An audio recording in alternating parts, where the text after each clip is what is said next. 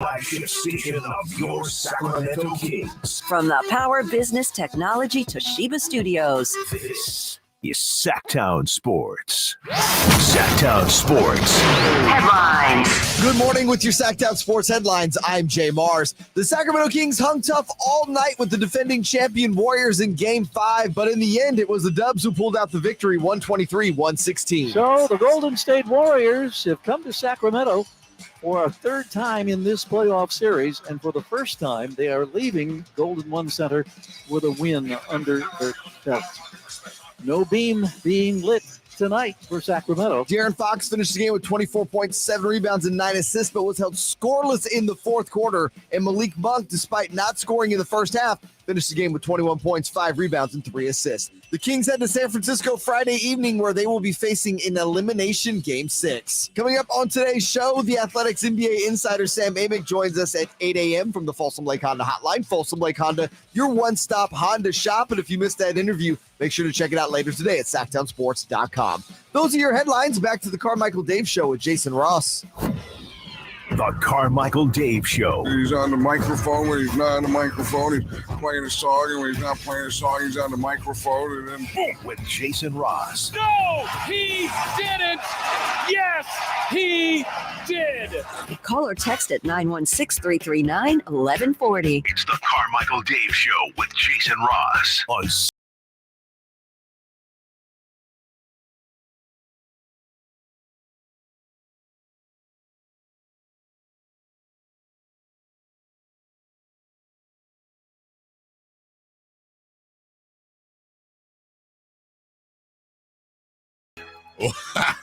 Jason's in the high chair. Or not. Welcome in to a Thursday program. You're one step closer to Friday and the weekend. It's going to be 90 degrees today. 92 degrees. Full time. That is Jason Ross. I am Carmichael Dave. I am a little weird for me being in a studio, but here we are. Jay Mars. Good to be back with you guys. Good to be with you. Good to be with you. Yes, good to be with all of you, and thanks for putting up with me being at the house the last couple of days. Was I there 3 days? Yeah, what? Well, wait. Not Monday. No, you Monday. were there. I was there. Yeah. Not there. Golly, man. Would not wish that on my worst enemy. I'm not even over. Well, I'm over it, but lost some weight. Can't tell, but hey, there's an upside. Whatever the hell's going around, don't get it. Apparently, it's going around. I think I got it. I think I got it at game 2. To be honest with you, that made that really dramatic. Yeah, it did. I think I got it at game 2. We start out obviously with I don't know, sad, whatever it may be, rough. It's a rough start to the show, and I'll just say it. Jason can't get into his computer. Yes. And it's a shared computer. I now have 2 computers. I see that. And you have at least 0. I can see. That's what I was worried about. I couldn't see. What it was? No, that's fine. That's all I need to see myself on camera. Yeah. But then how do you do look at the story, or here's the box score. Celebrity birthday? I don't know. Celebrity birthdays. I'll guess. I mean, you have a phone. How old? I know, right? Happy birthday to we've never done that where we guess who's having a birthday. Yes. No. I'm just gonna make them up today. John Travolta. Yeah. How old's John Travolta today? I'm gonna That's say tough. I think we're in or like 70. Really? I think we're still late 60s. I was going to say like 67. You think so? Dave, what do you say? I said 70. You? You know, Jay said 67. You know what? You're both right. We're both correct. Yes. Hey, you know what? On February 18th, Oh, I was off. he had the nicest birthday possible. Nice. Yeah. See? Yeah. There we go. Happy. It'll be easy. Also, I feel like John Travolta pulls off bald really well. It's a good look for him. And I don't know. I'm sure he's had something done, but you see him in that T-Mobile commercial. What do you mean done? To his head? To his face. Oh. He gets work done first. They all do. Yeah. He looks. He's a good looking 69. He is. But I'll tell you, I saw that commercial. It's a commercial with the guys from Scrubs. Yeah. And they're all singing the Grease song. I don't want no scrub. And no, it gets no love from me. Yeah. And I was actually a little surprised. It's just one of those dumb things I think about. I'd like to know when this commercial was filmed, because when I saw it, I went, oh, wow. They got him to do this right after Olivia Newton-John passed away. It made me wonder if she was scheduled. Jason, that's exactly what I thought. And maybe now it's a tribute to her. that's what I'm wondering, or if it was filmed right before, because a lot of times these things will be done, and I know how much time on the internet did you spend trying to find out? I tried. This was like the Kenny Loggins, Michael J. Fox Pepsi commercial thing where I was trying to put the times together. I mean, these things, I've had so much time when I haven't been sleeping to do dumb crap. You know the Breakfast Club song? Don't you forget. Yes. Remember the guys who sang it? Any chance? Yes, hang on. Come on, baby. Simple Minds? Simple wait. No, not them? Uh-uh. Okay, wait a minute. And I do know it. Darn it. Not Rome. No. I give you. Wait, give me the first initial. G. G? Mm-hmm. Ghetto Boys. The fact that you're looking. Wait a minute. The fact that you're looking at me like that makes me want to double check. G. Gillis Band. Simple Mind. No, J. Kyle's Band. No, wait a minute. Oh, you know what? Never mind. Sorry. Hey. Yeah, I was gonna say. I feel like Sorry. you were right. Sorry. Because I didn't mean the Breakfast Club song, which is "Don't You Forget About Me." I which is by whom? Which I believe is by Simple Minds. Yes, I thought you were right there. "Don't Forget Me When I'm Gone," which is another '80s ballad at all, which is Oh gosh, Glass Tiger. That is absolutely correct.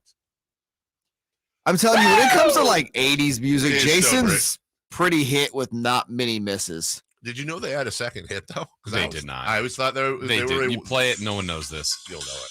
You'll know it. Hold on. If that's it, I don't know it. Hold on. Let me- Okay, define hit. Come on. Yeah, I completely spaced. Let me get one. I clearly didn't slow dance with anybody at the song. 100%. I just stood at the wall thinking about dancing with somebody. Okay. First of all, define hit, because you can be a little loosey goosey when it comes to hit. Right. You're right. I would say song that, like, for example, Smash. Information Society had a hit with Pure Energy. I want to know what you're thinking, right? But they never had Pure Energy. Johnny Hates Jazz had a hit with Shattered Dreams. Never had another hit. I define hit Billboard Top 10. That's a hit. I don't know if that made Hey, it. there's some pretty recognizable songs from the 80s that did not go Billboard. Yeah, but recognizable doesn't make something a hit. Yeah, that's the music director in you, pal. Yeah. I'll tell you what was Was not- Jay music director? He was, Oh. as a matter of fact. I ever told you about this? A little ahead. Interesting. Yeah. You know what else wasn't a hit? I do. Yeah, don't you? Forget about me. Just for fun, because this isn't gonna happen. Kings Just for game last night. What do you think? No, what do you think would like? What do you think the reaction would be if we just completely non-ironically spent all 4 hours of the show and just literally didn't mention it? Like we talk sports. Are you talking about the draft or Yeah, the NFL draft is today, round one? NFL draft is today. How is Aaron Rodgers settling in New York? Breaking. Huh? Panthers on the clock. Panthers are on the clock as we speak, guys. You just go through 4 hours. I wonder how long it would take for the audience to just lose their mind. Maybe they all go, wait, did I have a... I'm surprised they haven't lost their minds yet, given that we've been talking about 80s music now for a good 5 or 6 minutes. They recognize Glass Tiger. I would submit to you that I think there are some members of the audience that would be all for that. Yeah, no, some. I think there would be members of the audience. Meanwhile, you also have the other ones that are like, we don't want Glass Tiger, we want Glass Fox, and we want it now. You know, there's another band in that era a little bit later that had the name Tiger. No, it wasn't Tiger. See, I'm doing terrible. I on have the trivia. Tiger. It was Lion, not Tiger, but Lion. There's a band with 2 hits that had Lion in their name. One of the hits was a remake. Lion? And one of the hits was a ballad. This was a 90s, I think late 80s, early 90s butt rock band. You know, the hair and all that stuff. I've never heard the term butt rock. Seriously. Either. You're kidding me. Butt rock? Yeah. No, Just I because haven't. the rock was butt. You've never heard that? No. I mean, but you could say that about a lot of rock. I've heard hair bands. Yeah, you've never heard. I've heard punk rock. I've never heard butt rock. 916-339-1140. Butt If you've rock. ever referred to Jay was a music director. the Skid Row Striper. I was going to say, what Warrants. is butt rock? And by the way, I love Skid Row, Sebastian Bach, shout out. I love all that. But that whole hair, late 80s, it basically everything. Queensryche, Warrants. Yeah. Until some people might say that Nickelback's kind of butt rock.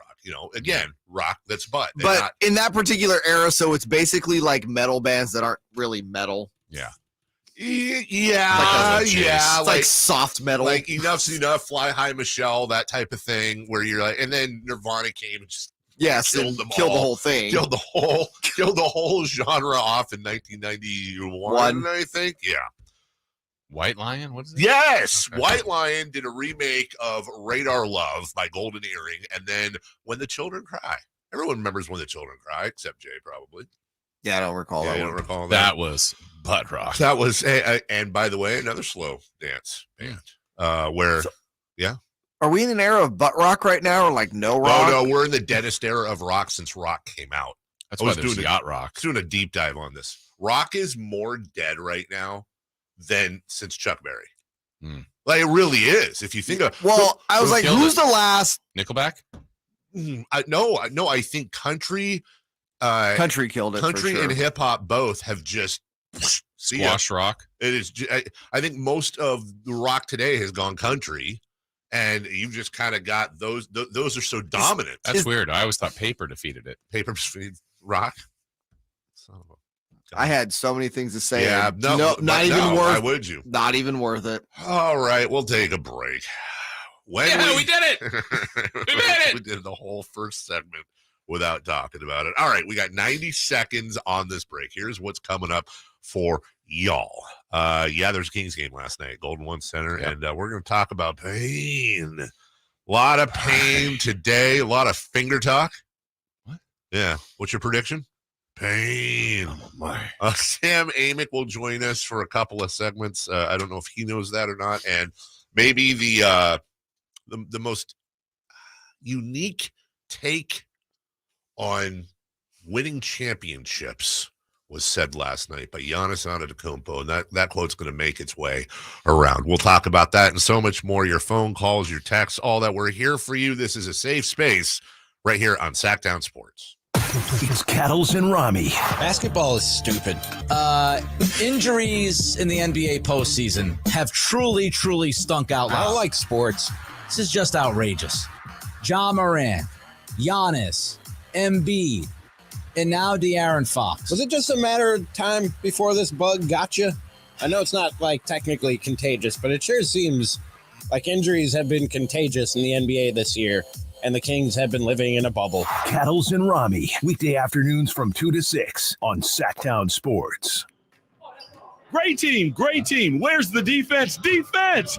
Okay, everyone take a break. Greetings, Sacramento. Doug Christie here for the Good Feet store, asking when is something too good to be true? When it probably is. And had I not experienced it for myself, this spectacular season would definitely qualify as too good to be true. So everyone out there in radio land, continue to enjoy. Something else that could seem too good to be true is Good Feet Arch Supports. But trust me, I've experienced firsthand the comfort, balance, and support possible with Good Feet Arch Supports. And so have countless others who have pretty much given up hope. It's time you felt good again. Take your feet to the Good Feet store for a free personalized arch support fitting and test walk. Experience for yourself the comfort, balance, and support missing in your life. The Good Feet store in Sacramento, Roseville, Stockton, Modesto, and now Vacaville, online at goodfeet.com.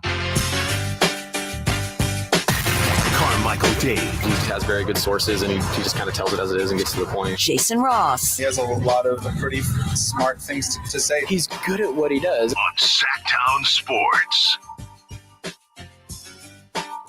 I personally, and I know you're not supposed to put personal taste in on this thing, I enjoyed the first part of the series more than I've enjoyed the last few. I mean, they're enjoyable. Let's be honest. This has been. It does beat the alternative when you go that perspective as far as talking lottery and being out of this position. It really does. But doesn't mean there hasn't been pain the last couple of games. Well, what is it? With great power comes great responsibility. With great stakes comes greater potential for happiness or sadness. Okay, I'll go with that. That's like kind of Shakespearean. Yeah. I mean, really, very poetic. Off the top of my head. I thought with great steaks came great potatoes, but I like your version better. Either way, a good roll. It was a mishmash of potatoes last night with the Kings, who, first off, we're on the precipice right now of having an unfortunate synergy to the Sacramento Kings 2022-2023 season. Odds say that the Kings are going to start and finish the season with a 4-game losing streak. Odds say. Correct. There is a lot that is just, hang your head in the shower and cry tears into the drain from last night. And we'll go over this at length. Number one, De'Aaron Fox salutes. It's the man. Tip of the cap. Yeah. It's not like he's that guy. He is that guy. And the Kings have that guy, which is nice to say. It really, really is. Yeah. And he, I don't know how he feels, but if there's any ounce of him that feels responsible or whatever for last night, God, what a. I'm sure he does in some form. He's on the team. And I get it. And I get it. But dude, what a performance. And we'll go over his splits, but here's all you need to know. 0-6 and 2 turnovers. In the last quarter. In his quarter, right? The clutch player of the year in a game that was a 1-point game a few times in the fourth. And he was 0-6. Yeah. And you saw him shaking that hand. Now, by the way, what I'm not going to do, and I know you're not going to do, is say, oh, they only won because of the broken finger. Oh, not at all. No, full credit to the Warriors. Oh, yeah. But it's those what ifs. Sure. I don't think it's unfair to say if De'Aaron Fox didn't have his broken finger, the Kings stood a better chance of winning last night in what was an incredibly, incredibly close game. Yeah. But that's not how it works. Yeah. I think there was some irony, several things of irony in yesterday's game. It was great tributes before the game in the fact that De'Aaron Fox got his clutch award. Mm-hmm. Domantas Sabonis got, which I didn't know was an award, but got a rebounding champion. I didn't either. But on a night where it felt like Kevon Looney got 7,000 rebounds and De'Aaron Fox couldn't score in the fourth quarter. But it didn't deny what those two guys did all season. No. It just was kind of ironic that those two things showed up more so yesterday than any other time this year. One of the ways somebody is really good is when it's not like the first time any of us have ever seen Steph Curry play basketball, but just watching him for 5 straight games. When he doesn't make a shot, I'm actually surprised, and it really doesn't matter what the shot is. Yeah. The amount of shots, I'm going to say again what I said yesterday. I think he's the greatest player that's ever played the game, considering the lack of inherent physical skills. He's not 6'8". He's not built like a brick, he's not. And no disrespect to any of those players. It's not their fault, and they still work their tail off. But the things that Steph Curry is able to do for a guy that, if you didn't know he was Steph Curry, same size, same stature, could walk in the YMCA and fit in just fine when you look at him. The amount, it's not just his insane release from 3. The layups, the guy's going into the paint against the trees. And I don't know how the ball goes in. Yeah. I think he made the noise shots for him are his threes, right? That he can make from anywhere, falling out of bounds. The one he made in game 2 in the corner here, where it's impossible shot. Yeah. The shots he made last night, the 2-pointers, were incredible. He made 100%. 2 threes. Everyone's like, he wasted a night where Steph went 2 of 10. True. Yeah. He made 5 free throws. That's it. But he made 10 2-pointers, and I bet 8 of them were layups, slipping, sliding, twisting, turning the ball. I mean, English on it. It was like trick shots by him all night. It was amazing. I'll bet you Steph Curry is this. You want to call him the greatest of all time? It's something without a doubt. I'll bet you Steph Curry is the greatest of all time at really making defenders angry and frustrated. Yeah. Like, you play perfect defense on Steph Curry. Yep. And if he's on it, it doesn't matter. Yeah. Now, Craig Elo may disagree when we're talking about Michael Jordan or something like that, but Again, Mike was 6'6" and could jump out of the gym and, muscles and crazy, all that. Steph's just a guy. To the point where I think Davion's been incredible, and you go every night Steph has 30 or more, and you're going, well, how good has Davion been? And again, I'm almost asking it I know he's done a great job, yet there he goes for 30 again. I have enjoyed watching, speaking of Davion, that play that we referred to in game 4 where Steph drove in, Davion was right with him, top of the free throw line, and then Steph stops on a dime. You see Davion slide about 3 feet. Steph jumps back to behind the arc and takes the shot, and Davion's a fingertip away. They showed Davion slide 3 feet, then recover and go back.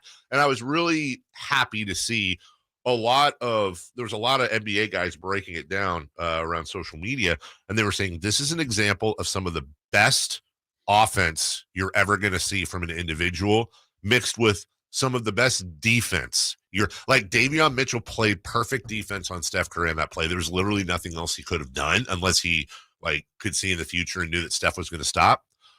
And it just wasn't enough. Yeah. And for a while last night, Jason, I think let's not look at or overlook what Clay did in that stretch, right? Where Clay got Clay-y. And you kind of felt that because when Clay gets going, see you later. But I'll ask you this: so far, the MVP of the series for the Warriors is obviously Steph Curry. Is Kevon Looney second? Probably. I think so. And Steve Kerr has said it. We played the sound yesterday. You're going to hear some of it today. Their keys, at least to this series and probably to every series, is taking care of the basketball and rebounding. And their road troubles all year long have been turnovers. Like if they turned it over on the road, they're in trouble. They turned it over a lot here in game 1 and 2. They were started poorly and then cleaned it up as the game went along. And then rebounds, the Kings were winning in that department. I think at the end it was tied. But, Kings fans will look at that and go, did the Kings get the big rebounds? And I would say no. And Looney was incredible. He's had to defend Sabonis. They've made, I would say Domantas Sabonis' series has been fine. Mm-hmm. And I just go with fine. Fine's not going to work because you are the best player or second best player on this team, and they need more, like what De'Aaron's given them and what Curry and these other guys are. So Looney and Draymond Green are a big part of that, though, what they've done with Sabonis. I got to be honest with you, too, man. We're going to talk a lot about Domantas Sabonis today, obviously. I'm having a real hard time with some of the stuff I'm seeing from Kings fans. It's really disappointing. Oh. Yeah, like Domantas is media? Yeah, what do you know? But it's our people. Yeah. Like, he's not having a great series. Right. He's also not having a catastrophically bad series. No, he's not. Criticizing Domantas Sabonis' play is 100% on the table and okay. I'm not talking about that. I'm talking about, literally not one guy with discussions and this and that, lots of should the Kings consider moving on from Domantas? Yeah. He's soft. A lot of he's soft. A lot of he's a choker. A lot of right. Yeah. It's like what? Yeah. I can't. I don't like that call. I can't ride with it, man. We'll take a break when we come back. All right, listen. The series is not over. That is a fact. There is another game tomorrow. So we're going to try to figure this out here. And not just it's possible. Can the Kings win Game 6 in San Francisco? We'll do that next. Sactown Sports wants to congratulate Kings head coach Mike Brown for being the first coach to unanimously win the NBA Coach of the Year award. 100 first place votes, first time ever. Wow. A unanimous decision. Thank you guys. Thank you, everybody. I'm really appreciative of being in Sacramento. The fans, the city has been fantastic. How will Coach Brown lead the Kings during the playoffs? Tune in to Sactown Sports and SactownSports.com to find out. Hi, Jason Ross here to tell you about ACR Solar and ACRSolar.com. ACR Solar Home Services, the different things they can provide for you like they did for us.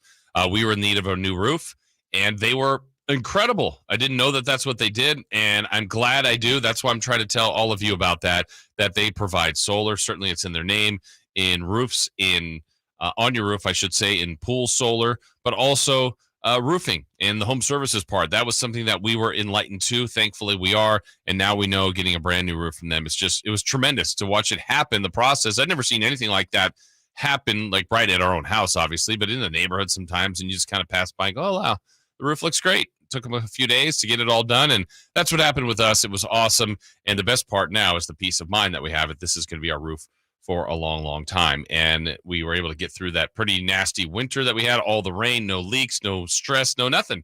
And now we're going to have some warm days. The hot summer's coming up. We'll be just fine. Better insulation, all the things you look for when you get something new to your home, and that new roof is amazing. So if it's home services, solar, whatever it might be for you that you need, check out acrsolar.com. Selling your home can be stressful. Scott Marsh here to tell you about Bridgehaven Homes. They are a local home buying company that offers homeowners an easier way to sell their home. Let Shane and his team at bridgehavenhomes.com take that stress away. Bridgehaven Homes gives you an all-cash offer for your home, no matter what the condition, within 24 hours. You pick the date you wish to close and sell on your terms. No repairs, no showings, and no realtor commissions. Call 916-299-6040 or bridgehavenhomes.com. I'm Ken Korak with your Green and Gold Report, brought to you by Xfinity 10G, the next generation network. Well, the A's have a great story in pitcher Mason Miller. Diagnosed with juvenile diabetes in 2018, he got bigger and stronger, and by the time he made his big league debut on the last homestand against the Cubs, after only 28 2/3 innings in the minor leagues, he threw 15 pitches at 100 miles an hour or faster, topping out at 102.5. Now batting, Xfinity Internet. It's made to do anything, so you can do anything. Supercharge your home with incredibly fast and powerful supersonic Wi-Fi. With 3 times more bandwidth, it covers all the bases and then some. And strike out billions of threats with advanced security that helps keep you safe at home and on the go. If you're keeping score, that's internet that does it all. That's unbeatable internet from Xfinity, proud partner of the Oakland Athletics.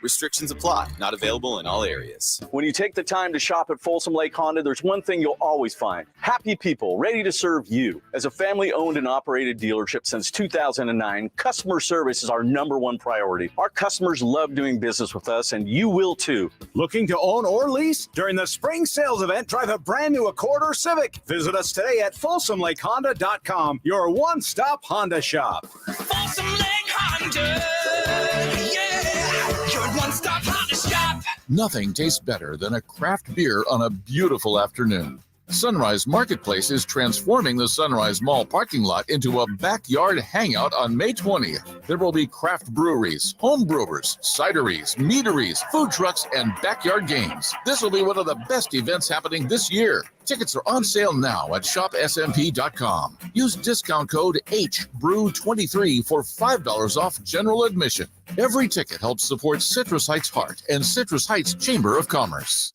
For a business to thrive, there needs to be a constant stream of new customers. This happens through strong lead generation. Did you know that lead generation is one of the most important tools of any marketing campaign?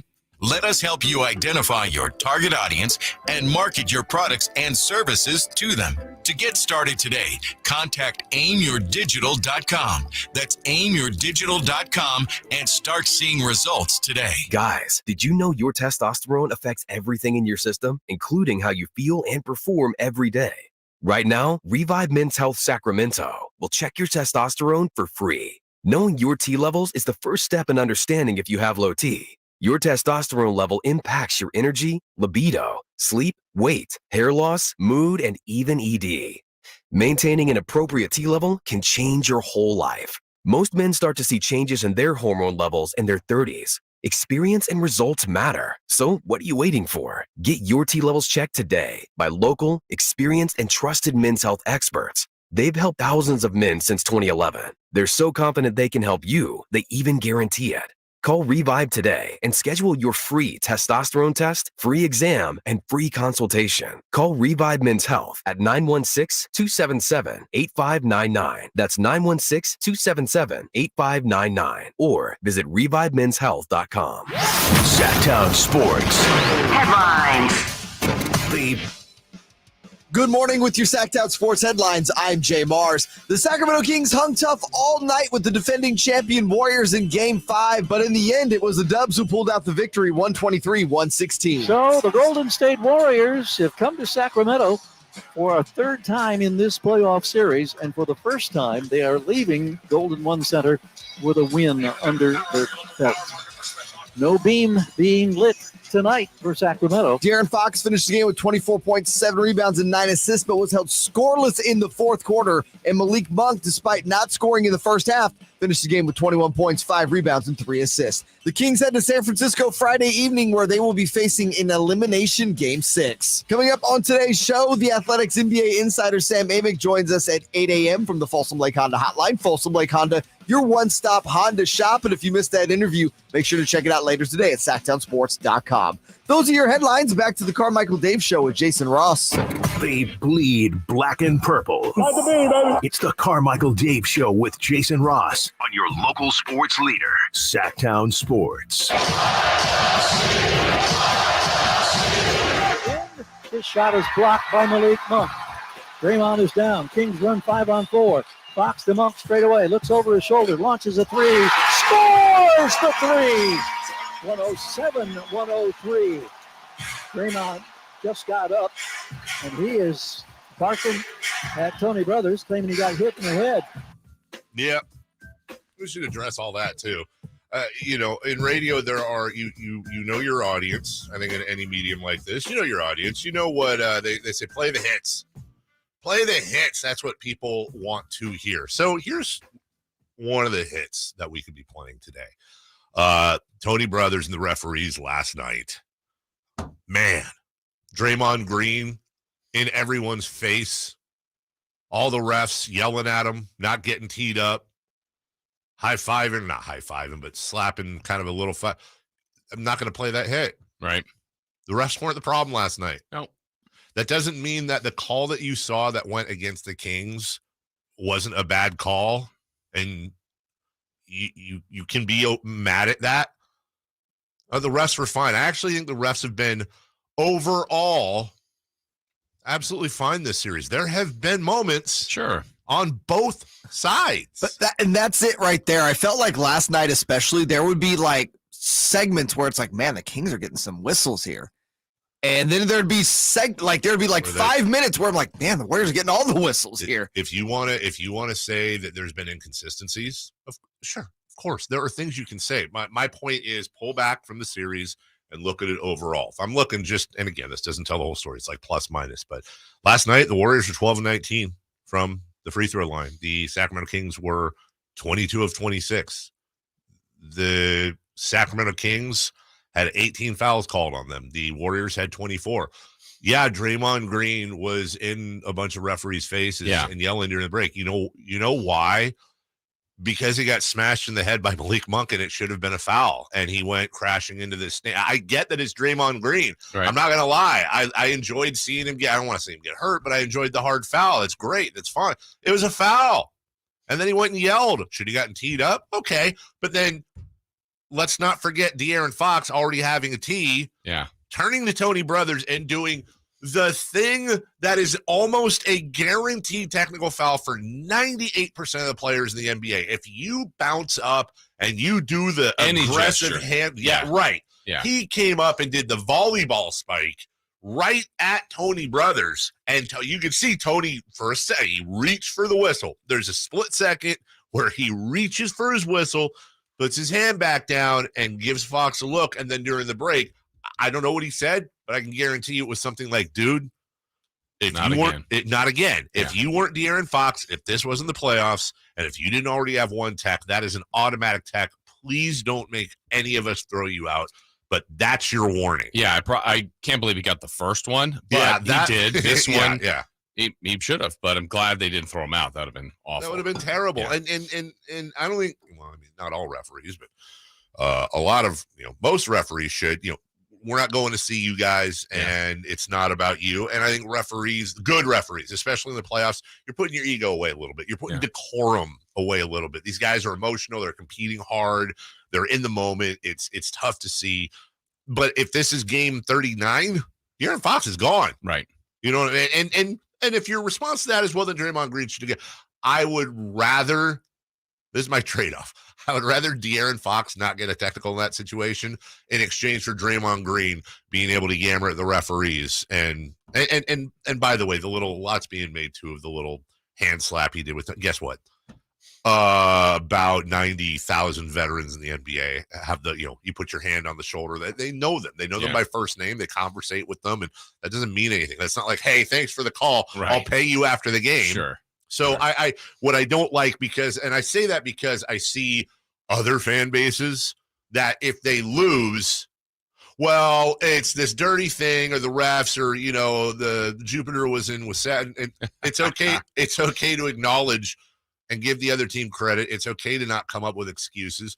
I don't think a broken finger is an excuse. Is that why the Kings lost? I don't know, but I do know the clutch player of the year was 0 of 6 with 2 turnovers in the fourth quarter and has a broken finger. Might have had something to do with it. Might have, after being so great. Now, heroic, all that. Like, he's out of this world. I mean, he gave everything he had. And I appreciate that because, you feel like after the Kings lost game 4, that low point the next afternoon when we all saw that first message of De'Aaron Fox broken finger. Yeah. Oh, no. Uh-huh. Oh, no. That's pain. This is awful. And then it's like, I think he'll try to play. Then when he's like, no ifs, ands, or buts, I'm playing. And then he started out great. He was actually really good. He didn't have a great fourth quarter, not his typical self. Was it the finger or not? I don't know how to prove it, but you know what? They're not in that game without him. That's for sure. You can't prove it, Jason. I get it. But I'm sure it was a factor. I think any non-biased basketball fan is going to say, okay. And De'Aaron's also going to say, I was fine, which he did say. Of course he's going to. Because he's not going to put an excuse on it. I'm sorry. Yeah. I don't believe you, De'Aaron, that you were fine in the fourth. I'm sorry. 9 of 25, and that shooting went down and down. He aggravated it, it looked like, I think, in the middle of the third quarter, going for a ball. I think it was going for a steal. He ends up 9 of 25, 0 of 6. But the guy puts up 24, 9, and 7 and played a game high, tied with Steph Curry, 42 minutes. That's hero ball, dude. Yeah. Now, I don't know. When was the last time De'Aaron Fox went 0 for a fourth quarter? I don't know if he did this year. I don't either. Maybe he did, but I don't know. I will say this. Every time De'Aaron Fox has had an avulsion fracture on the pointer finger of his shooting hand, he's gone 0 for 6 in the fourth quarter. So, yeah, it probably has something to do with it, but that's the way it goes. Still, here's the bottom line. Whether you're folks like you and me and many others listening right now, where last night was just simply, oh, this scar just opened up. I remember you pain. Or for many of you, this is new pain. This is a new level of pain. And if you're dealing with a new level of pain right now and you don't know how to handle it and it is giving you angry and super sad, depressed thoughts, we've been there. It's okay. That too will scab over and eventually scar. That's just part of being a Kings fan. That's what came out of 2000 and that whole stretch right there. As Chris Webber said, that's real pain, baby. Mm-hmm. We're there again now. However, I absolutely refuse, not in the guy in Iraq plugging his ears with the bombs going off saying there's nothing to see here. Like, the series is not over. Right. And guess what? Almost every great story in sports that's been written had a hopeless moment. Now, I'm betting maybe not my house, but probably a vehicle or two that this series is over in 6. There's not a lot of logical reasons to believe that the Kings can go in where the Warriors are now 35-8 on the year at home with their superstar player having a broken finger that obviously bothered him. And I don't have any reason to think that Kevin Huerter is going to catch fire. We're going to talk a lot about Keegan Murray and the first quarter versus the next 3. I have no reason to believe that Kevon Looney is not going to have another 77 rebounds. I have no reason to believe that the Warriors aren't going to get it going. And in the end, probably, if not blow the Kings off the court, certainly, of course, that's how it's supposed to be. But guess what? There's a reason they play the game. Sports, right? I mean, you're right. Everything I would say now certainly points to the Warriors. I mean, there's no doubt. Yes. And I think the bottom line of what has now happened in this series is everything the Kings did in the regular season to build an advantage is no longer their advantage. Nope. So they had home court. They took care of it early, even with the Warriors winning the next 2. Again, the reality was whenever you get home, you move on. Right. Now they lost that game. And it's deep in the series. The Warriors have truly all the momentum. All the momentum. So you can't really even think about, I mean, I can think about it. We can all think about, oh man, could you imagine a game 7? If they win game 6, what would that be like? Kings just need to lock in for one day. Their backs, all the cliches. Yes. They got to just fight, battle, compete. And not just hope, but look, I think the difference in this series is razor thin. I agree with you. Now the Warriors have the momentum. Can you have that game on the road that you've shown you did this year several times? That's what they got to call on. Again, I think everything's pointing in favor of the Warriors. Most people would pick the Warriors, and I completely understand that. And maybe the Kings use that also as a look. Nobody thinks they could do it, and you just have to win. You just have to win Friday and figure it out after that. We'll take a break. We're obviously going to talk a lot more about this series, this game. Sam Amick will join us in about an hour and a half when we come back. There were other games in the NBA last night, 3 to be specific, and 1 in particular. We're going to do all that right next on Sactown Sports. Catch the Oakland A's every weekend on Sactown Sports. Friday nights, Saturdays, and Sundays. Sinking, that's going to get down for a hit. Around third to score is Tony Kemp. And the A's have taken the lead. Edge of the track, makes the catch. And the Athletics get a great win. Sactown Sports, your weekend home for the Oakland A's. Sactown Sports coverage of the Oakland A's is brought to you by Xfinity 10G, the next generation network. Hey, it's Carmichael Dave telling you something you already know, which is your time is important. That's why at American Energy Heat and Air, they make shopping for a new furnace or air conditioner easier with their new online quoting tool. All you got to do is go to AmericanEnergyAir.com and get an instant quote now, today. Do it right now. It'll help you determine what system you'll need to get and provide the best pricing options, all from the comforts of your home. You don't have to have somebody come out and walk around your house and blah, blah, blah. Just do the quoting tool. It's so easy. AmericanEnergyAir.com. Check out how easy it can be. A+ rating with the Better Business Bureau. Serving the greater Sacramento area since 1981. I absolutely love these folks. 916-520-9990. That's 916-520-9990 or AmericanEnergyAir.com, making the uncomfortable comfortable. Call 916-520-9990 now. At the Gonzalez Law Office, we focus on trials and litigation to achieve the best result. For over a decade, Jonathan Gonzalez has conducted more than 60 jury trials to verdict, and since 2016, has only lost 2. We understand how to fight for our clients and make sure our clients get the best results. We don't settle for less, and neither should you. Call us to handle all your criminal and injury cases. 916-304-9187. That's 916-304-9187. Or visit us at saclegaldefense.com.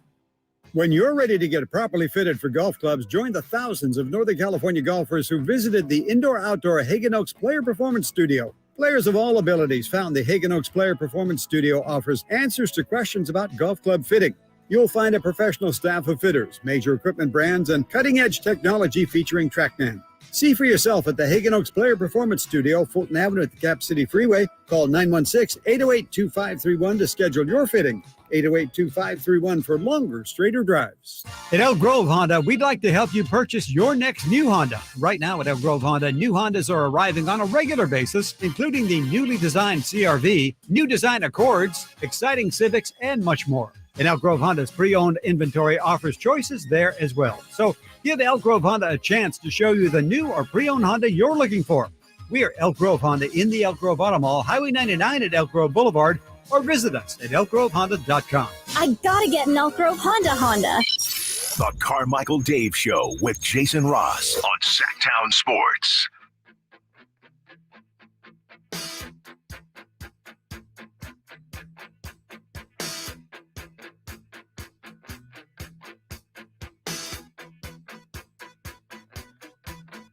Welcome back. The rest of the NBA happened last night. And, hey, listen, I know that we got stuff to talk about with the Kings, totally, but my goodness gracious. I will say this, misery loves company, and I would far rather, Jason Ross, I would far rather be the Sacramento Kings right now in many aspects than the Milwaukee Bucks. Yeah, different expectations going into the postseason, that's for sure. Mm-hmm.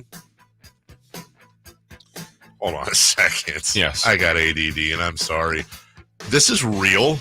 Apparently. So the Houston Texans, this is apparently on draft day, tweeted out one of those, like, you know, black background. Motivational. Yeah, one of those, like, motivational poster sayings. The first line is failure is not an option.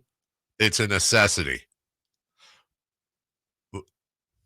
I mean, okay. Basically embrace the struggle. Yeah, I get that, but it's to a point, right? Right. If all you're doing is failing, Yeah. like I get, hey, you gotta, fail to learn lessons. I get, in a sense, it's just kind of tone deaf. Yeah, that's what I'm saying. Team. And by the way, Giannis would disagree. We'll Right. get to that later. Right. Yeah. Oh, boy. All right, let's start with the series that is not over. The Grizzlies, they avoided the poke the bear sweep as the Lakers were 3-0 since Dylan Brooks yammered. 116-99 Grizzlies win. This was never really a particularly close game after the first quarter. Anthony Davis, 31-19. Desmond Bane with 33 points in this game. That series is now 3-2.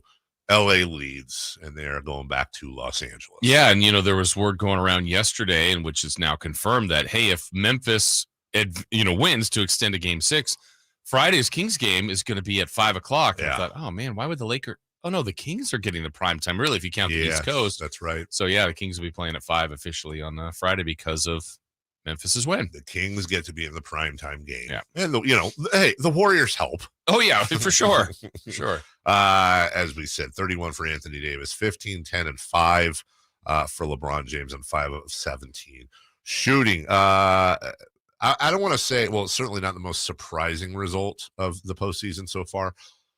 But how about the Knicks just dismantling the Cavs in 5? Yeah, I mean, that's, again, you have a great season for Cleveland, kind of the team that's on the rise, like the Kings. They had Donovan Mitchell. They're so excited. But they fizzled. That was not a good postseason run for them. That was a 1-1 series, and then they lost the last 3. And, wow, next round is Knicks and Miami. Yeah. Miami. Let's bring back the late 80s, early 90s. Yes. Give me some Alonzo Mourning. Give me some Jeff Van Gundy, Charles Oakley. Let's go. Yeah. That's going to be fun. It will be, and just a stunner because of Milwaukee's exit last night. I really thought Milwaukee would not only win last night, but come back and probably win the series. I honestly, for a lot of people, it was who's going to win, Milwaukee or Boston? Mm-hmm. I mean, the whole thing. Yeah. With a sprinkle of Phoenix. Right. Going into the postseason, that was it. And with apologies, to Denver, maybe, obviously, the 1 seed, maybe a Sixers in there. But here we are, Eric Spoelstra, Jimmy Butler, who made maybe the weirdest, craziest shot I've seen ever. Yeah. Last night, going to overtime. Well, now I know a lot of people will probably frame it this way, and maybe it's right to do so. I don't know, because Miami and New York will have a different saying in it. But, assuming Boston beats Atlanta, and I think it's a safe assumption, but we'll see. Yeah. Boston-Philly might feel like a conference final because I think those are the two best left, seemingly. But, I mean, the Knicks or the Heat will be in the conference final. How about 15 and 12 for Kevin Love? Just want to point that out. Like, I had Kevin Love. It's like if you told me Kevin Love retired 4 years ago. I know he didn't, but 34 years old, going to be 35 in September. He's still going. Jimmy Butler, though. Man, what a postseason so far. Dear Lord, have yourself a series, Jimmy Butler. You want to take a guess as to what Jimmy Butler averaged in this series? Let's go with 37. Circle gets the square. 37.6 points for Jimmy Butler. Only shot 59.7% from the field. Only shot 44% from beyond the arc. Jimmy Butler in the final 2 games. Remember, they took 4 of 5, but they also won those final 3 games, including last night in Milwaukee. Jimmy Butler went for 30, 56, and 42. Jason, he scored 98 points in the last 2 games of this series. Incredible. You're not stopping that. No, in Milwaukee, too, with experience, the different defenders they can put on him, though Giannis was not on him enough, in my opinion. But Drew Holiday, Giannis is capable of guarding him. A few other guys they have there. Jimmy, we said it the other day, is still underappreciated for all the things he does. Giannis Antetokounmpo for the series. He had a rough one. Obviously, the injury was there. Only 6 points in game 1. Didn't get back in until game 4. Had 26. Had 38 and 20 last night. 38 and 20. I can't ask for much more out of you. Chris Middleton had 33 as well. The problem is, they got 13 points off the bench, and there were some pretty decent minutes in there for a lot of these guys. And hey, Grayson Allen, take a shot. At the end, I mean, you can't. That's again when people. I go back to Game 4 of the Kings series when people were, I'll say, complaining about the shot the Kings got. I can tell you, a shot attempt and an open one, by the way, is better than a non. And to not even get a shot attempt up for Milwaukee at home in a game you have to win to survive. What an awful way to end your season. No, it was an absolutely awful way to end the season. And there's going to be a lot of, I don't think Budenholzer is necessarily going to get fired, but it wouldn't surprise me. You know, we asked that question yesterday, if they lose, who's more likely to get fired, Budenholzer or Malone? I thought it was Malone. I don't know why, but after that collapse, which that's a collapse, I don't care what anybody says.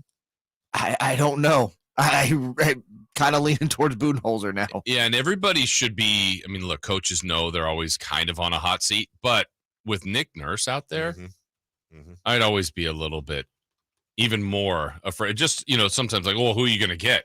Well, there's a pretty hot commodity out there. Yeah, and if I was in charge, which thank God I'm not for Bucks fans, but Budenholzer just finished his sixth season with the Bucks.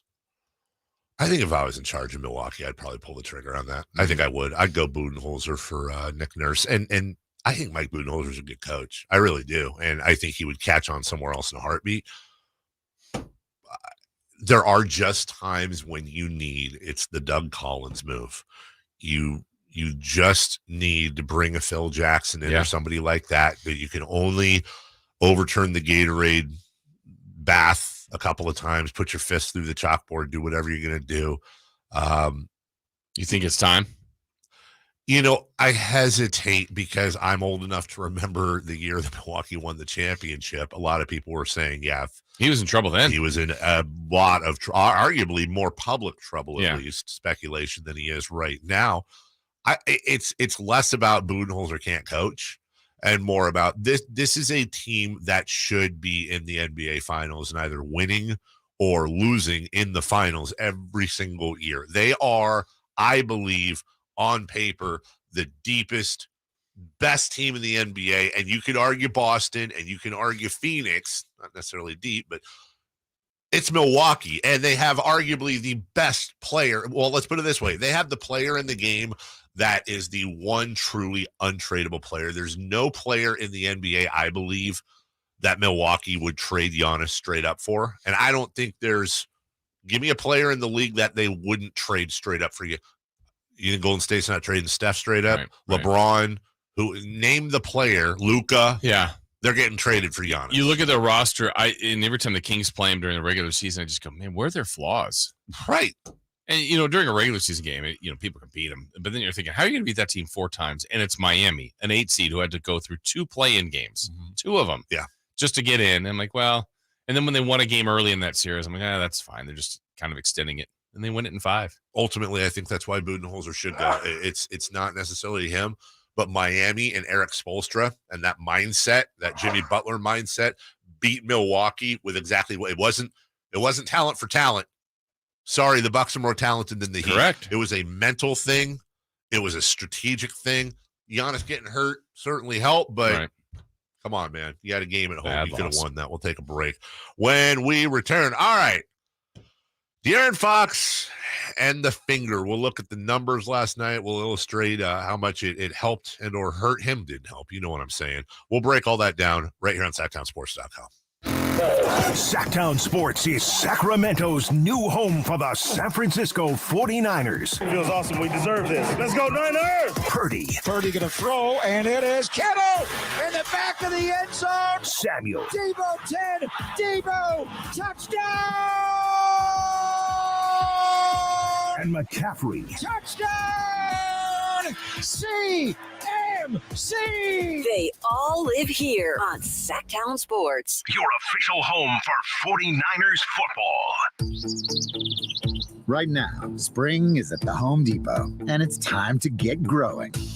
Whether you're planting vegetables or herbs or just sprucing up your indoor space with lush 6-inch Vigoro Tropicals, we have what you need to get your season started. Visit your local Home Depot garden center today and shop our easy-to-grow, bigger, bolder tropicals like peace lilies, dracaena, or ficus plants. Do your spring at the Home Depot. How doers get more done. Product varies by store. Sacramento weather is brought to you by Bonnie. I'm Tamara Berg in the KCRA 3 Weather Center. It's a nice Thursday as we start out pleasantly in the morning. Temperatures in the upper 50s to start as we head through the afternoon. A bit warmer, plenty of sunshine with a high today of 92 degrees. Get the latest forecast on the KCRA 3 News and the KCRA 3 app. A nice warm shower is not so nice if it doesn't drain like it should. Well, let's fix that right now. Get a sewer inspection, including mainline drain cabling and video analysis, just $97. Plumbing, sewer, electrical, heating, and air, Bonnie.com. In this market, you'll find Fisher Investments is different than other money managers. Different how? Aren't we all just looking for the hottest stocks? Nope. We use diversified strategies to position our clients' portfolios for their long-term goals. You don't just provide cookie-cutter portfolios? No, we tailor our clients' portfolios to their goals and needs. But you still sell investments that generate high commissions for you, right? No, we don't sell commission-based products. We're a fiduciary, the highest standard of care for a financial advisor. It means we're obligated to act in our client's best interest. So when do you make more money? Only when your clients make more money? Yep, we have one transparent management fee structured, so we do better when our clients do better. Sounds like you really look out for your clients. We do, because our priority is helping them achieve a comfortable retirement. That might be why most of our clients come from other money managers. Visit FisherInvestments.com to find out why investors like you switch to us. Fisher Investments. Clearly, different money management. Investments in securities involve the risk of loss. We're recording this Progressive commercial on a real boat to let people know that when you bundle your home, boat, and other vehicles... What was that, Flo? Progressive saves you money, Jamie! Why are we doing this on a boat? We were going for authenticity! We're going to the city? Authenticity! You mean Atlantic City? But we're not in the Atlantic! Are we? Bundle your home and other vehicles with Progressive. Progressive Casualty Insurance Company, affiliates, and other insurers. Discount not available in all states or situations. Hey, basketball fans, the playoffs are here, and Sacramento's ready to win it all. And while you're cheering them on, you're going to want a nice, cool home to watch those games in. That's why you should call Fox Family Heating and Air for all of your air conditioning repair needs. With our amazing technicians and lifetime warranty on most repairs, we'll make sure that your home stays cool and comfortable for the playoffs. So come on, beat the buzzer and call Fox Family Heating and Air today.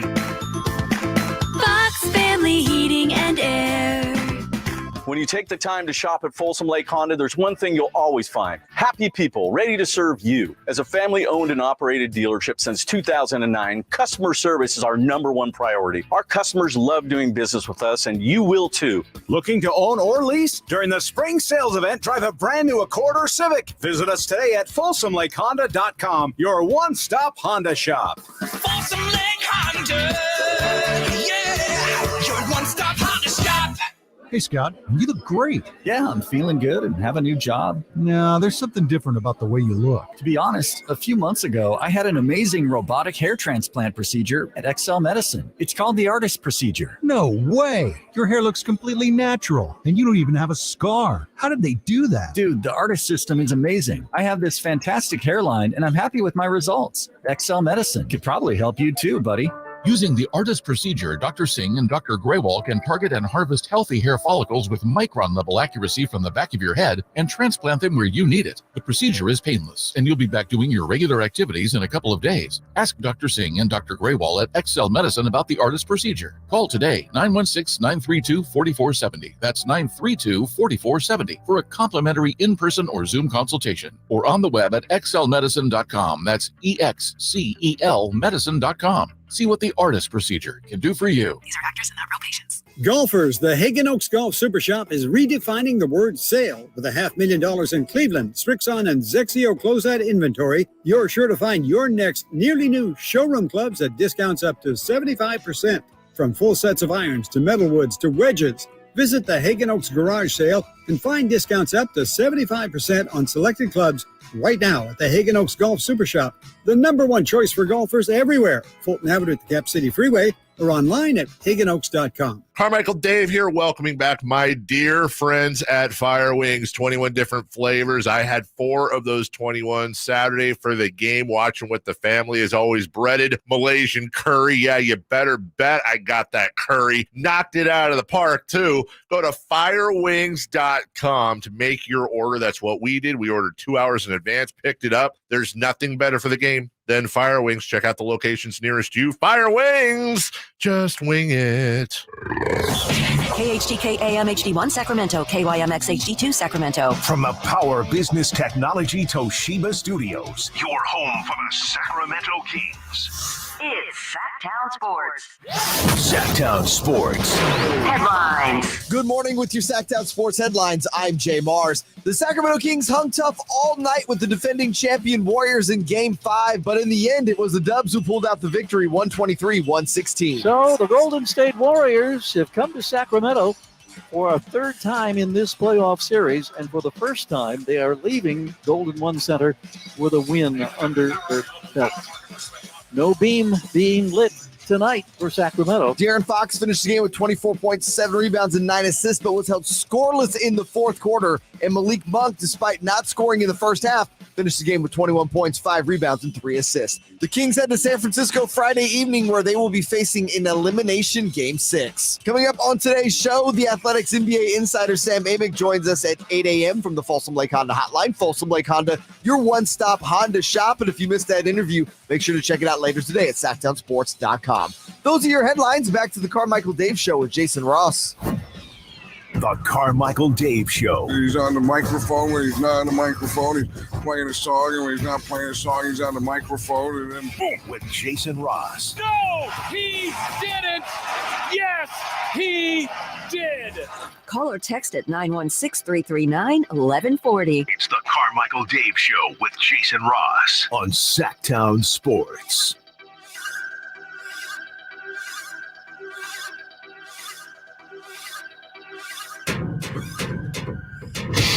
Friday, May 5th.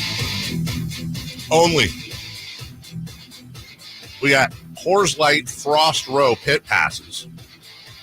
We could also call those the Coors Light behind the arc pit passes.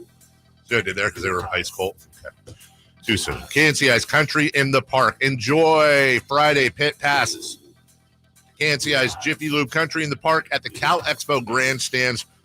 Your pit pass includes admission into Country in the Park and access to come and go as you please from the exclusive Coors Light Frost Row pit located immediately in front of the stage. Enjoy live performances from Lady A, Brett Eldridge, Joe Nichols, and more. For more info, where do you go? Where you always go, SactownSports.com. I am Carmichael Dave, back in studio. Yay! Jason Ross. Yay! Jim R. Well, I'll have to wait an hour to talk to now. And, because like last couple of days, be like, hey, Jay, wouldn't talk to you really till 3 for Madness. Sam Amick joining us at 8 o'clock. Fox has an avulsion fracture in his finger. Breaking news. No pun intended. We all knew that. And the thought was, well, how is that going to look in person? How is that going to work? And, hey, his first 3 of the night looked pretty good. Fox with a high screen from Sabonis. He's going for the 3 ball. Scores it. His first shot with the avulsion fracture to the left index finger. Good from downtown to make it 9-3. So you're going, okay. Yeah. What that is a huge thing right there. Still in the same quarter. Here's De'Aaron Fox. A nice drive through traffic, but a shot too hard by Wiggins. And it's rebounded by Fox. Fox quickly into the front court, stutter step, pulls up, 3-point arc, 3 on the way. He's got his third 3-pointer, and the Kings rock to a 28-19 start. Steve Kerr calls a timeout. Kings fans on the feet, saluting 6 of 8 from downtown for Sacramento. And as Mike Brown has repeatedly said, let them fly. That's the mantra going into this one. Fox playing without avulsion fracture for the first time. We didn't know how it might impact his game. Well, he's 3 for 3. All 3 have been from outside the three-point circle. Jason, I know you have the box scores in front of you. Would you mind Fox in the first quarter? De'Aaron Fox first quarter was great. 3 for 4. Hit all 3 of those threes. By the way, did not make a 3 after that. 0 for his last 7. No. But 3 for 4 in the first quarter. 3 of 4, 9 points, 2 rebounds, 3 assists, and 1 turnover. So very good first quarter. Fox didn't make a 3 after that. Correct.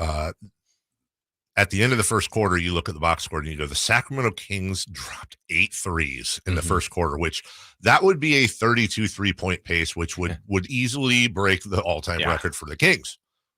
Would that break what is the all-time record? Do you know off the top of your head? 27? For like the NBA. Made threes in the game? I think it's like 27 or Is it 27? Oh, wow. I think it's something like that. Yeah, so 32 threes, they're probably winning the game.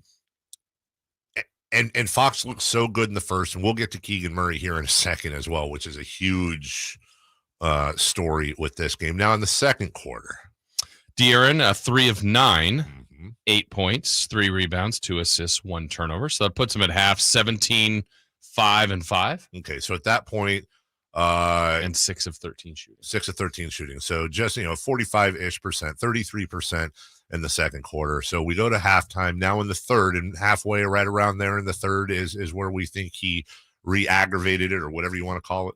3 of 6, okay, 7 points, 2 boards, 1 assist, 2 turnovers. Great quarter. Yeah. I mean, it's a fine quarter, I should say, shooting 50%. So if you do that every quarter, and that gives you 28 points. So yeah, 50% shooting. And then we get to the fourth. Fourth quarter, 0 for 6, 0 point. Again, the clutch player of the year who's been so good. Clutch. 0 for 6, 0 points, 0 rebounds, 3 assists, 2 turnovers. And a big turnover late. It just, one of the things we talked about yesterday was, the scoring and the shot is what everybody's talking about. It's what everybody's going to focus on. How's the handle going to be? How's the passing going to be? And we recalled the end of game 4, towards the end of game 4, where he had kind of that cross-court pass at the top of the key that went between 2 guys. Maybe that meant nothing, but also we worried a little bit about touch.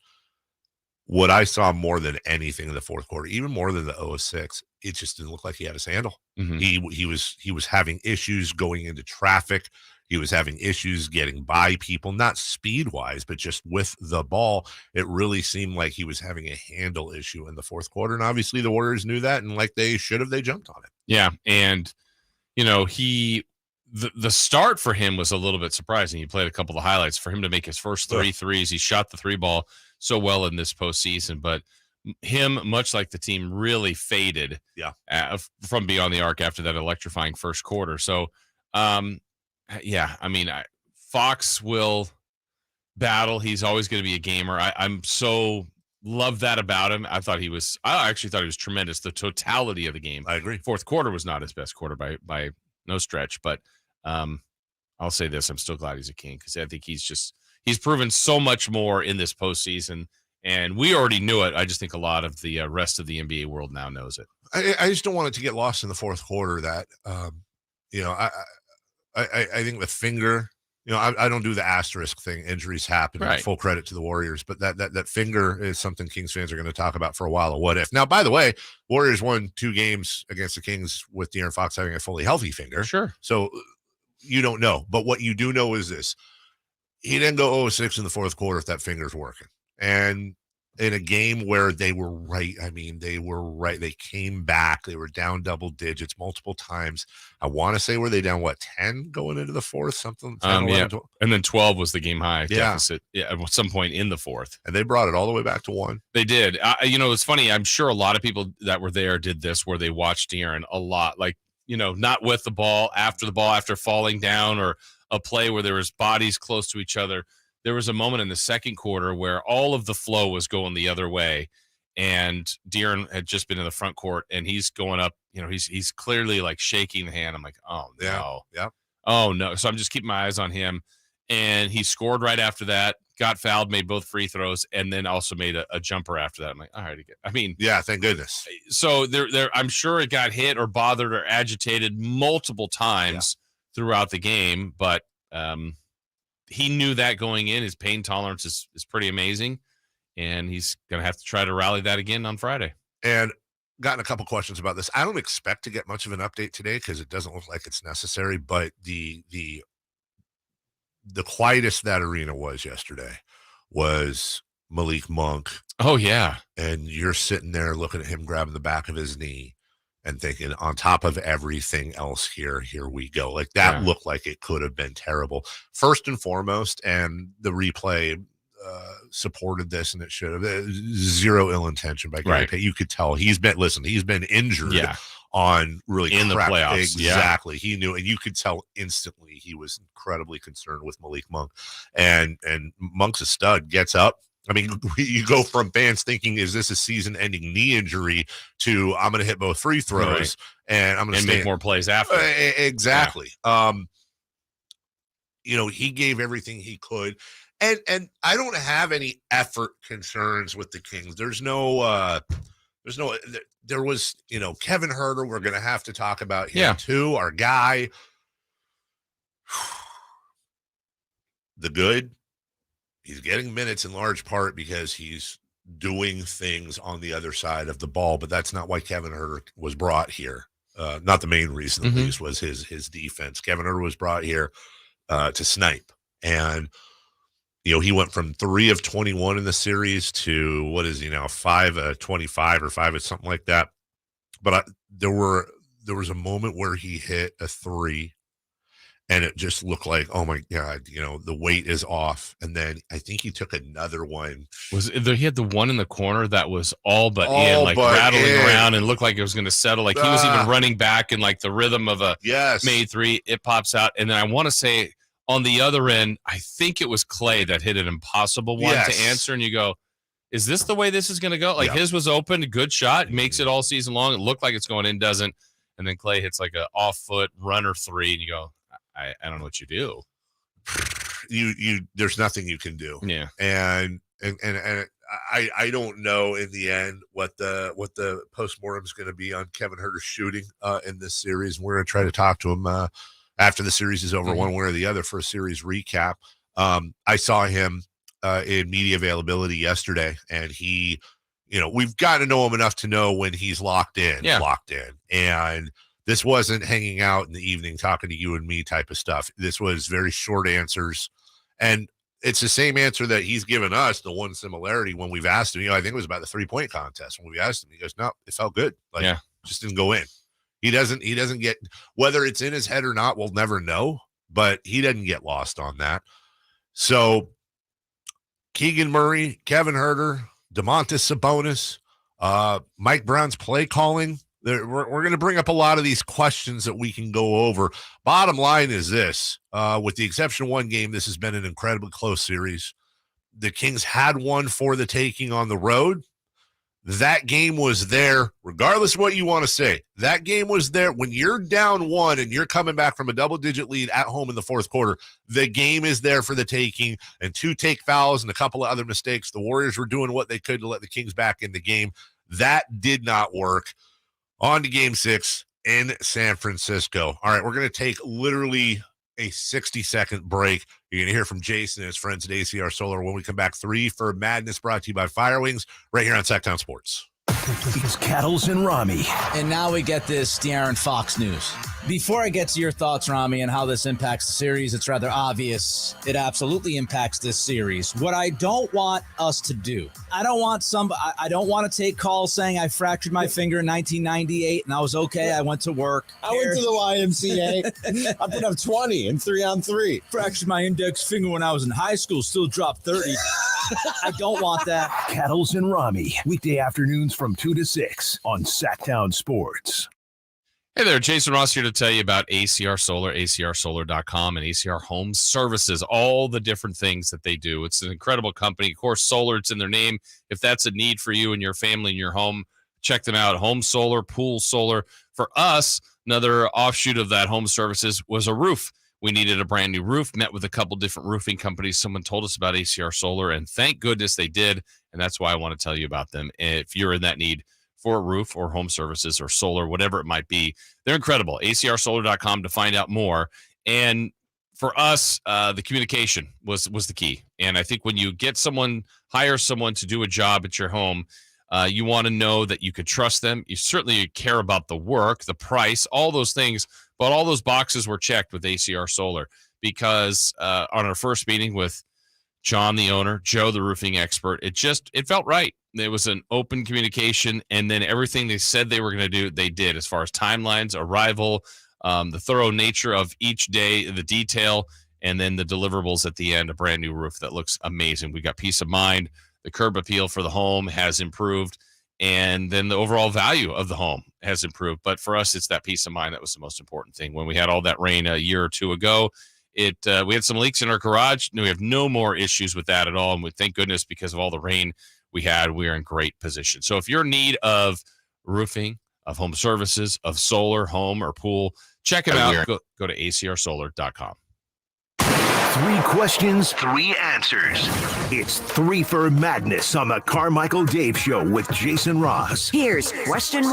All right. Hey, before we get to Jay Mars, let me help some of you guys out in the chat. Hey, we're never going to shy away or not welcome anyone. This is not a private chat room on the YouTube or on the text line. You're more than welcome, whether you're a Kings fan or a Warrior fan. What's not going to work, though, is rolling in like Dubs and Six did with trash 90 times. That's just going to be a quick ban. Come in, talk about the game. You're more than welcome, honestly. It's not private, but it is community-based. And right. We are very, again, open to accepting people into the community, Absolutely. But we have boundaries. That's it. Just don't spam. Don't be a JA, come in and a Dante? A Jack, yes. Yes. Jackalope. A Jackalope. 3 for Madness. Question 1. Which of the Kings' 3 losses has been the hardest to accept? I know, it's a good question. You're welcome. Game 3 isn't, because that was the blowiest, outiest of the series for me. So it's also just poop basketball in general. I think last night, it's at home. It was there for the taking. Our superstar had a broken finger. And then in addition to that, same stuff. Kevon Looney is dominating Domantas Sabonis and the Kings on the boards. But also there's something we haven't mentioned yet, and this is just goes to the base of Kings fans and the pain that we've been through. Guys, here's a fact. In his first game back at Golden One Center, Draymond Green came in and played some of the best basketball we've seen out of him in a long time. They don't win that game without him.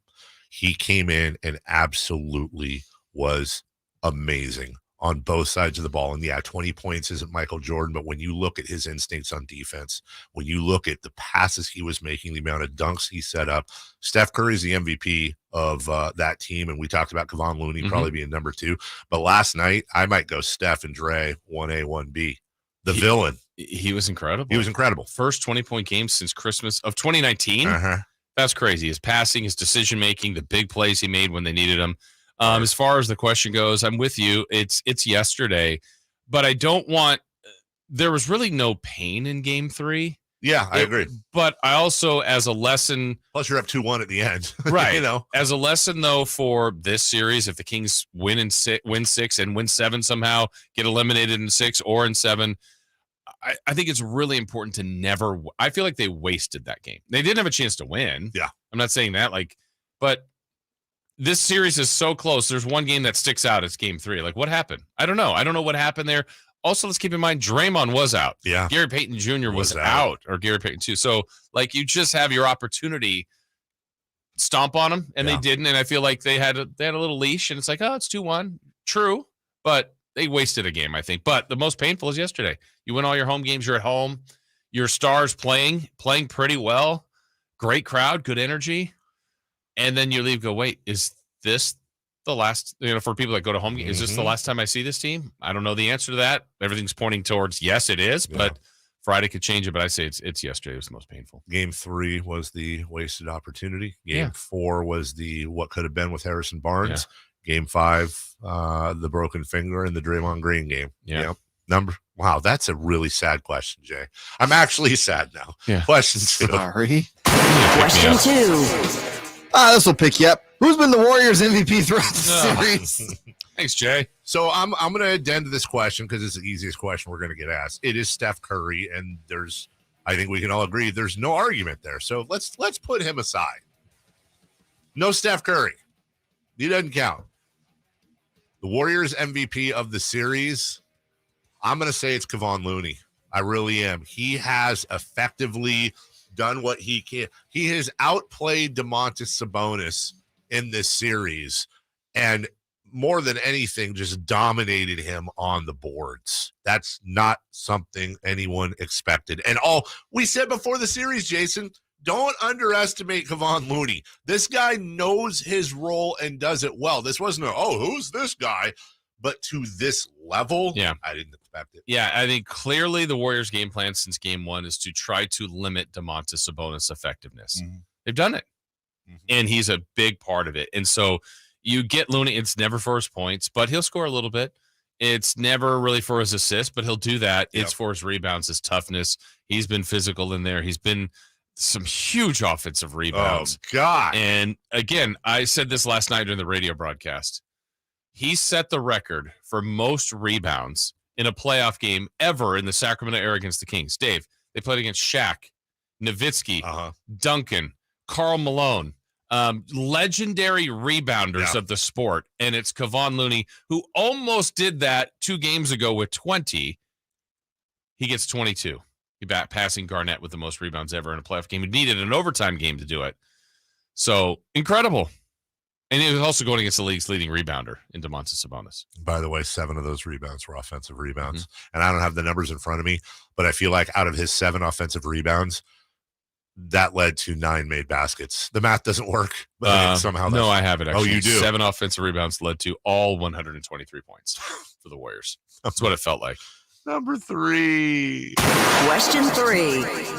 All right. Is this a pick-me-up, Jay? A little bit. Okay.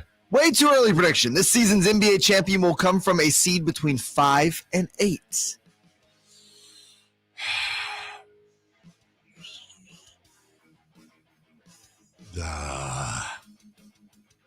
I mean, honestly, I still think the Celtics are the team to beat.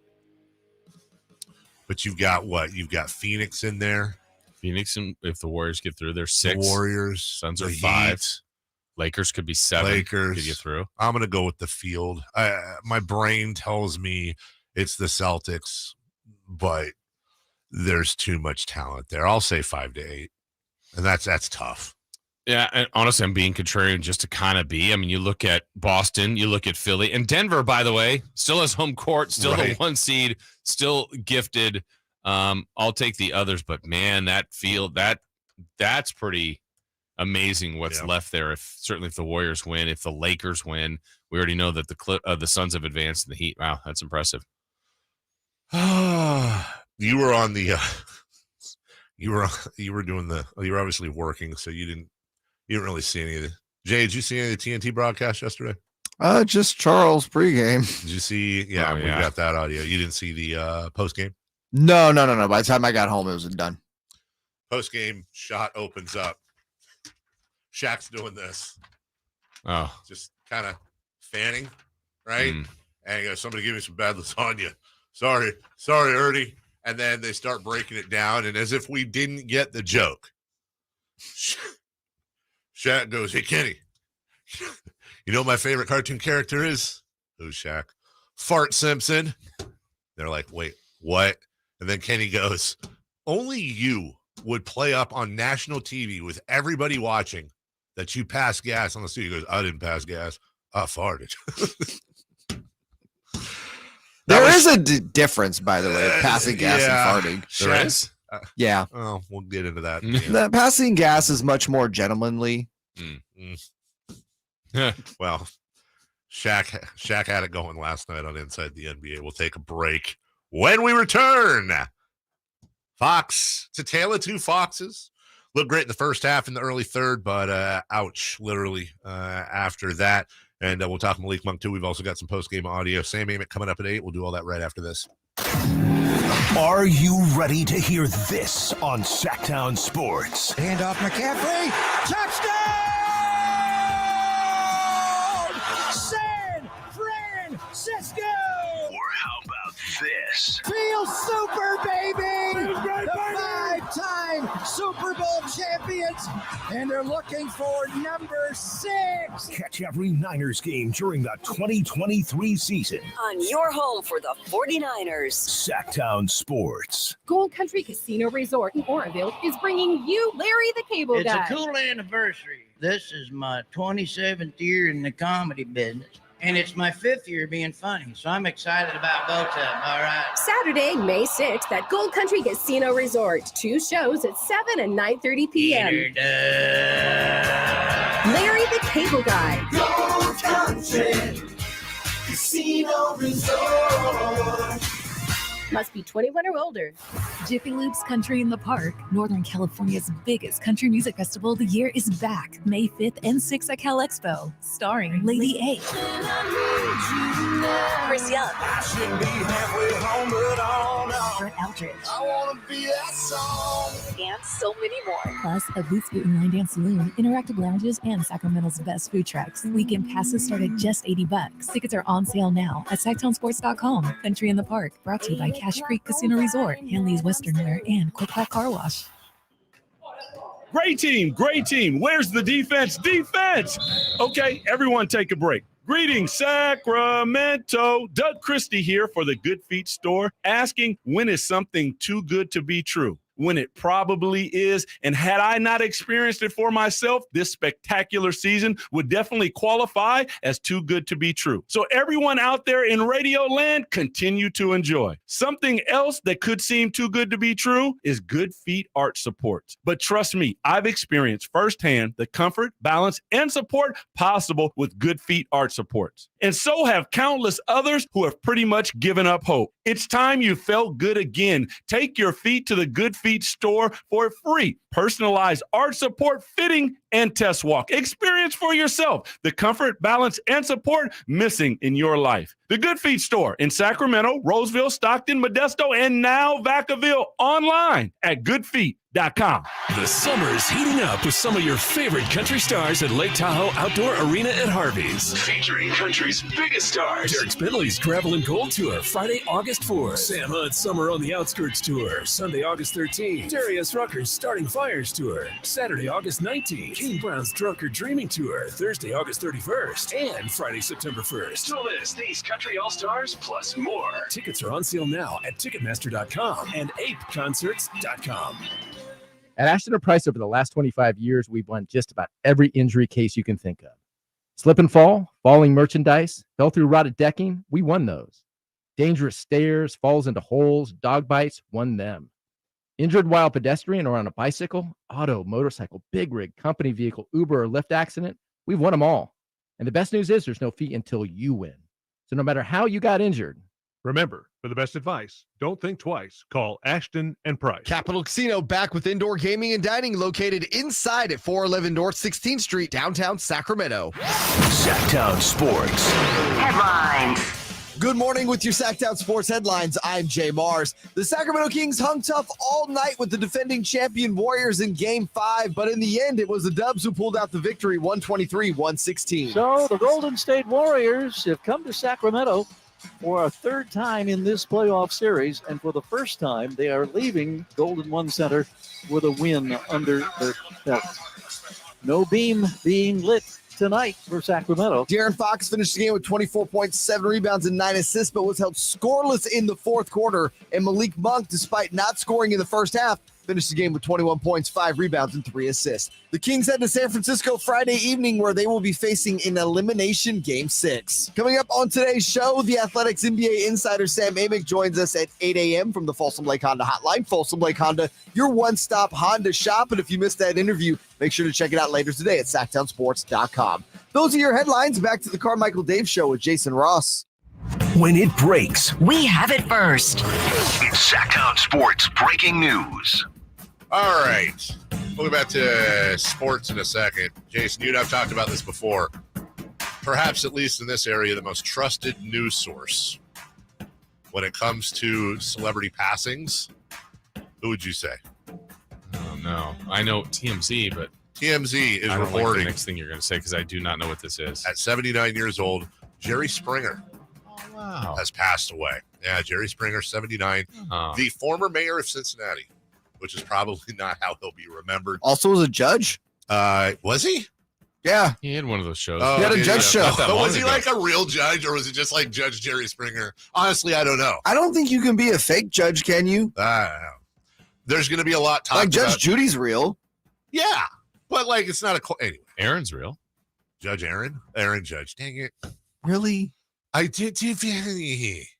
Okay. Come on, Judge Aaron. That's stupid. What network's that on? Is that syndicated? There's going to be a lot talked about when it comes to Jerry Springer today, as will happen when celebrities pass.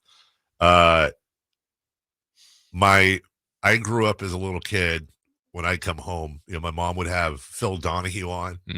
That kind of graduated into Oprah and Phil. Sally Jesse. Phil Donahue, by the way, is still with us. Yeah. Yes. I will never, ever forget, though. I don't know how old I was. 10? I don't know. I will never forget Geraldo Rivera getting hit with the chair on his nose, smashed his nose. And I think he had this brilliant idea of having I don't know who the people of color were on stage. I don't know if it was pastor, or I can't remember who it was. Oh, and then KKK people over there. And shockingly, a chair got thrown. And I remember that was on, like, Tom Brokaw was talking about it on NBC Nightly. Like, it was mainstream news. And that single moment led to a complete change in how a lot of these talk shows went. Yeah. Morton Downey Jr. Yes. And then, Geraldo went crazy. And then Jerry Springer came along. Maury Povich. And once upon a time, Maury Povich was like a normal journalist host type of dude. And then next thing you know, it was Maury Povich, Are You the Father? Was basically the whole thing. Every episode was that, wasn't it? Just about every episode was somebody either celebrating or falling there. I am not the father. I am the father. But Jerry took the ball and ran the other 80 yards and dove into the end zone. Love him or hate him or like him or dislike him, whatever his stamp is on American culture, Jerry Springer, who somehow managed to also he didn't stay above the fray, but he had the appearance, like on the show, he just kind of was nice old Jerry Springer. Yeah. Meanwhile, all this trashy stuff's going on around him. He pushed the right buttons. And I will say this. Jerry Springer is easily one of the most influential people in television over the last 50 to 75 years. Wow. I think I can say that, good or bad, very influential. And anyway, so Jerry Springer passes away at 79 years old. Hey, how to transition from that? Well, De'Aaron Fox yesterday in game 5. He looked great in the first half. I was filled with such a sense of joy when I saw De'Aaron come out of the box. Yeah. When I saw the Kings rush out to a 7, 8, 9 point lead, whatever it was. And I remember Charles Barkley saying, the Kings are going to blow the Warriors. And I went, oh my gosh, Charles finally going to be right. That's not how it worked. And that's not how it went. It didn't stay that way. It didn't last that long. Kings, did build that 10-point lead in the first quarter. Shot lights out. So did the Warriors, though. I think that's what was kind of underreported because everyone's saying, man, the Kings made 8 threes in the first quarter, yet their lead's only 3. Well, the Warriors shot, I think, 65% in the first quarter. They were ridiculous, just not as much from 3. But yeah, De'Aaron got off to a great start, and I think just really battled all game long. Just didn't have his typical fourth quarter. But thank goodness Monk did. Yeah, Monk did. And De'Aaron did not have his typical fourth quarter. That was the avulsion fracture. Yeah. That is one thing I'm very comfortable saying throughout the analysis of this game is that when the clutch player of the year is 0 of 6 with 2 turnovers in the fourth quarter, after we saw him shaking that hand midway through the third, trying to shake it off, which probably, by the way, doesn't feel good either doing that. That's the avulsion fracture. 1-800-920-1140 is the phone number if you want to talk. Kareem, welcome in. Good morning, Reem. Good morning, fellas. How's it going this morning? Well, it could be better, but we appreciate you being with us. Yes, sir. It was a tough loss. You know what? I'm getting an echo. You think can I call back? No, hold on. I think that's on our end. Hold on a second. Jay's messing with buttons. Stand by, and that should be better. All right. Yeah, I got you guys. No echo. So, yeah, definitely, man. Things could have been better. yesterday for the Kings, and like you guys alluded to, I think Fox came out, which was surprising to everybody. The finger didn't seem to be a factor early, made 3 straight threes. And then, they jumped out on them guys. But, the Warriors, it's a testament to their, playoff medal. They've been there before. Draymond Green is an irritant. He's a guy that gets under your skin, but he stepped up big with a big 21 points. And you can't say enough about Looney, man, with, the 22 big rebounds. And Clay, he came out and was a big game Clay. And, you got your usual 30 from Steph. So, the Kings, they had the opportunity in game 4. If they win that game 4, it's a different series. And then the Warriors are still playing with their backs against the wall. We've seen what Miami was able to do to Milwaukee once they had their leg on their foot on their throat. They put them guys up out of there, and that was a 1-8 seed. So, the Lakers can do the same thing with Memphis. But, hey, the Kings still got a shot. They can go to Frisco and, play a tough game. And if they keep it close late, you never know what may happen, man. But, hey, the great Jerry Springer, man, God bless the dead. Blessings. Theo Ring, good call. I kind of like, is Whitey in today? Do we know? I think he is in today. I think he's supposed to be. He's supposed to be. If Whitey comes in today, I kind of like this idea from Delta All-Star 08. Should we, not we, Whitey would do this, not me. Maybe Whitey should have a funeral for the Kings today, down 3-2 in the series. Much like he did when they were up 3-2. When they were up 3-2 against the Lakers, and we know how that turned out. Is this a chance at karma redemption for Whitey Gleason? That'd be an all-timer, dude. And honestly, I'll ask you this question. Recency bias is thick. Kings come back and win this series. Is that their greatest accomplishment in the Sacramento era? Okay, I'm again, without the recency, give me a candidate that would be better. Making the Western Conference Finals and taking the Lakers to 7. Okay. Which means they won the first round, they won the second round. True. And they took a dynasty to 7 games in one of the most entertaining and controversial series of all time. This would be they won a first-round series. But that's just framing it that way. That's correct. Then you go Curry, right, Clay, Kerr, Draymond, a team that then took home court from you. Your star is injured, playing with it, but one on the road in a place that people don't seem to win, and then you come back and exercise the demon and win a 7th game at home. Yeah. I mean, if those are your 2 candidates, it's a great list to be on. Yeah. I'm going to ask a question to you that I feel like you would ask me, besides the one you just said. Which is better? Would I'm so excited for this. If the Kings are to be eliminated, you personally, would you prefer it to be the 6th game or have a little bit more heartache and it's game 7? I would prefer game 7 only because of this. And there's not an option for a win. I know exactly where you're going, and I totally get it. With greater stakes comes greater pain. Yeah. And you'd love the fact that they won game 6. I would love the fact that they won game 6. I would love that Friday night, that Saturday, and the Sunday lead up. And moments in Sunday. I'm not assuming they lose by 80, sure, right? I would love the fact that the fans get one more game at Golden One Center for game 7. I would like the fact that prediction, the loudest ovation in the history of Sacramento sports, including Old Arco, would be that game 7 and then returning back as conquering heroes with everything on the line. I mean, as painful as a game 7 loss would be, more painful than game 6 to an extent. Yeah. The difference between a game 6 loss and a game 7 loss of pain is far outweighed by all of the great moments we would have. It would be the game 6 win would be pretty epic. Oh, it would be. It's also not out of the question. No, it's not. It's almost out of the question. Yeah. I don't know, but I feel like every time we've thought something was out of the question for the Kings is when they've always responded, literally all season. You know what? Hitting a Hail Mary when it is 3rd and 25 on the 35-yard line is not out of the question. And we've seen many. Yeah. Our best player has a broken finger, and it completely shut him down in the 4th. And that is the only reason why I'm not doing the hey. Yeah. I'm still with it, and I'm with you. It isn't impossible. Yeah. Jay, we gave a number. You weren't in here for this conversation. It was off air. If we gave a not number, including me in conversation. no, I want to see if you're close to our number. We kind of said, what % chance do you give the Kings to win Game 6? Unswayed by Dave and I's number in here. Hold on. Let me see your pen. I'm going to write down what you think Jay's going to say. You know what you and I said. Did you and I agree? You and I agreed, right? Yeah. Okay. What percentage do the Kings have? 39.8.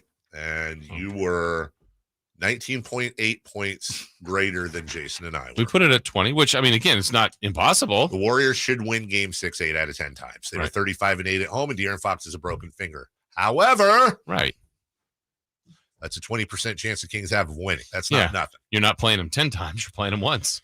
We'll take a break. When we come back, Sam Amick will join us in 20 minutes. But let's look at some of the struggles for the Kings in Game 5, including what in the HE double hockey sticks went on with Keegan Murray after the first quarter. We'll do that next. Check out the Golf to Go Hour with Frank LaRosa every week on Sactown Sports. Get the latest on equipment, area courses, people who play the great game, and plenty of good conversations about golf. It's the Golf to Go Hour every week with Frank LaRosa on Sactown Sports. Golf to Go is brought to you by the Hagen Oaks Golf Super Shop, America's most awarded golf facility. Naturewood Home Furnishings, where it's all about choices and always about quality. Hey, it's Carmichael Dave telling you something you already know, which is your time is important. That's why at American Energy Heat and Air, they make shopping for a new furnace or air conditioner easier with their new online quoting tool. All you got to do is go to AmericanEnergyAir.com and get an instant quote now, today. Do it right now. It'll help you determine what system you'll need to get and provide the best pricing options, all from the comforts of your home. You don't have to have somebody come out and walk around your house and blah, blah, blah. Just do the quoting tool. It's so easy. AmericanEnergyAir.com. Check out how easy it can be. A+ rating with the Better Business Bureau. Serving the greater Sacramento area since 1981. I absolutely love these folks. 916-520-9990. That's 916-520-9990 or AmericanEnergyAir.com, making the uncomfortable comfortable. Call 916-520-9990 now. The folks at M&S Auto know that inflation is tough on everybody. If you need an excellent, gently used car or truck, M&S has hundreds of vehicles on the lot on El Camino, just off the Cap City Freeway. M&S customers get great deals and they save thousands. Get a great deal now on super clean 4x4s, including Tacomas, Silverados, and Jeeps, and muscle cars, Challengers, Teslas, Mustangs, and even the occasional McLaren. M&S Auto, msautogroup.com. Ace fans need Friday night plans? Well, we got you covered. Get 4 tickets and parking for any Friday night game starting at just $49 with the Friday 4-pack presented by Chevrolet. Save big and enjoy great matchups, post-game fireworks and drone shows, giveaways, and more this 2023 season. He drills one to right, way back, and no doubt, and that quickly the A's have taken the lead. Second deck. Friday night tickets are available at athletics.com/value. That's athletics.com/value.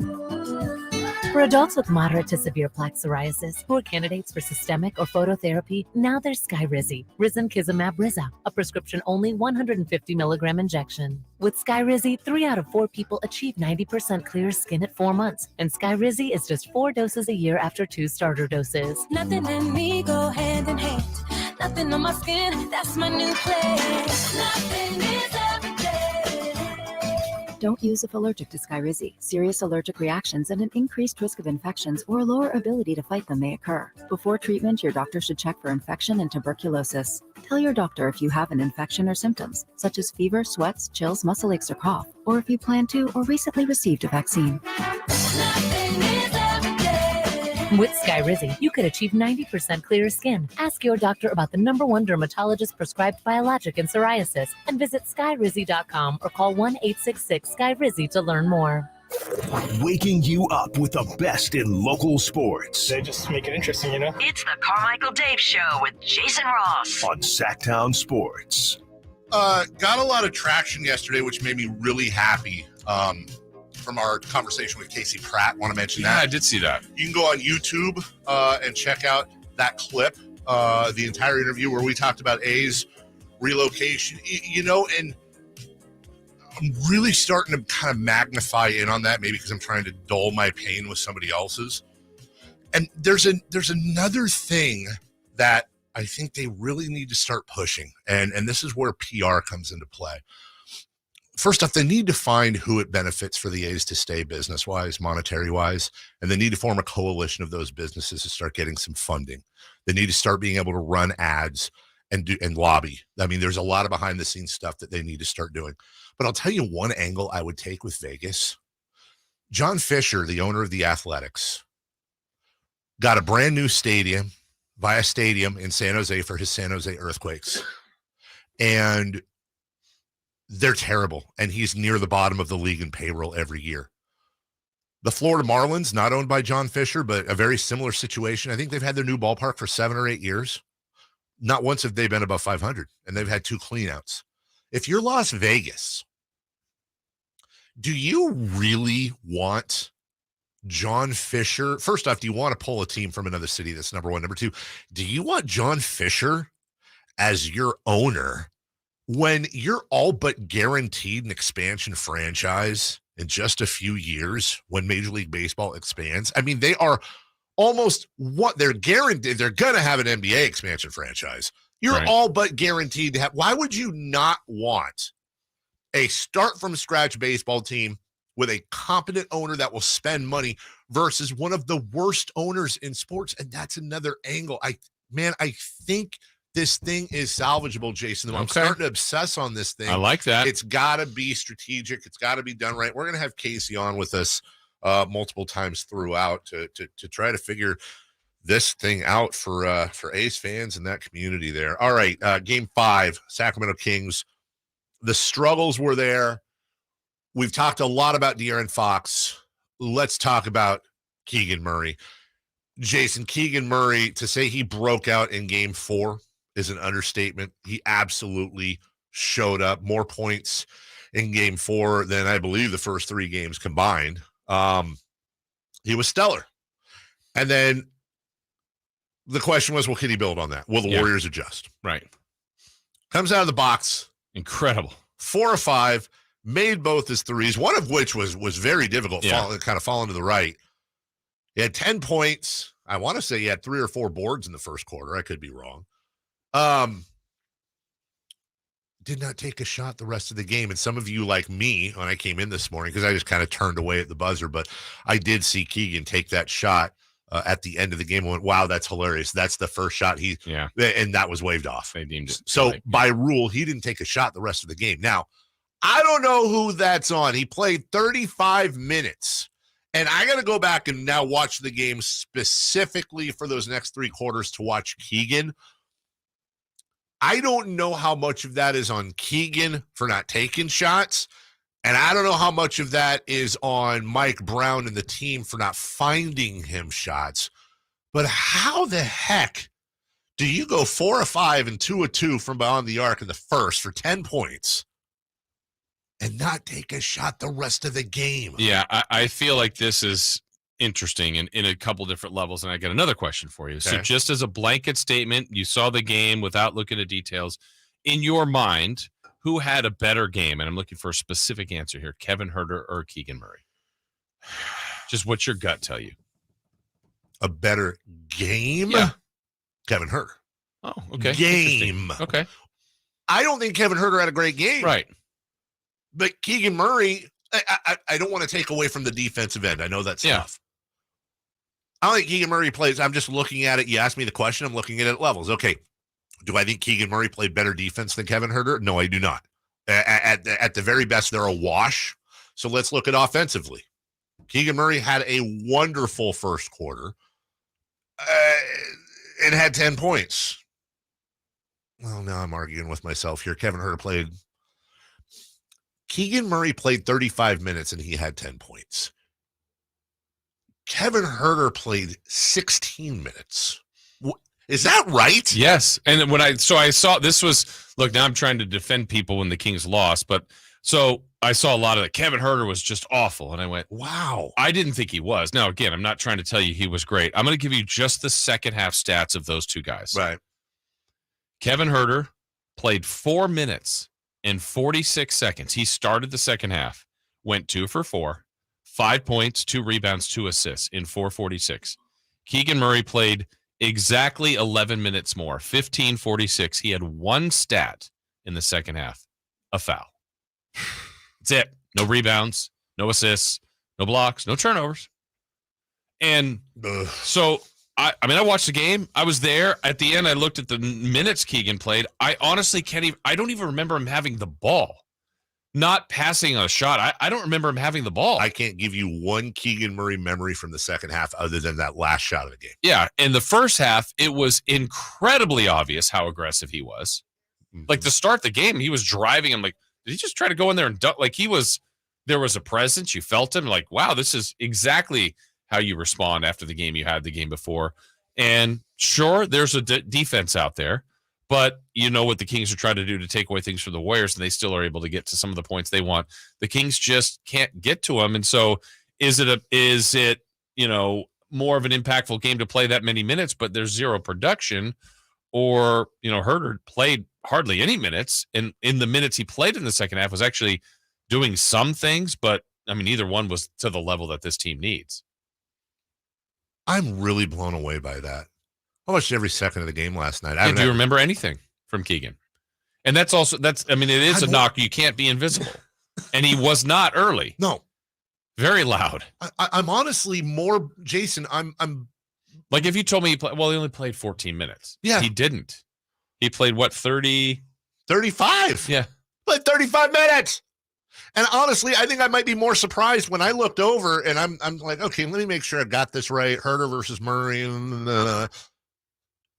It's almost the dead opposite. I am shocked that Kevin Herter played 16. I have more memories of Kevin Herter than I do Keegan Murray outside that first quarter. Yeah, and Kevin had the run at the beginning of this third quarter and didn't play again. And Keegan Murray's second half, again, no shot attempts, no threes, no free throws. No rebounds, no assists. He did have one foul. All right. Well, then, you know what? You got to ask the question. And let me preface this because everybody's very sensitive right now. Asking questions does not equal making statements. Right. Steve Kerr been out coaching Mike Brown in the last 4 games. Is that part of it? Again, Mike's had a lot of challenges. Sure. That's for sure. I think what they've been able to do, the Warriors, and I used it almost as a negative for them, but I think they've turned it into a positive. The fact that the Warriors keep tweaking things, and I'm like, wow, this is the champs. They've changed their lineup again. Draymond's going to come off the bench. They're changing their lineup in the second half, but now I'm treating that as a positive. And I think, and I've heard other people in the Warriors that cover the Warriors say this. In a series, when they kind of figure out it and whatever that is, then they're dangerous. Look what they've done. They don't play Kuminga anymore in this series. Now he may be featured later. Sure. They started DiVincenzo earlier. Now he's getting less minutes. They sprinkled in Moody. That seemed to work. Where the Kings, I think to their credit, because I don't really know what the tweak is. I think they're going to go, look, this is our starting lineup. This is the group that's the best offense in the league. These are our key bench players. Here we go. They're going to try to do what they do and do best. And with all that, yes, it's 3-2 Warriors, but we know there's a couple of 50-50 games that could have gone the Kings' way that didn't. So, when you're down, I think it's fair to ask all those questions. Sam Amy coming up at 8 o'clock. Let's get your phone calls in right now. 1-800-920-1140. See a couple of you on the line that want to get in. Let's start with Chris. Good morning, Chris. Hey, good morning, guys. Rough night last night. Yeah. I just wanted your opinion.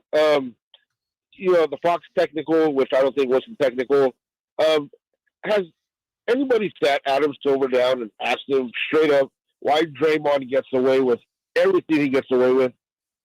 He was sitting there just spitting in the official's face, going at him, and no technical. And Fox flails his arm after a call, technical. Well, Chris, Chris, let me say this, and I'll let you. I didn't mean to cut you off. I'm sorry, and I'll let you continue and finish your thought. It's all good. I will say this in an overall picture. I 100% agree with you on the least Draymond gets from the referees. Overall, it drives me absolutely nuts. But looking at last night, because I understand your frustration. Was that attack on Fox or not? Probably not. And let's say no, just for the sake of argument. But Draymond Green was smashed in the face inadvertently by Malik Monk, didn't get the call. And during the break, he's going up to the officials and yelling at him. Let's not forget, though, that De'Aaron Fox going after what he was hoping was a jump ball gets called for a foul. He already had the technical foul. He jumps up, turns directly at Tony Brothers, and gives him the volleyball swat of, that's garbage. And Tony reaches for his whistle and then dropped it. He didn't want to throw De'Aaron Fox in any other game during the regular season is tossed. That's it. There's no question. And Tony Brothers showed restraint. I was fine with the give and take last night for both Draymond and De'Aaron. I felt like it, in a weird way, evened out. I really didn't have an issue with the refs. They weren't perfect, but I don't think they favored one side or the other last night. I get it. It's just frustrating. It's just frustrating. Yeah. He's done this his whole career. Yeah. It's I don't know, but come on, man. Let's get him in Game 6. Come over Game 7 and see the Lakers. You got it, buddy. Thank you. Thank you for the call, Chris. We'll take a break. When we come back, Sam Amick will join us. Yeah, we're going to talk a lot of Kings. We're also going to talk a little bit of NBA as well, including the Bucks, the Heat, more. We'll do all that with Sam right after this. Sactown Sports wants to congratulate Kings head coach Mike Brown for being the first coach to unanimously win the NBA Coach of the Year award. 100 first place votes, first time ever. Wow. A unanimous decision. Hey, thank you guys. Thank you, everybody. I'm really appreciative of being in Sacramento. The fans, the city has been fantastic. How will Coach Brown lead the Kings during the playoffs? Tune in to Sactown Sports and SactownSports.com to find out. Right now, spring is at the Home Depot, and it's time to get growing. Whether you're planting vegetables or herbs, or just sprucing up your indoor space with lush 6-inch Vigoro Tropicals, we have what you need to get your season started. Visit your local Home Depot garden center today and shop our easy-to-grow, bigger, bolder tropicals like peace lilies, dracaena, or ficus plants. Do your spring at the Home Depot. How doers get more done. Product varies by store. Sacramento weather is brought to you by Valley Strong Credit Union. I'm Tamara Berg in the KCRA 3 Weather Center. It's a nice Thursday as we start out pleasantly in the morning. Temperatures in the upper 50s to start as we head through the afternoon. A bit warmer. Plenty of sunshine with a high today of 92 degrees. Get the latest forecast on the KCRA 3 News and the KCRA 3 app. At Valley Strong Credit Union, we know that local businesses are the backbone of the Central Valley. Valley businesses deserve Valley support for payroll, credit, capital, and everything in between. Learn about all the benefits of being a business banking member at valleystrong.com. I'm Ken Korak with your Green and Gold Report, brought to you by Xfinity 10G, the next generation network. Well, the A's have a great story in pitcher Mason Miller. Diagnosed with juvenile diabetes in 2018, he got bigger and stronger, and by the time he made his big league debut on the last homestand against the Cubs, after only 28 2/3 innings in the minor leagues, he threw 15 pitches at 100 miles an hour or faster, topping out at 102.5. Now batting, Xfinity Internet. It's made to do anything, so you can do anything. Supercharge your home with incredibly fast and powerful supersonic Wi-Fi. With 3 times more bandwidth, it covers all the bases, and then some. And strike out billions of threats with advanced security that helps keep you safe at home and on the go. If you're keeping score, that's internet that does it all. That's unbeatable internet from Xfinity, proud partner of the Oakland Athletics. Restrictions apply, not available in all areas. Power Business Technology is proud to be 100% independent, locally owned, and managed Toshiba copier dealer. Local ownership cuts out the red tape, allowing ourselves to never be too busy to personally answer the call when our clients need us. Recognized for excellence in service execution, training, and customer service, we're proud to be named a 2022 Toshiba ProMasters Elite Dealer. Contact us today for all of your business printing needs at 844-POWER-BZ. That's 844-769-3729, or visit us at PowerCopier.com. Warehouse Paint is where the local pros go for all of their paint project needs. Enjoy same-day turnarounds, same-day color matching, color consultation services, and free job site deliveries. With a large in-stock selection of PPG and Benjamin Moore paints and stains, and an expert sales team that is here to help, Warehouse Paint has exactly what you need to complete your next project. Visit warehousepaint.com to find a store near you. That's warehousepaint.com. Only one radio program captures the excitement of hunting and fishing as it happens. The award-winning California Sportsman with Sepp Hendrickson. Only California Sportsman takes you where the action is, live on the water, live in the blind, and live with the top pros and experts in outdoor sports. California Sportsman with Fishing Hall of Famer Sepp Hendrickson is your premier destination for all things outdoors. Sepp's Saturday Morning Outdoors. Ultimate Bass and California Sportsman, 5 a.m. to 8 a.m. Saturdays on Sactown Sports 1140. Capital Casino back with indoor gaming and dining located inside at 411 North 16th Street, downtown Sacramento. From the Power Business Technology Toshiba Studios. KHTKAM HD1 Sacramento, KYMX HD2 Sacramento. Your home for the biggest matchups in the NFL. Sactown Sports. Sactown Sports. Headlines. Good morning with your Sactown Sports headlines. I'm Jay Mars. The Sacramento Kings hung tough all night with the defending champion Warriors in Game 5, but in the end, it was the Dubs who pulled out the victory, 123-116. So the Golden State Warriors have come to Sacramento for a third time in this playoff series, and for the first time, they are leaving Golden One Center with a win under their belt. No beam being lit tonight for Sacramento. De'Aaron Fox finished the game with 24.7 rebounds and 9 assists, but was held scoreless in the fourth quarter. And Malik Monk, despite not scoring in the first half, finished the game with 21 points, 5 rebounds, and 3 assists. The Kings head to San Francisco Friday evening, where they will be facing an elimination Game 6. In other playoff news, the Grizzlies extended their series with the Lakers with a 116-99 victory at home in Game 5. The Knicks are advancing to the semifinals as they took care of the Cavs in 5 games, finishing off yesterday 106-95 in Cleveland. And in the biggest surprise of the playoffs,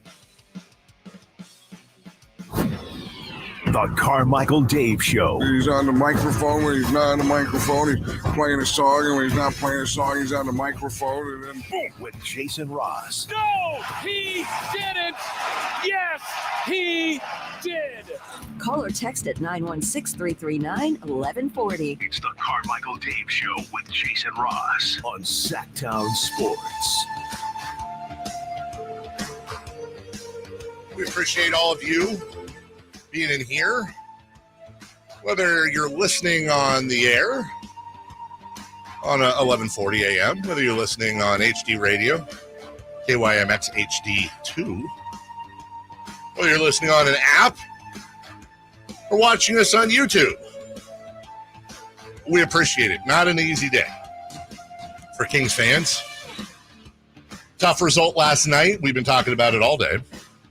And we will continue to talk about it. Sam Amick will join us in moments. He will. We'll throw is our video on? Am I just behind? I'm sorry if I am. Jace. I think if the Kings had scored more last night, they would have won the game. And that's the analysis I'm going to stick to, friend. More than the Warriors. Yeah, okay. yeah, exactly. Because 116 is a pretty good number. What is the line for you? And I've really been struggling with this because and here's my preface. I think the series has been overall reffed fine with some mistakes. I don't think anything unfair is going on. I hate the injury, but they happen. So what is the line? Where is the line for you between, God, what could have been if De'Aaron Fox's finger hadn't been broken? Tough luck. And, dude, stop making excuses. The Warriors are the champions, and they outplayed them last night. No excuses. They probably would have lost anyway. I don't know. Yeah. I'm struggling with that. Yeah, I get you. I mean, I don't know how to quantify it because I thought Fox, for the most part of the game, was pretty spectacular. Now, he wasn't his most spectacular self when he normally is, which is the fourth quarter. But I know it was – someone had it last night on replay. They had about the last 5 made shots by the Warriors. Mm-hmm. And when it was on a loop, you look at it and you see Clay hitting that step back corner shot over Domantas Sabonis. You had a step back by Draymond. You had a turnaround fadeaway by Wiggins, that Curly Neal move by Steph Curry, and then the other layup by Curry that was high off the glass. You could argue that the Kings, with maybe the exception of the Malik Monk 3 that he took, had better looks, but the shots that the Warriors made at winning time, amazing. I mean, absolutely amazing. that they made those shots, and all credit to them. And as a sports fan, I take all my bias out. Not only has this been a wonderful, wonderful series, entertaining as hell, the classic upstart new team versus the Goliath dynasty, but also watching one of the greatest to ever do it at 35 years old just continue to be a video game. I understand how, if you're a non-biased, you got no dog in the fight sports fan, how you go, wow, this series is great, and it's even better because the Warriors came back. I don't know. I understand how great of a story it is when David beats Goliath, but I'm a huge fan of watching greatness, which is why I can see the things LeBron does and go, oh, God, he's a Laker, but I respect it. Jimmy Butler, I don't care about the Heat or Jimmy Butler, but watching that is amazing. It's tougher to do when it's being done to your team, but you have to give – the Warriors were down 0-2. Yeah. One of the core of their team was suspended for game 3. Yeah, he deserved it. He was still suspended. They didn't have Gary Payton. They won that game. They took care of home court. They bent. They didn't break. And they came in and beat the Kings last night. It's not their fault De'Aaron's finger was broken. Right. Steph made everything that needed to be made. Every time the Kings got on a run, Steph or Clay or Andrew Wiggins, who we haven't even mentioned today, just that shot behind the backboard that you just, at some point, you just, as much as you hate it, you have to put the fans aside and the talk and the vitriol and the social media crap and just tip your cap. Yeah, and I think the cliche is hitting right here where it's tough to knock out the champs. It is. Yeah. And I hope the Kings in Game 6 show that kind of mettle where it's like, look, they don't have the resume of the Warriors, but I hope they show that kind of toughness where it's like, Warriors, you're going to have to do that again. You're going to have to beat the Kings, and that's the mentality the Kings need to have. And that's what I hope. I hope on Friday, at the very least, they have to beat the Kings. Of course, I hope for a win, too. Sure. Joining us right now, he made a valiant effort on to come on the YouTube camera, but we do love Sam Amick. He is driving. I assume he's taking children to school. I could be wrong, but from The Athletic, joining us right now, Sam Amick. Good morning. Good morning, gentlemen. Yes. A little hectic on the home front this morning, but apologies. We're good. Yeah, you know what? You're making it happen, and we appreciate you. And we're gonna settle in for an extended conversation with you, Sam. And I want to start because we're gonna have plenty of time to go over last game. I want to start by going back to Game 4 and a game that the Kings had at their fingertips. The Harrison Barnes corner 3, back rim. And the storyline behind that, had he been able to make that in San Francisco in front of his ex-teammates, I'm setting this up in a very long way because I want to go back. If you guys haven't read it, go back to last week. I want to say Wednesday, maybe before that. And there's a link to Sam's conversation with Harrison Barnes going into this whole thing. And Sam, I wanted to compliment you because, we screw around and we're buddies and all that fun stuff, but it's honestly one of the best back and forths I've seen from a journalist to a player in a long time. Nobody is more professional than Harrison Barnes. And part of that professionalism means you're going to get beneath the surface a tiny bit, but you're not getting way down there. And Harrison's a tough nut to crack. And Sam was going back and forth, Jason, with Harrison on the history with Draymond Green. And without being aggressive, without being disrespectful, just being conversational, Sam kept kind of pushing the envelope a little bit, even when Harrison kind of tried to move on. And he finally got out of Harrison. Maybe I'll go on his podcast, kind of an admission that there was an issue. Tip of the cap, Sam, and that adds into the drama of Game 4. But tip of the cap to you. I really that's some of the best journalism I've seen in the sport in a while, and you did a good job, kid. Thank you, buddy. I appreciate it. You're right that he's a tough nut to crack.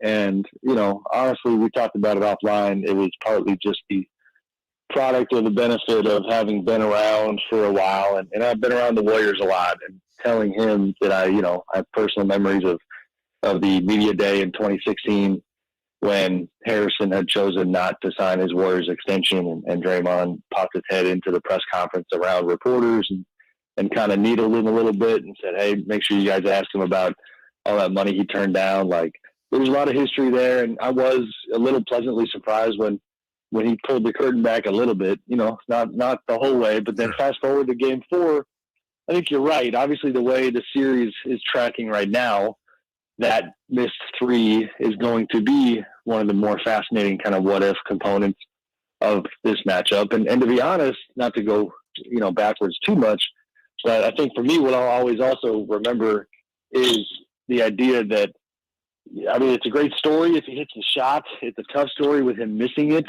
I think that, he probably shouldn't even have taken it. The whole thing where, Mike Brown was calling for 1-4 flat. Harrison came to get the screen and kind of broke what they were doing a little bit. I think I will always wonder, could De'Aaron have just ISO'd it and won the ball game? And that's sports, right? We'll never know. Sam, you mentioned in there about the amount of time you spent covering this Warrior team, and you have, because obviously they've been going deep into these playoffs for so many years into the finals.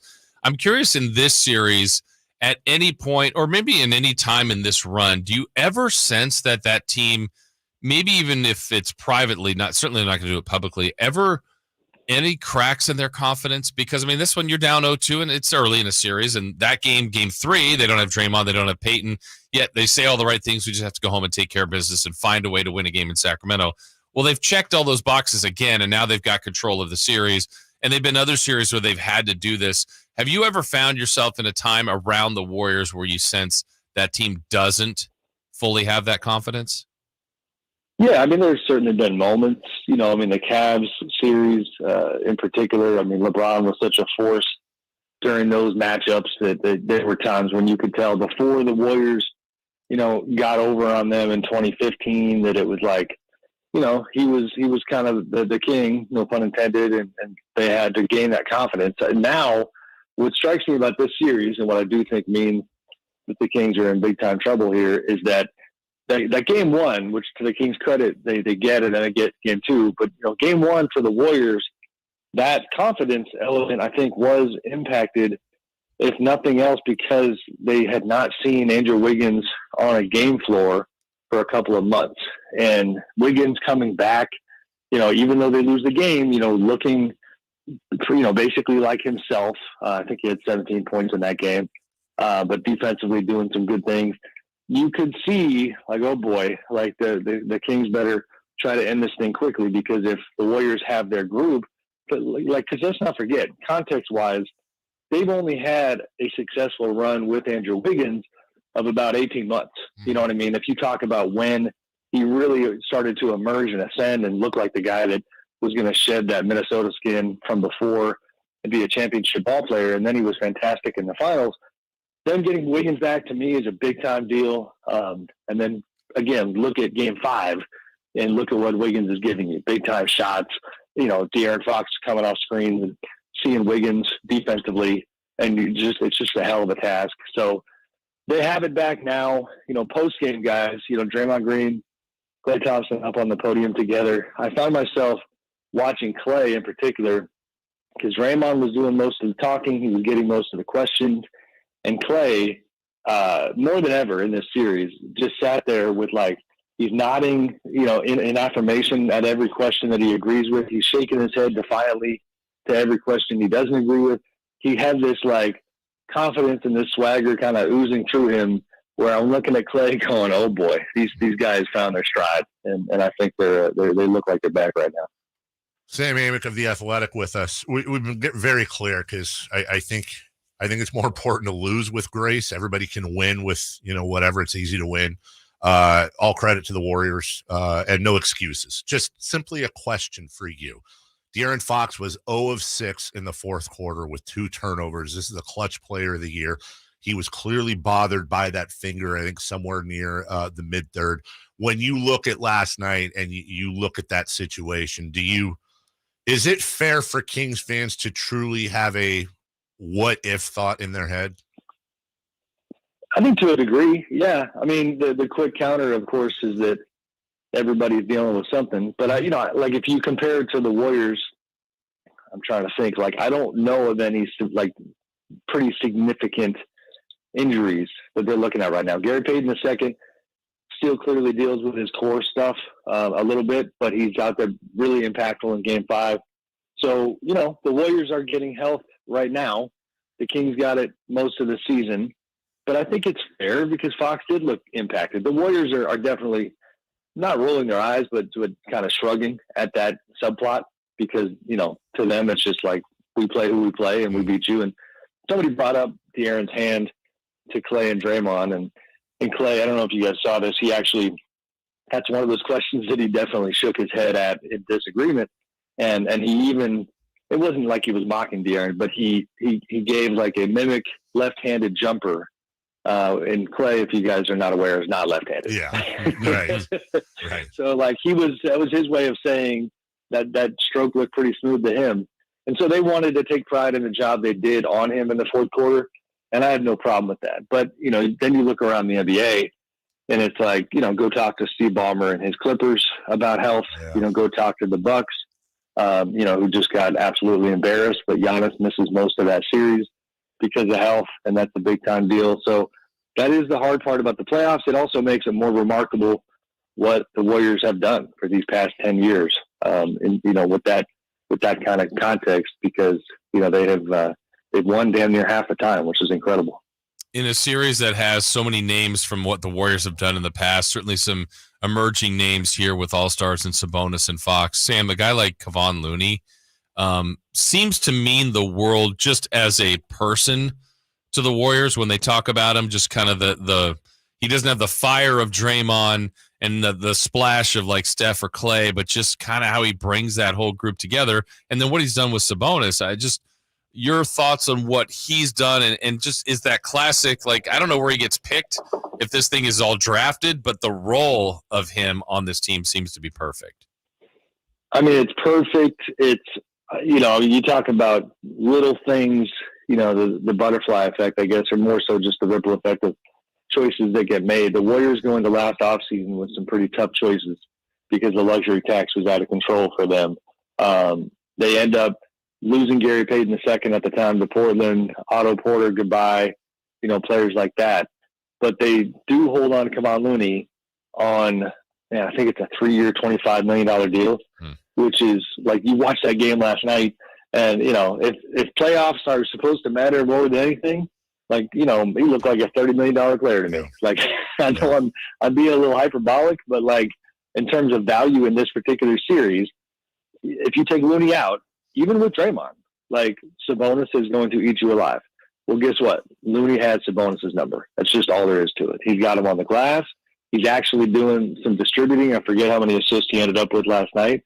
It is a brutal matchup for this Kings team. If you had to pick, kind of a guy who got in the Kings' way more than anybody in this series, I'd probably pick Kevon Looney. And that's that testament to what he's done, because this guy has had his own health history, a couple of years of issues where he couldn't get on the court. And then free agency market where his phone wasn't ringing. And now all of a sudden, the MVP of a series, in my opinion. So he's been fantastic. Sam Amick with us. Mike Brown is the unanimous coach of the year. He deserves it, in my opinion, and a lot of others. Well, really everybody others, I guess. And, when teams start losing, sometimes people forget things, but that does not only does that not prevent people from criticizing, but I think it's also fair to question. So I'm going to ask you, I was shocked, actually. Kevin Huerter, Jason pointed this out to me, actually played only 16 minutes last night, 9 points in 16 minutes on 4 of 10 shooting. The real one there, Sam, this blew me away. Keegan Murray had 10 points on 4 of 5 shooting and 2 threes in the first quarter. He did not take another shot the rest of the game, and he played 35 minutes. How much of that to you is on the guys on the floor? Is any of that on Mike Brown? I mean, it's political, but true answer is it's both, right? Did he address this post game? Because I was not at his press conference. I didn't see it. Yeah, I mean, that's a fair question. I hope somebody asked.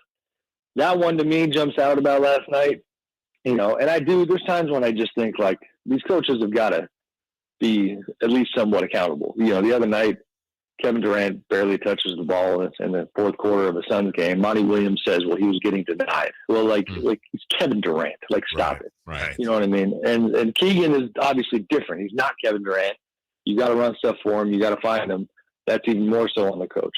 So that is fair. The Herder thing, I don't know, man. Like, I think if you're a Kings fan and you have concerns, big picture, not to, again, raise that kind of anxiety of the audience, but like they've got to monitor, like Sabonis needs to come out of this thing unscathed. I'm just going to be honest. Let's assume they lose. Unscathed from a spiritual standpoint within this group. Like he can't be scapegoated internally at all in the kind of way that leaves a mark because, oh, by the way, he's a free agent 2 summers from now. Can sign an extension this summer. Herder is a very important piece to what they do. It's a bad series for him. Him not playing a lot, like, there were times when he is giving them a little bit of other stuff, trying to defend, hitting the glass, getting his hand on balls. But this dude is a shooter and a scorer who is not scoring, and he had a couple of gritty buckets in there that you thought might get him going. But, they need him to be a big part of the program going forward. Harrison Barnes spent, 3/4 of the night being a total ghost. And you wondered if he was shook from game 4, had some ISO stuff late when they went to him and picked it up a little bit. But, and he's in a different situation, of course, because he's up this summer free agency wise. But like, I think the priority for the Kings now needs to be on 2 tracks.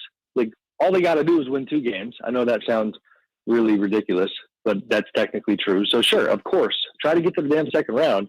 But all the while, I don't know what form this takes or how exactly you do it, but they got to make sure that whole spirit and that culture internally, they got them to this point, stays in a good place so that they take the lessons from this if they do lose and keep it moving in a productive, progressive kind of way.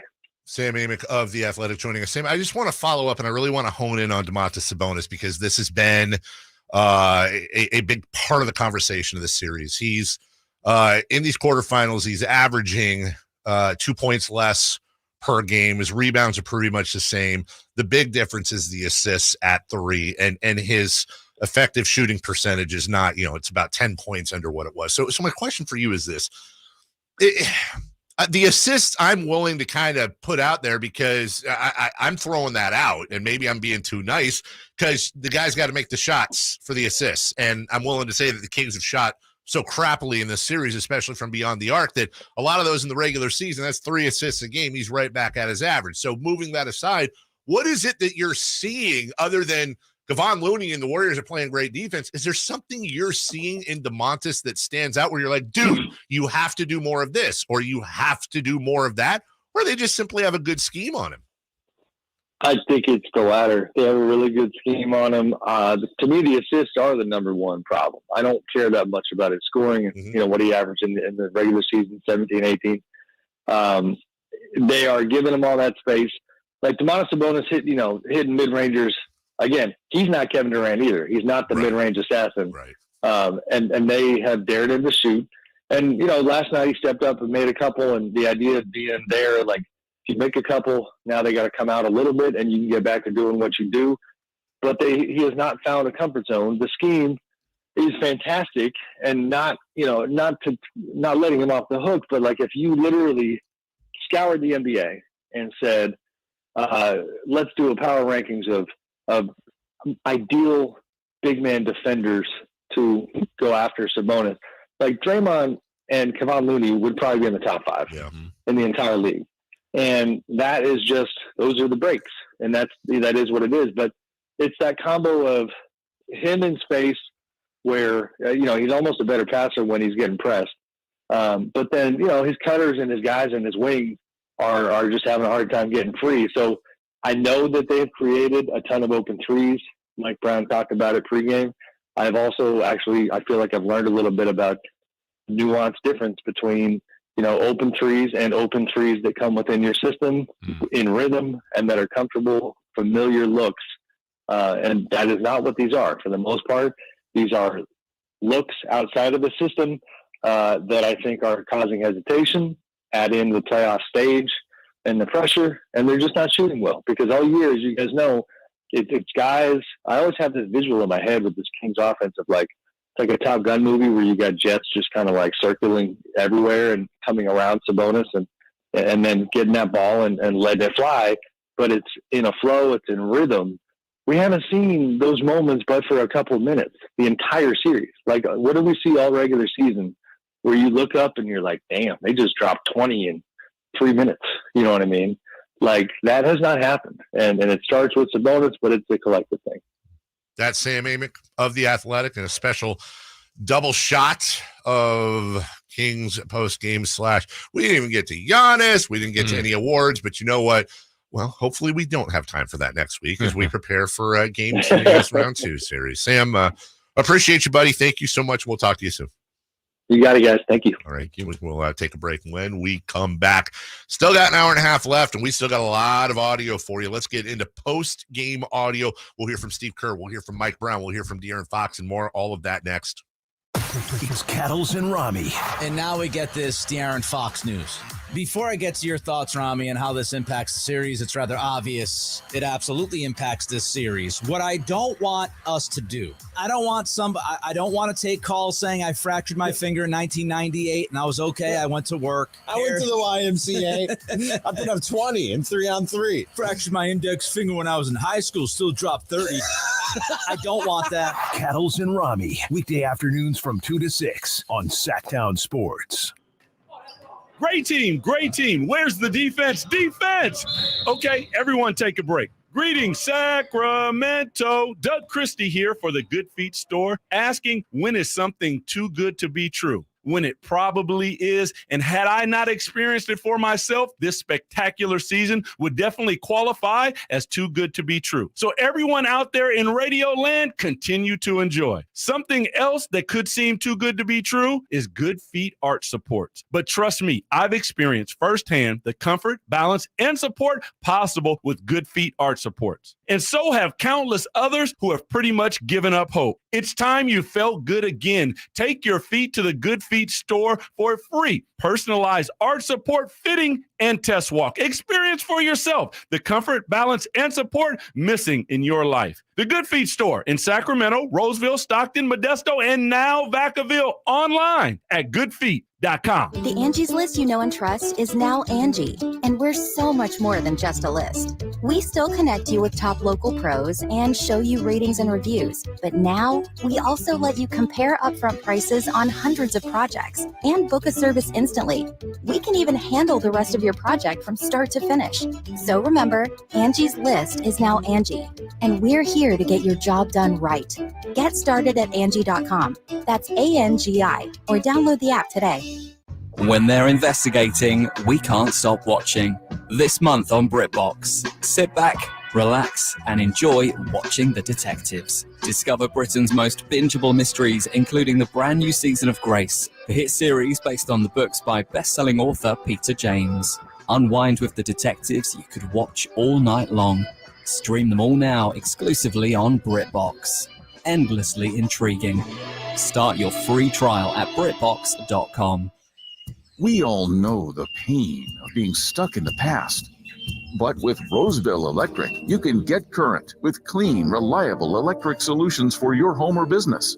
For more info, visit getcurrentroseville.com today. Kevin Lewis of National Garage Door. Whether you need to repair a broken spring, install a new opener, or buy a quality Rainer door, National Garage Door is here for you. Call us today to see how we can transform your house with a new garage door. 638-4554 National Garage Door. The Subaru Service event is on at Maida Subaru Sacramento, with the largest Subaru service facility in the Sacramento area. Factory-trained technicians, express service, and the all-new cafe now open inside Maida Subaru. Learn more at maidasubaru.com. February 2023. Guys, did you know your testosterone level impacts your energy, libido, sleep, weight, hair loss, mood, and even ED? And right now, Revive Men's Health Sacramento will check your testosterone for free. They've helped thousands of men since 2011 feel and perform better. They're so confident they can help you, they even guarantee it. Schedule your free testosterone test, exam, and consultation today. Call 916-277-8599. That's 916-277-8599. Or visit ReviveMen'sHealth.com. Hey, you want to be around people having a great time? You need to come check out Capital Casino, offering the most varieties of table games in the region in the friendliest environment. Come for the food, which is awesome, of course, and stay and play. Conveniently located in downtown Sacramento at 411 North 16th Street, right there in downtown Sacramento for over 20 years. Cap Casino, best food, best games, and of course, the best action. And please gamble responsibly. 1-800-GAMBLER. At aimyourdigital.com, we'll help you find the right customers. Spread awareness of your product or services. We can help build trust in your brand and services with a digital marketing campaign. Increase leads and get more customers. We create tailored digital marketing campaigns that deliver results. Don't wait. Get started today. Contact aimyourdigital.com. That's aimyourdigital.com and start seeing results. Sactown Sports Headlines. Good morning with your Sactown Sports headlines. I'm Jay Mars. The Sacramento Kings hung tough all night with the defending champion Warriors in Game 5, but in the end, it was the Dubs who pulled out the victory, 123-116. So the Golden State Warriors have come to Sacramento for a third time in this playoff series, and for the first time, they are leaving Golden One Center with a win under their belt.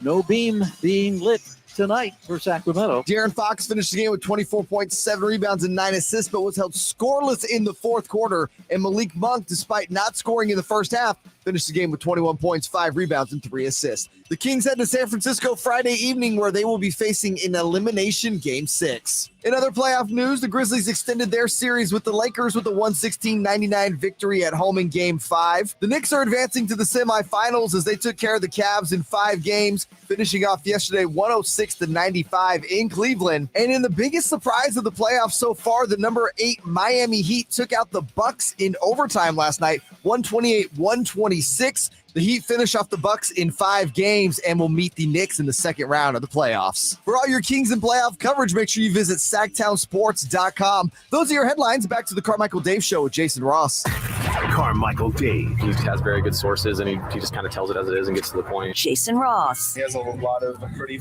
smart things to say. He's good at what he does. On Sactown Sports.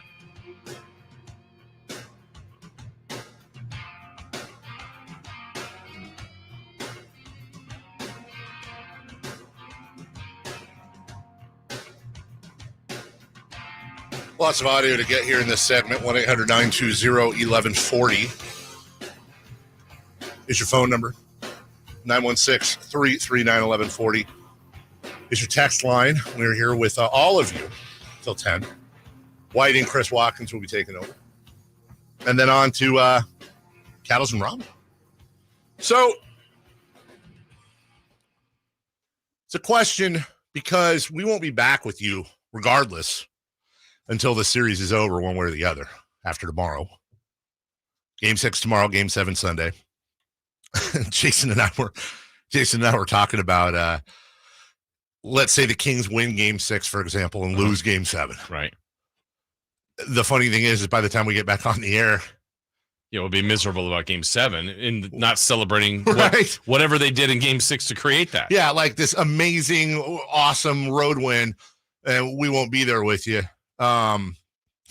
Yeah, it is what it is. I want to ask you if the Kings were to lose this series, if it's not died, but if I'm really struggling. You should be looking ahead, but we're not players. Screw it. We can look ahead. If it's Warriors Lakers in the second round, who the hell am I rooting for?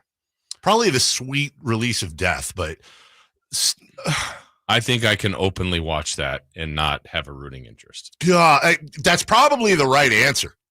Because listen, maybe like a hate watch. It's like right, not rooting. Oh, there Draymond gets a technical. This time they missed that shot. No, right. There is a way to root. You root for both teams to kick the crap out of each other so much that they're just basically battered by the time they get in the Western Conference Finals. And I don't mean that like injury riddled. I mean they just take everything out of one another. What I'm struggling with, Jay and Jason, is, and rooting's the wrong term. Who would you want to advance if you had to choose?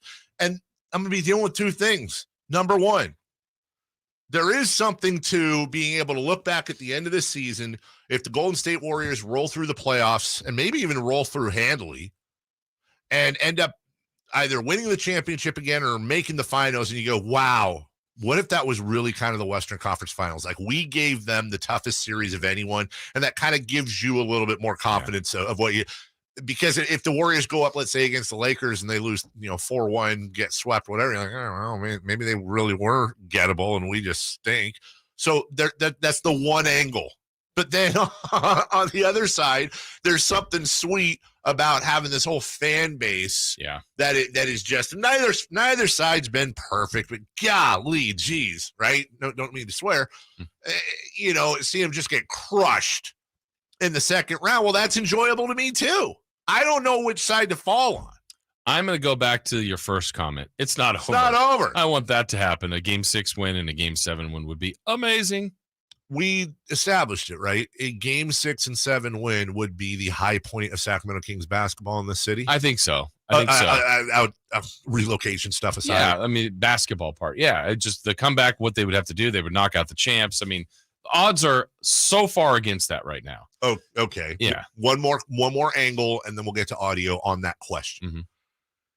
Kings come back and win Game 6 and 7. We're coming in Monday in a dream world. We're like, oh my God, this is finally the Mike Bibby shot is now number 2. The Harrison Barnes game winner in Game 7. Right. Yeah. And this is we're at the high point of Kings basketball in Sacramento. You've got a Western Conference Finals going to Game 7. They won a first round series that went to a Game 7, but blah, blah, blah, did. If the Kings then go and get thrashed in the second round, does that change your mind now? Do you retroactively go, well, that was a big deal, but sorry? Well, because, I mean, just like if Bibby's the shot, they lost the next 2 games. Yeah. I mean, it's still the moment, I think, right? At that was the peak. And so, yeah. I feel that. Are we recency biasing? Can we really say that a first round win, even in 7 games against the defending champs, but can we really say that would be a higher point than a Game 7 loss in the Western Conference Finals? I agree with you. I don't know. I mean, I guess it's worth debating. Struggling. Yeah. Okay. Based on who it is, how they played, the odds now. I mean, again, Jay said, 39%? We put it at 20%. Yeah. Of course, there is a chance for the Kings to win Game 6. But the odds are against it, right? Yeah, very, very much against. I'll have to look and see if they've got an early line. And by the way, yes, 7. I would say I was going to say 6.5. Mm-hmm. So yeah, I think you're probably right. Let's go to the post game here. Here's Coach Mike Brown on the loss. Guys competed tonight.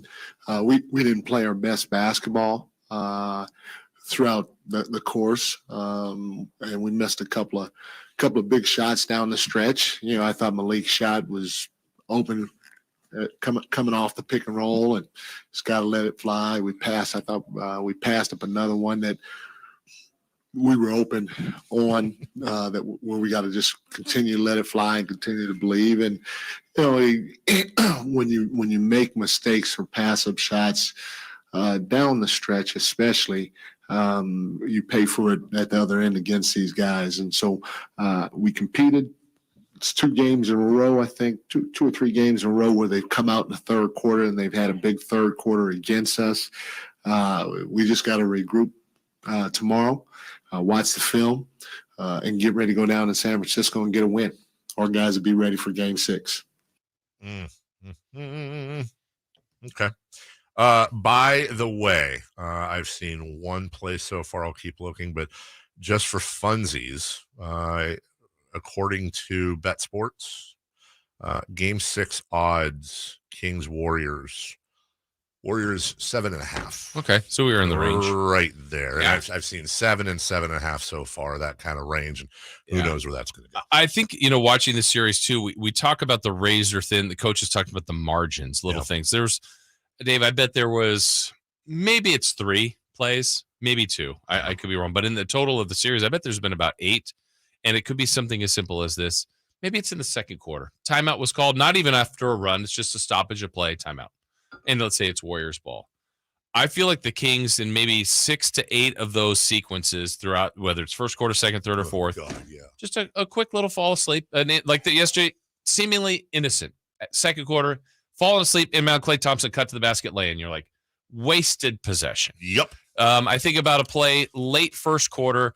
Davion has not really switched any of the screens. He's staying on Steph Curry. And the Kings have a great quarter going. It's 36-30. And Warriors see it. They bring up whoever Alex Len, I think it was Looney, screens Davion.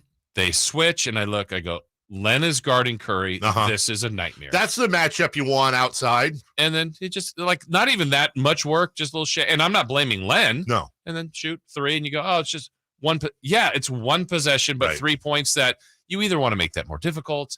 Again, we're talking about razor thin margins here. And those little things you just have to be locked in for 48. And they're so close to that.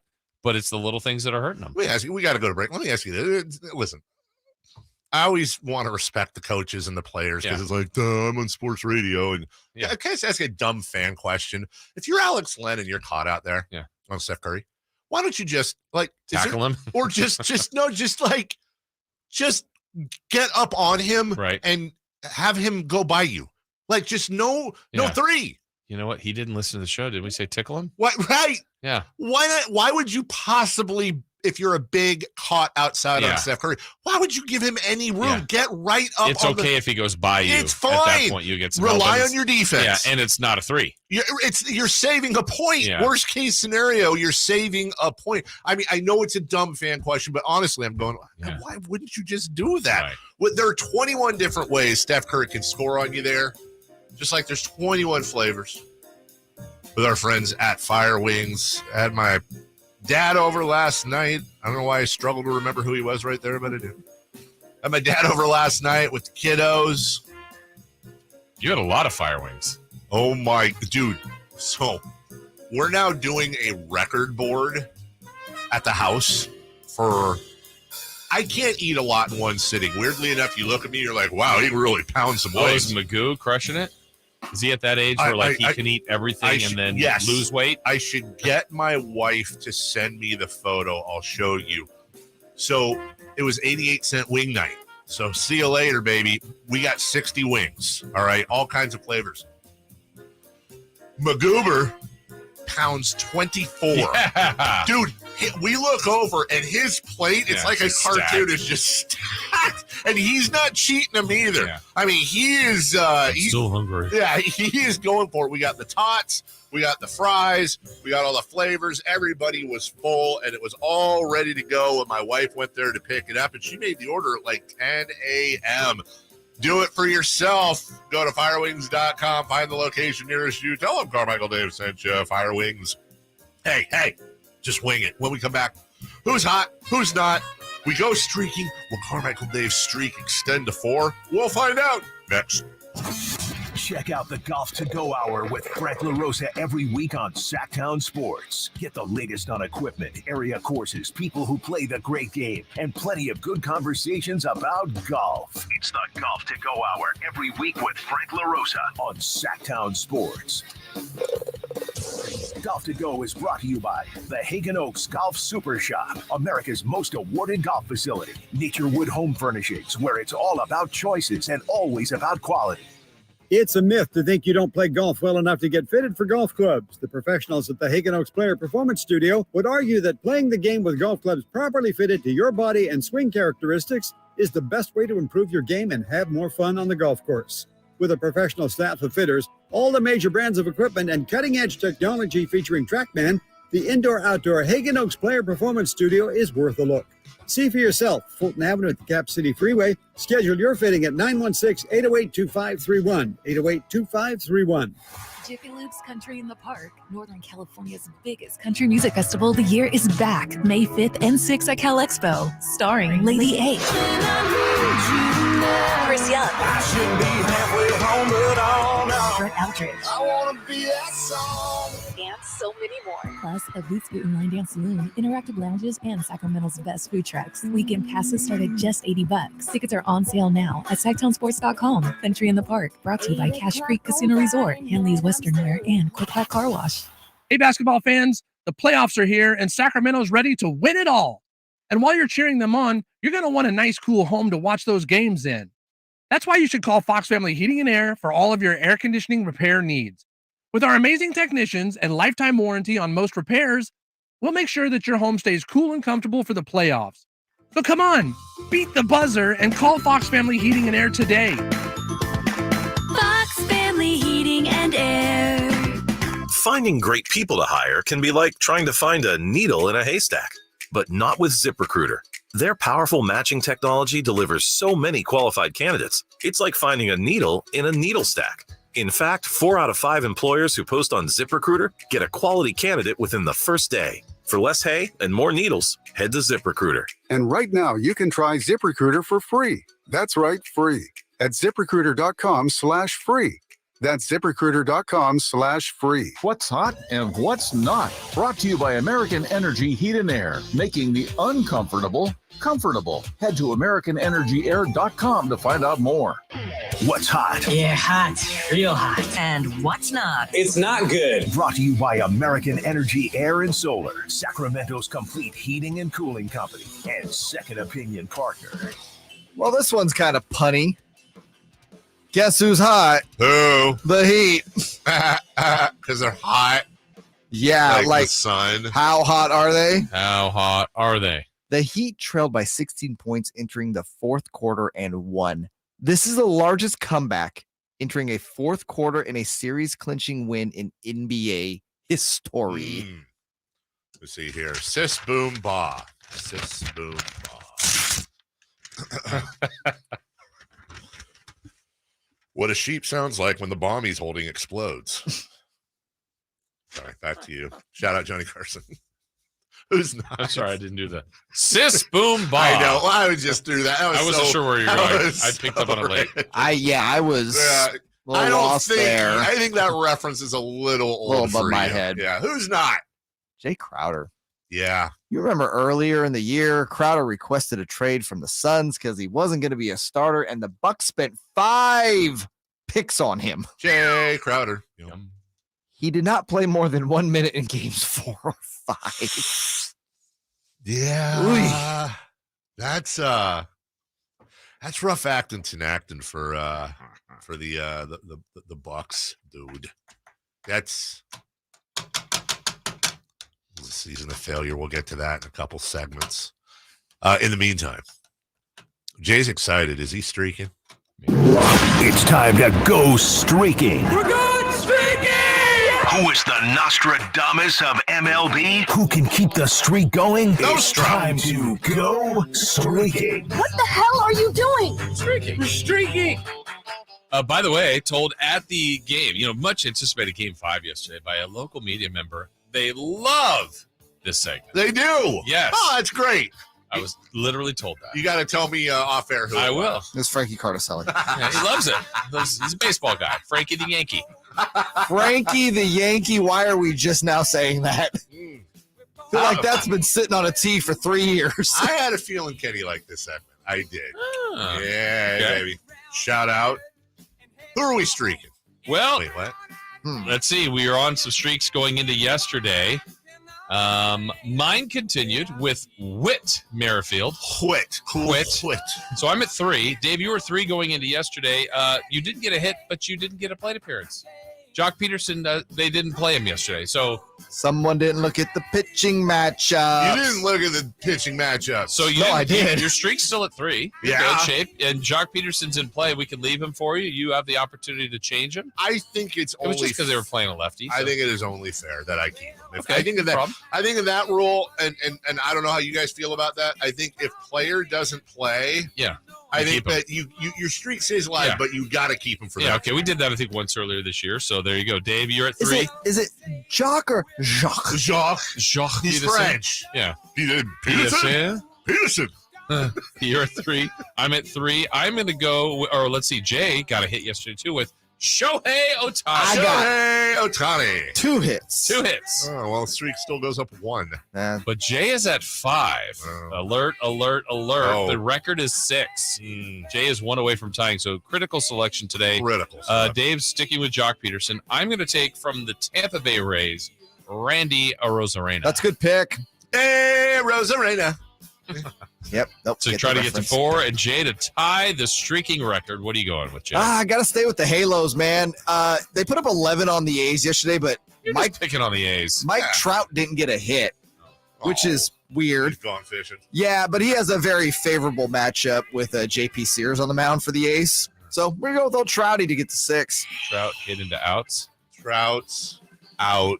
I guess it's always a favorable pitching matchup when you play the A's, but this is like a super favorable pitching matchup. Yeah. Well, I'm rooting against you, Jay. I'm not going to lie. Why?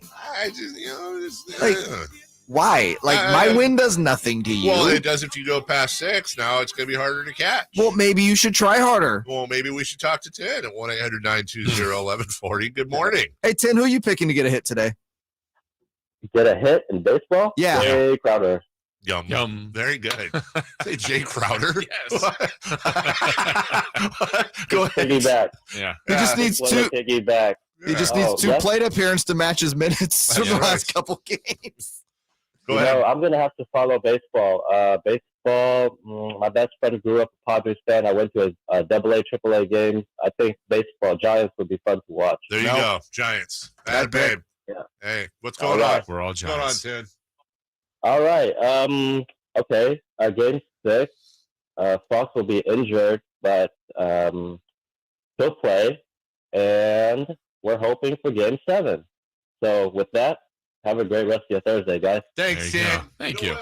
Thanks. Yeah. All right, bye. Instead of hanging up on him, I You turned my mic off. You know what? I got to say, I agree with him. De'Aaron Fox is going to play. He's going to be injured. He's going to be injured, and we're hoping for game 7. Facts. Literally no lies in that phone call. No. And if you want to call up and not lie, 1-800-920-1140. Except for maybe the Jay Crowder part. It Yeah, was clever. You know, he's got to follow baseball. Yeah. But even went towards the Giants, which I appreciate. Yes. But does it, I mean, for us, I feel like we're in the hope mode. Oh, the yeah. players have to be in the, not like hope mode. Like, what can we do better? What little things can we, because I mean, I think they're playing the same group, same attack, same approach, just hopefully a little bit better. Somebody had mentioned in the media, I honestly can't remember who. It was Frankie Cardicelli. No, I want to give credit to him. So if somebody saw this, I always want to try to give credit, but they said that De'Aaron Fox had mentioned he was taking painkillers to help with. Jason Anderson. Jason Anderson to be okay. And he said that he confirmed behind the scenes that the painkiller was Tylenol. I'm just saying, maybe we step it up in game 6. Is there something Tylenol we can? PM? Maybe. No. Pour some Sleepy Fox. Pour some tussin on it. Yeah. Do something. Chris Rock always said best way to fix an injury. It's time, and we should probably get this because I probably could come up with one of these a day. And we should probably get this sponsored. It's time for the Carmichael Dave stupid idiot question of the day that he wants to throw out just for fun. We just do one of those? I mean, but if we get it sponsored. So De'Aaron Fox was great in the first. Good in the second, good in the third. 0 of 6, 2 turnovers. Obviously hurt himself in the fourth. And that's the opposite because the Kings all year as a team have been kind of conditioned towards do your thing, do your thing, do your thing. And then the fourth is Fox time. Yeah.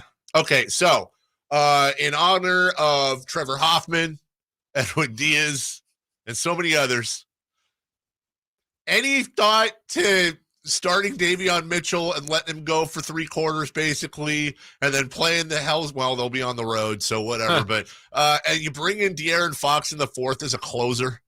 Just 12 minutes? 12 minutes at De'Aaron Fox. He didn't get banged around. He's not hurting the thing. I mean, of course, he could do it on the first play. You bring in De'Aaron, and you let him close out the game in his quarter. Are you in the game? Yeah, that's a great point. You hope, obviously. De'Aaron Fox, NBA closer. Just have him come in like steam and stuff from the locker room, the tunnel, and he rolls in like the Would Undertaker. you take the trade-off if you were doing that, but the Warriors could do that with Curry too? Well, I mean, that means we don't have Curry for the first 3 quarters. I happily would do that. I wish I don't know. They got to get creative. This poor guy. I couldn't, as a fan, I couldn't ask for more out of him yesterday. I just couldn't. What song does he come out to? What does the Fox say? I was literally that's queuing it up. Think about it. Okay, let me set it up. Lights go out. Third quarter, lights are out. Yes. Yeah. Pumped. You don't think this would get the fans on their feet? Honestly, in Sacramento, let's be This honest. or Enter the Sandman? I mean, hard to say. This or what? Enter the Sandman, which is their normal go into the fourth song for the Kings. Enter the Sandman. It is 100% not Enter the Sandman, and I don't think the Sandman would appreciate you saying that. It's Enter Sandman. No, it's the There's no Sandman. the in it. But by the way, they don't even say Enter Sandman in the song. But I mean, I don't know. How was this made? Drugs. This was a hit. Drugs. Bigger hit, this or Baby Shark? Baby Shark was bigger. Baby Shark was bigger. Yeah. Also, you want an answer to your stupid question? It's a stupid question. Hey, listen. You got to have some humor. Matt Geiger on the chat says they used to play that song in his first season. He said he hated it. Shocking. Yeah. Now they play Jimi Hendrix. Foxy. Oh, do they? Oh, they do. Yeah, that's right. What other Fox songs are there? Fox and the Hound? That's a movie. Yeah, is there a song? They can play the Fox Entertainment theme. Dun, dun, dun, dun. Oh, listen. That was something the Giants used to play after their home runs in the 87, 88, 89 Hum Baby days. You'd hit a big home run, and at the end of every game, they would play the Fox fanfare. That was a big thing, and I wish they'd bring it back to it. Dun, dun, dun, dun, dun. That's what they'd play. Cross only. Game's over. Yeah, Kevin Mitchell launches one. Absolutely. He's rounding the bases. All that's happening. One flap down. That's Jeffrey Leonard. Yeah. Unfortunately, they didn't get to play it in the 89 World Series. Huh? I said, unfortunately, they didn't get to play it in the 89 World Series. I'm just showing love to A's fans. They need something to grab onto this year. Yeah, I would accept that, but you're being Dodgery. No. Yeah. No. Yeah. No. That's not a thing. That's a term, Dodgery. Yeah, no, there's no Dodgerish. such thing. We'll take a break in a minute. Coming up later on in the program. What to watch today? I mean, after yesterday, it's like Yesterday was stacked. yesterday was too stacked. Yeah. I want a part of 4 games on a Wednesday. What is that all about? It's like your buddy throwing a rager on a Tuesday. Like, bro, I got to work tomorrow, and I don't want a hangover. But it's Tuesday, so let's go. Let's go. There's a lot of headaches going on at work today. We'll get to that in the next segment. We're going to talk about Game 6. Let's be honest, as opposed to lying to you all day. How do the Kings win Game 6 beyond scoring more points than the Warriors? Like, legit, how do they win Game 6? And let's get our we'll give you the odds, but we'll also give you, our thoughts on what their actual chances are. We're going to also hear from Giannis, the quote heard around the world. I think it's a wonderful debate based on what he said, and I think it's a wonderful answer he said as well. We'll get to all that in the final hour of the show next. Are you ready to hear this on Sactown Sports? Hand off McCaffrey. Touchdown! San Francisco! Or how about this? Feel super, baby! The 5-time Super Bowl champions, and they're looking for number 6. Catch every Niners game during the 2023 season. On your home for the 49ers. Sactown Sports. Some stronger starts. You might just need a fresh charge, and we can take care of that free of charge.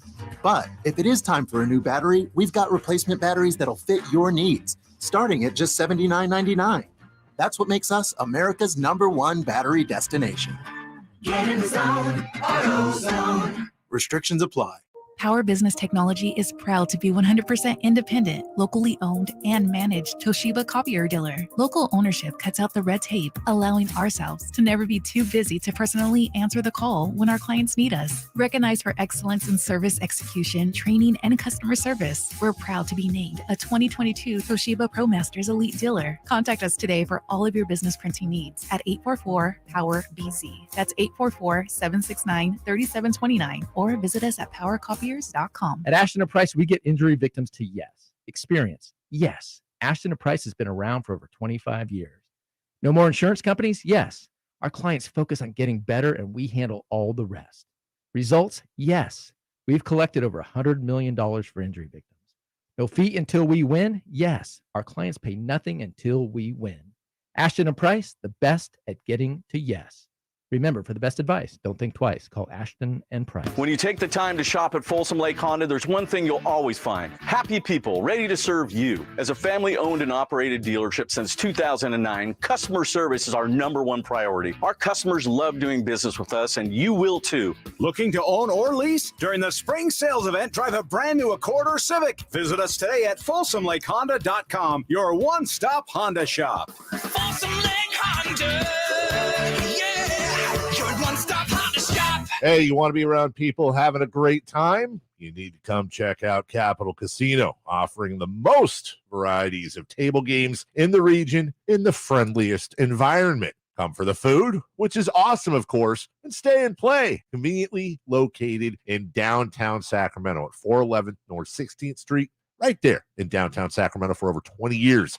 Cap Casino, best food, best games, and of course, the best action. And please gamble responsibly. 1-800-GAMBLER. KHTK AM HD1 Sacramento, KYMX HD2 Sacramento. From the Power Business Technology Toshiba Studios, your local sports leader in the 916. This is Sactown Sports. Sactown Sports. Headlines. Good morning with your Sactown Sports headlines. I'm Jay Mars. The Sacramento Kings hung tough all night with the defending champion Warriors in Game 5, but in the end, it was the Dubs who pulled out the victory, 123-116. So the Golden State Warriors have come to Sacramento for a third time in this playoff series, and for the first time, they are leaving Golden One Center with a win under their belt. No beam being lit tonight for Sacramento. De'Aaron Fox finished the game with 24.7 rebounds and 9 assists, but was held scoreless in the fourth quarter. And Malik Monk, despite not scoring in the first half, finished the game with 21 points, 5 rebounds, and 3 assists. The Kings head to San Francisco Friday evening, where they will be facing an elimination Game 6. In other playoff news, the Grizzlies extended their series with the Lakers with a 116-99 victory at home in Game 5. The Knicks are advancing to the semifinals as they took care of the Cavs in 5 games, finishing off yesterday 106-95 in Cleveland. And in the biggest surprise of the playoffs so far, the number 8 Miami Heat took out the Bucks in overtime last night, 128-126. The Heat finish off the Bucks in 5 games and will meet the Knicks in the second round of the playoffs. For all your Kings and playoff coverage, make sure you visit SactownSports.com. Those are your headlines. Back to the Carmichael Dave Show with Jason Ross. The Carmichael Dave Show. He's on the microphone when he's not on the microphone. He's playing a song, and when he's not playing a song, he's on the microphone. And then boom, with Jason Ross. No, he didn't. Yes, he did. Call or text at 916-339-1140. It's the Carmichael Dave Show with Jason Ross on Sactown Sports.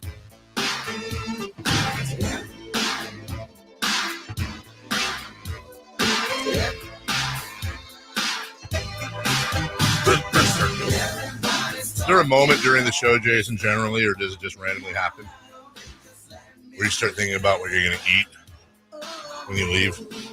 Or do you have that planned out? No, I'm not a planner like that. Me I know neither. you don't you plan your meals? Like Like during the week, you mean? Yeah, like your evening, like yeah. But I might know ahead of time, like if we had a meal that there was enough, like I'm having leftovers tonight. Like, But do you have? No, I'm talking about when you get home today, like from this. do I think about it during the sometimes? Aren't you but like? I'm always famished because I can't really eat during the show. I don't normally get something before the show, but I got a hot apple cider. Needed something. Saw that. That's not food. And, no, I know, but then I got a plain croissant. Oh, okay. So I felt like, I mean, I'm not, but I normally don't eat before the show or during. You have a little snacks sometimes. I have these little Nutri-Grain bars, Yeah. but I always bring 2 and maybe I eat 1. I just can't do it. Mm.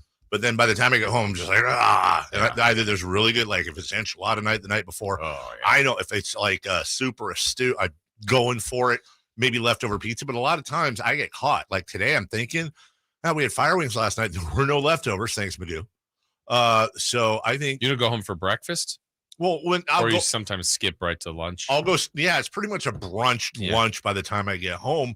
I'm going home, and you know what my backup is? This is so sad. I have cracked pepper Triscuits. I have cheese.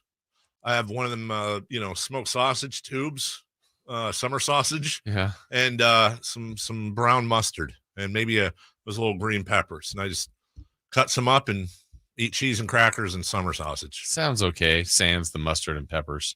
You just eat them plain with the cheese and the sausage. You don't need I need some sort of a vinegar ish, kick going on. All right. 1-800-920-1140. How do you feel about summer sausage and mustard? What is your go-to emergency meal when you get back? Are we not talking about the Kings for a couple minutes? Yeah, because we've been doing it all day. We'll continue to do it in this final hour. We've got a Game 7.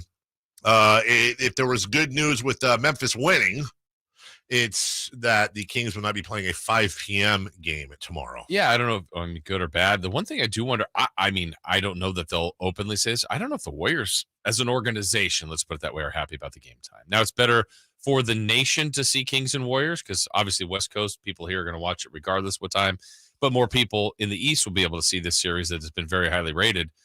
But a 5 o'clock game time on a Friday in San Francisco, if you are a Kings fan and you are going, you better go very early. Is ESPN making a mistake here? Because I'm looking at Friday. They've got Kings Warriors at 5. That's when the game. Oh, that's where? I'm sorry, I'm screwed up. I thought if the Lakers. No, you're right. I had it completely backwards. This is more of the primetime spot. Yeah. So because more of the nation could see it. But yeah, think about that. It's San Francisco on a Friday at 5.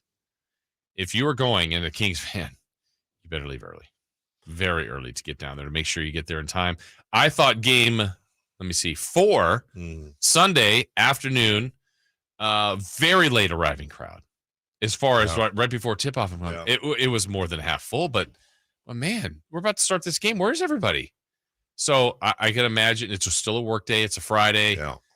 I don't know that they love the 5 o'clock start. Let's just be honest. If you're going to the game from here tomorrow, you should probably leave after work tonight and get a hotel. Take tomorrow off. Be sick. Can I do that? I'll sign your form. I'll leave after the show. I'm saying to the fans though, maybe that's it. Maybe in the you get a hotel tonight or tomorrow. Spend the weekend or a day. Well, you might need to come back. You might need to come back. So I would say get it tonight, play it by ear, because let's just fill that bowl tomorrow night, and maybe that's how the Kings win Game 6. They reel off a 20-point lead because they had more fans there. Because it worked for them last. Yeah. Oh, God. Okay. All right. Hello, Tyler. Hey, how you doing? Good. How are you? I listen to you guys almost every morning. I appreciate that, Tyler. Thank you. Yeah, sir. On the YouTube chat, I know you guys kind of talked about this earlier, but Keegan was really rolling in the first quarter, and it was just weird he didn't touch the ball again. You know? Yeah, we did talk about that, and it's worth talking about again. Maybe the biggest thing I've struggled with, Jason, in analyzing this series is I want to say, well, this series is going 6. One of these games, our superstar had a broken finger, and they have shot like hot garbage from beyond the arc. But then the other side of me goes, yeah, but hold on a second. How much is that them, and how much of that is credit the Warriors and their scheme? And by the way, the Warriors aren't killing it from beyond the arc either. But I don't see last night. I don't see anything. I have to watch it again, dude. I didn't see anything out of pocket the Warriors did to take away Keegan's shot. It's just either he wasn't hunting it, they weren't looking for him, or it was a combination of both, Jay. We had someone call up off the air and mention the injury that he looked to sustain there in the second half. Yeah. As he couldn't shoot the ball, and that's the reason why he wasn't getting any looks.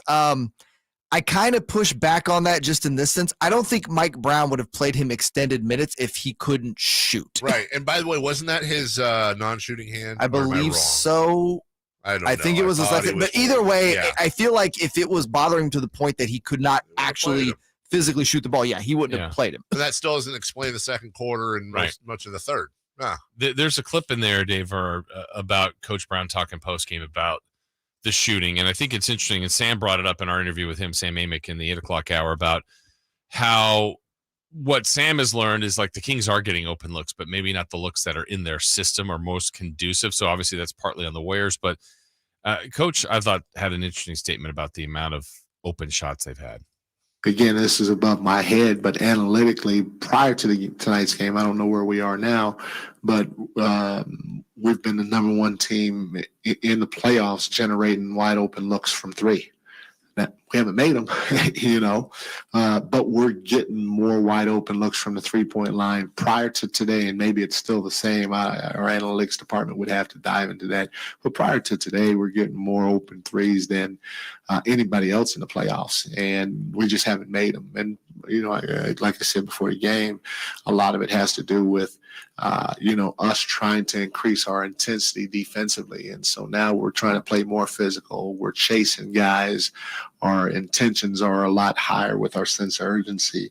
And so then there's a little bit more pressure to making a shot. And so at the end of the day, we have to keep shooting them, but they're not going in. But for sure, we're going to live with our guys shooting those things because we believe that we're going to have a game or two coming up here where we're going to make threes most of the game and not just one quarter or not just for a half. I mean, if you told me they would have the most open threes in the postseason for what's been a good shooting team, and it's, you can understand maybe a player being off, but that's Herter, that's Keegan, that's Monk, Fox, who's actually shot it above maybe his norm in the postseason, Terrence Davis, the limited run he's had, Sabonis, anybody, Barnes that could shoot threes, they're all sub their normal numbers, with the exception of maybe Fox. It's our job to analyze. It's not our jobs to be fans and be nice. It's our jobs to analyze. During the regular season, the Sacramento Kings were 9th in the NBA in three-point percentage at 36.9%. In the playoffs, the Sacramento Kings are 30.1%. That's a big difference. That is second to last. Yeah. Only the New York Knicks, who just won their series. Right. Only the New York Knicks, who also, by the way, take 8 less three-point shots per game. Only the Knicks are worse than the Sacramento Kings. So they've dropped 9 points. Well, what did I say? 9 points. They've dropped, 7 points. They're second to last. And this is a team that has the best offense in the NBA. Now, when you combine those statistics with the statistic Mike Brown offered, which is they have generated the most open looks. Yeah. Now, correct me if you'll obviously push back on me, Jason. But in my mind, I follow the logic there, and I go, okay, if they were 8th in the NBA during the regular season, they've dropped to the second worst in the playoffs, and they've dropped 6-7 points, and their numbers show that they're getting the most looks. How do you talk yourself out of, when this postmortem is happening on this series and they lose, that the lights were too big for them? Not all of them. Right. But they're shooters. Yeah, you have to try to rationalize it and explain it, and I don't have a better answer than that. It doesn't look like it. That doesn't appear to be what we're looking at, but what is the answer besides make or miss league? I don't know what else it could be. I don't either. The whole team just coincidentally got ice cold. Yeah. I mean, and all the open looks aren't for, pardon Alex Len, but for Alex Len. Right, it's for Herter. It's for Murray. Yes. It's for Monk. It's for Mitchell. I don't have a great answer for that. I hate that narrative. Yeah. As a Kings fan. Because I don't think they've played that way. I don't think they've looked like that. I think I had that thought for a while in this series about Keegan Murray. But then as the series kind of went along and he had the great game forward, the way he started yesterday, I'm like, no. I mean, I think he's kind of finding his way. Mm-hmm. Fox certainly has looked the part. I think they've done everything they can to slow down Sabonis, which has been smart. But maybe it's that subtlety of where the open shots were in the regular season versus what. But then I'm thinking, wait, if you can make a corner three, you can make it 3 feet from the left. Or, hey, normally I get it from the top of the key, but I'm off my spot. Okay. You're an NBA sharpshooter. You can shoot from anywhere, anytime, any, contested or uncontested. Yeah. So I don't have an answer for you. And on one hand, I listen, I think it's important. The tough part about analysis like that is there's no proving it. Mm-hmm. I can't sit here and prove that there are players overall on the Kings, not everyone, but and when you look at the overall numbers, I can't sit there and prove that they had sphincter tightening going into this playoff series. But that's the most logical thing to point to. And by the way, 1-800-920-1140, 916-339-1140. Give me another. I'm serious. I'm not. I want to be convinced. And if you want to look at that and go, oh, man, come on. It's also how you have to be honest about Game 7 and 0-2. Everyone talks about Game 6. The Game 7 and 0-2, they were 2 of 20 from beyond the arc, and they were 16 of 30 from the free throw line in an overtime game. Right. By definition, that is a choke. It's a choke. Right. And in this series, I think before he finally hit one, I think Herter specifically was 0 for 11 on what would be deemed open threes. In the regular season, Dave, I think he was 44% on those. So higher than his norm, but he shoots 44%. Here he was 0 at one point. I think he's made a couple since, but I don't have a great answer. I mean, they're human beings. That's the thing. It is unfortunate, but if you want to get optimism, is it game 6? Is it game 6? Is this where they break out? They've got the opportunities. And oh, by the way, even if they do lose the series, lights probably aren't going to be too big for them next year. Yeah. I mean, honestly, the way it started yesterday, I go, this is the game. Here they go. 6 of their first 8, 8 of 12 after one. They're going to have maybe a 20 made 3 day, and this is going to be fun. And instead, they were brutal after that. Got a lot of phone calls from you. We'll get to those next. If you want to get in, if you've been waiting for your time to talk, 1-800-920-1140. 1-800-920-1140. We're still going to hear from Giannis Antetokounmpo from last night, what to watch coming up. And oh, by the way, crosstalk with Kyle and with Whitey, Chris and Whitey coming up at about 9:43. Don't go away. This is a quick break, 90 seconds. We're right back. It's Cattles and Rami. Basketball is stupid. Injuries in the NBA postseason have truly, truly stunk out loud. I don't like sports. This is just outrageous. Ja Morant, Giannis, Embiid, and now De'Aaron Fox. Was it just a matter of time before this bug got you? I know it's not like technically contagious, but it sure seems like injuries have been contagious in the NBA this year, and the Kings have been living in a bubble. Cattles and Rami, weekday afternoons from 2 to 6 on Sactown Sports. Selling your home can be stressful. Scott Marsh here to tell you about Bridgehaven Homes. They are a local home buying company that offers homeowners an easier way to sell their home. Bridgehaven Homes gives you an all-cash offer for your home, no matter what the condition, within 24 hours. You pick the date you wish to close and sell on your terms. No repairs, no showings, and no realtor commissions.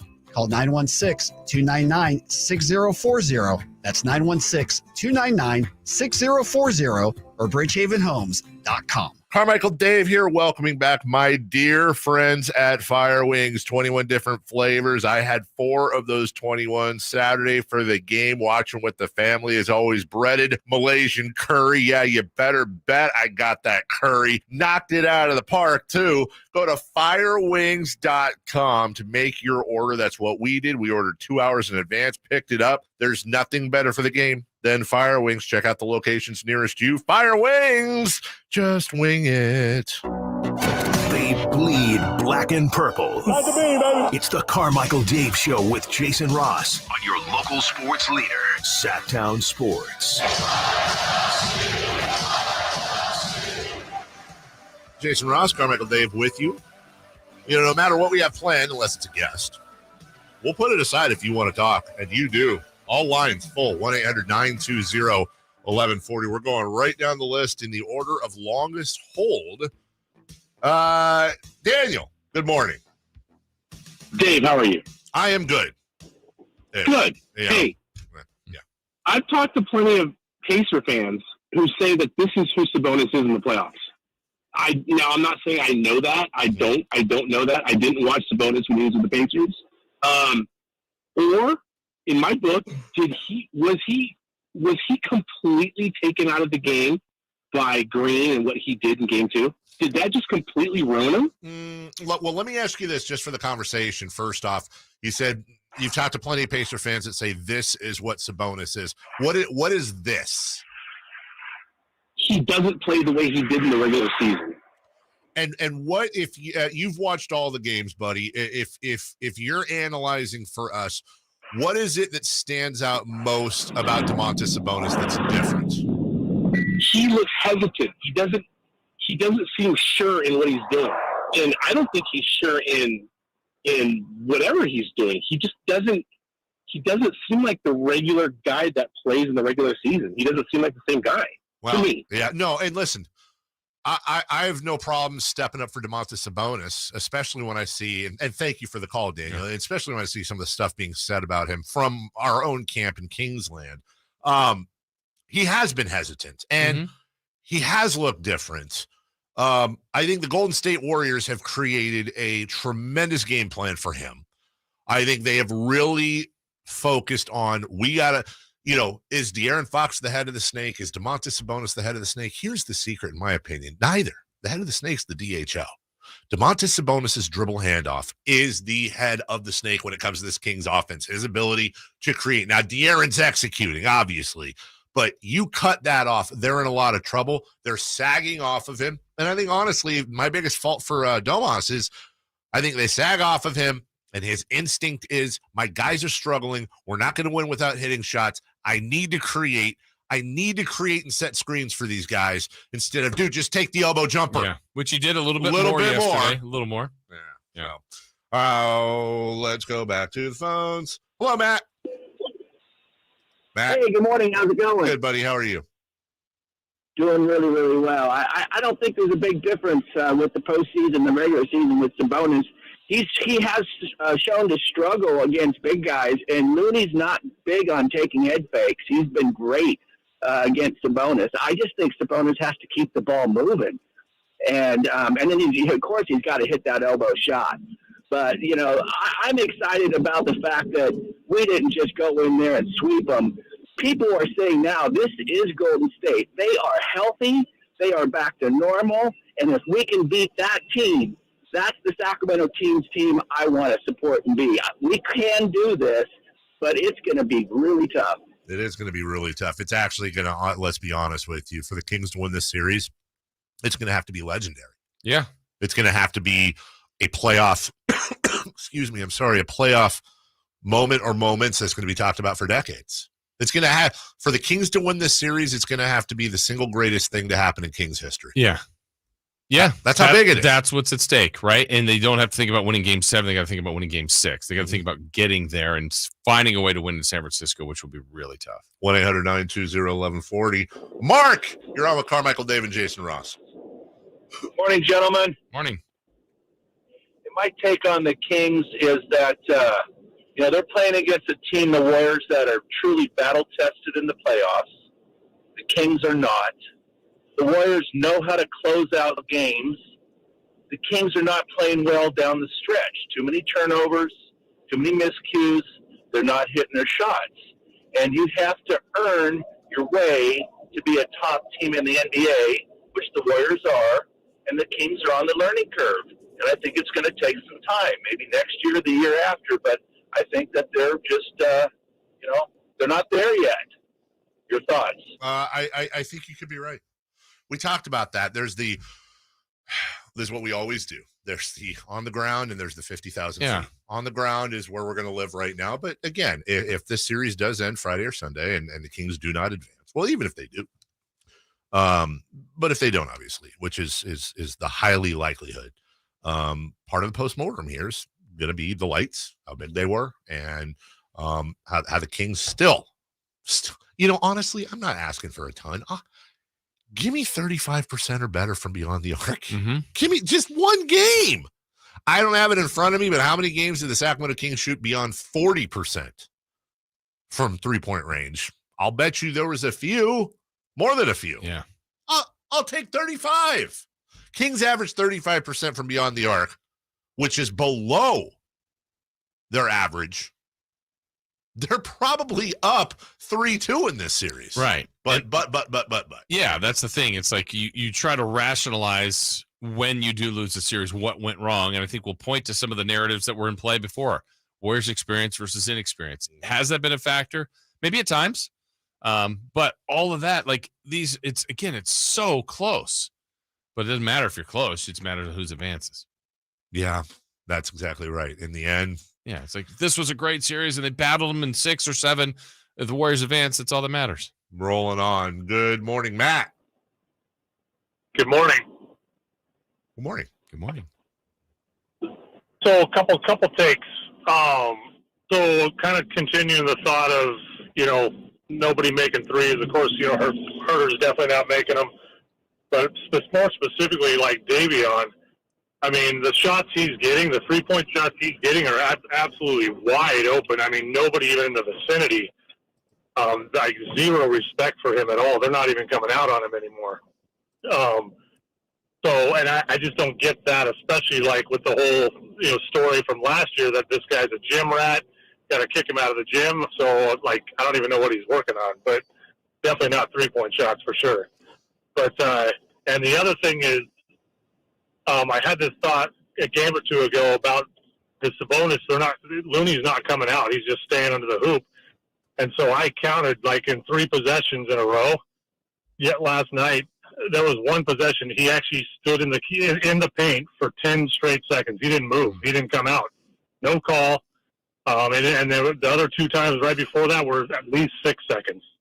So I'm not sure why nobody's brought that to the ref's attention, but that's a pretty blatant, you know. No, I've heard a lot. I got to go back and watch that. I have a hard time believing the refs are just going to let him camp for 19 seconds, but a lot of times because of the way the camera works, you're not going to see his heel coming out. You know, you're not going to see the nuances of him spending time in the key, and just all you got to do is nick and you're in. Honestly, I'll go back and look. You know, you and I, we haven't had time to watch tape on Game 5. I'll look specifically for that. I'm sure there have been times. Yeah, and I'm sure the Kings have told the league about it if they feel like it's an issue. And by the way, I mean, it's like last night with the lane violation. It's like it happens a lot. They chose to call it there. It was lane violations happen 5 times a game. Letter of the law, it's 100% a lane violation, a good call, but it's also one of those like, man, you're doing this now. Yeah. You know what's better than seeing less? Seeing more. We got Seymour on the line. We also have Garrett and Ron. Guys, we're going to take a quick break. Again, we're here for you. If you want to talk, we'll take a quick break. If you hold the line, I promise we'll get to you 3 right after this. Sactown Sports is Sacramento's new home for the San Francisco 49ers. It feels awesome. We deserve this. Let's go, Niners! Purdy going to throw, and it is Kittle in the back of the end zone. Samuel. Devo 10. Devo. Touchdown! And McCaffrey. Touchdown! CMC! They all live here on Sactown Sports. Your official home for 49ers football. Hey, it's Carmichael Dave. Spring officially here. And with the long, cold, and rainy winter behind us, I'm sure you're counting the days until summer. But don't wait until it's hot to make sure your air conditioner is working efficiently and, most importantly, safely. Get ahead of the problem with a $49 AC tune-up from American Energy Heat and Air. There's nothing worse than your air conditioner going out when it's hot outside. Get a tune-up today and make sure you and your family are comfortable and cool in your home for the hot summer months that are right around the corner. Give them a call, 916-520-9990, or schedule your appointment online at AmericanEnergyAir.com. Better Business Bureau, A+ rating. Serving the greater Sacramento area since 1981. Easy, convenient payment options, same as cash, low monthly payments through financing partners. What do you need? 916-520-9990 or AmericanEnergyAir.com. Call 916-520-9990 now. I studied Spanish in college and never got fluent. But then I tried Babbel. Want the most effective way to learn another language? In just 15 minutes a day, Babbel's bite-sized lessons will have you learning another language in as little as 3 weeks. Babbel gets you speaking quickly about things you actually talk about in the real world. University studies have shown that using Babbel for 15 hours is equivalent to a semester of college Spanish. If you want to learn a new language, there's no better way than Babbel. Go to Babbel.com to try Babbel for free. That's Babbel.com. Whether you own a local business or a global one, you're always looking for ways to position your operation to create opportunities and move on them faster. With Bank of America, you get access to experts, award-winning insights, and business solutions so powerful, you'll make every move matter, locally and globally. Visit bankofamerica.com/banking for business to learn more. What would you like the power to do? Copyright 2023 Bank of America, N.A. In business, everything your employees do impacts your brand, including what they wear. Cintas has high-performance workplace apparel for almost every job imaginable. From work shirts and pants, to polos and khakis, to Oxfords or T-shirts, these clothes move, breathe, and look great. Your team gets the styles they like, you convey the image you want. And Cintas service includes weekly laundry and delivery. To learn more, visit Cintas.com. Oh, I'm ready! And get ready for the workday. Jiffy Lube's Country in the Park, Northern California's biggest country music festival of the year, is back May 5th and 6th at Cal Expo, starring Lady A, Chris Young, Brett Eldridge, and so many more. Plus, a Boots Boot and Line Dance Saloon, interactive lounges, and Sacramento's best food trucks. Weekend passes start at just $80. Tickets are on sale now at SactownSports.com. Country in the Park, brought to you by Cache Creek Casino Resort, Hanley's Western Wear, and Quick Pack Car Wash. Make your way to the ballpark on Sunday, April 30th to watch your A's go head-to-head with the Cincinnati Reds. Get there early to grab your very own Tony Kemp poster, presented by Kaiser Permanente. This one-of-a-kind poster giveaway features TK and his iconic catch. Diving play to his right. Unbelievable catch by Tony Kemp. Spectacular. Tickets start at just $10 and are available at athletics.com/tickets. That's athletics.com/tickets. Sactown Sports Headlines. Good morning with your Sactown Sports headlines. I'm Jay Mars. The Sacramento Kings hung tough all night with the defending champion Warriors in Game 5, but in the end, it was the Dubs who pulled out the victory, 123-116. So the Golden State Warriors have come to Sacramento for a third time in this playoff series, and for the first time, they are leaving Golden One Center with a win under their belt. No beam being lit tonight for Sacramento. De'Aaron Fox finished the game with 24.7 rebounds and 9 assists, but was held scoreless in the fourth quarter. And Malik Monk, despite not scoring in the first half, finished the game with 21 points, 5 rebounds, and 3 assists. The Kings head to San Francisco Friday evening, where they will be facing an elimination Game 6. In other playoff news, the Grizzlies extended their series with the Lakers with a 116-99 victory at home in Game 5. The Knicks are advancing to the semifinals as they took care of the Cavs in 5 games, finishing off yesterday 106-95 in Cleveland. And in the biggest surprise of the playoffs so far, the number 8 Miami Heat took out the Bucks in overtime last night, 128-126. The Heat finish off the Bucks in 5 games and will meet the Knicks in the second round of the playoffs. For all your Kings and playoff coverage, make sure you visit SactownSports.com. Those are your headlines. Back to the Carmichael Dave Show with Jason Ross. The Carmichael Dave Show with Jason Ross. Call or text at 916-339-1140. On Sactown Sports.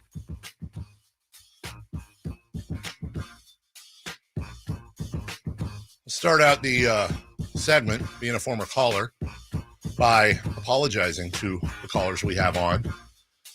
But also, they can say you're welcome or thank you as well, because I said, unless we got a guest and popping in, and we appreciate it that's day more after. than just a guess. Yeah. The man, the myth, the legend, on the call for your Sacramento Kings, both local and national. Mark Jones joining us. Good morning, Mark. Hey, guys. Just got off the Versa Climber. Listening to you guys doing a great job on the radio, man, and breaking it down. Trying to get over this hangover this morning, right? That's strange, because I just, during the break, just set a personal record for bench press as well. So it's hey, you PR'd. At least one of us did, Dave. Because my, as I said yesterday, my allergies are up 28-3 at halftime. Oh, right. Oh boy. Yeah. First question for you. I'll make it an easy one. If you're a former champion, superstar, arguably best player in the league, and you were beaten in the first round, was the season a failure? Oh boy, you know what? I understand where Giannis is coming from, too. and yes. it is a ridiculous question of sorts when you ask it that way. It's just, of course, failure in the absolute definition of the word. Yeah, but then everything in life is a failure unless you're at the top every single time. So I think that's an unfair definition to break it down that way. I get what Giannis was saying, and I think there's a better way to ask that question. Yeah, Mark, Dave and I have been trying to figure out our best answer. You've watched this team play all year. You've watched every team basically play. We know, with the exception of it being a make or miss league, but the amount of open shots, open threes that this good shooting team, being the Sacramento Kings, have missed. What would be your best answer as to why? Wow.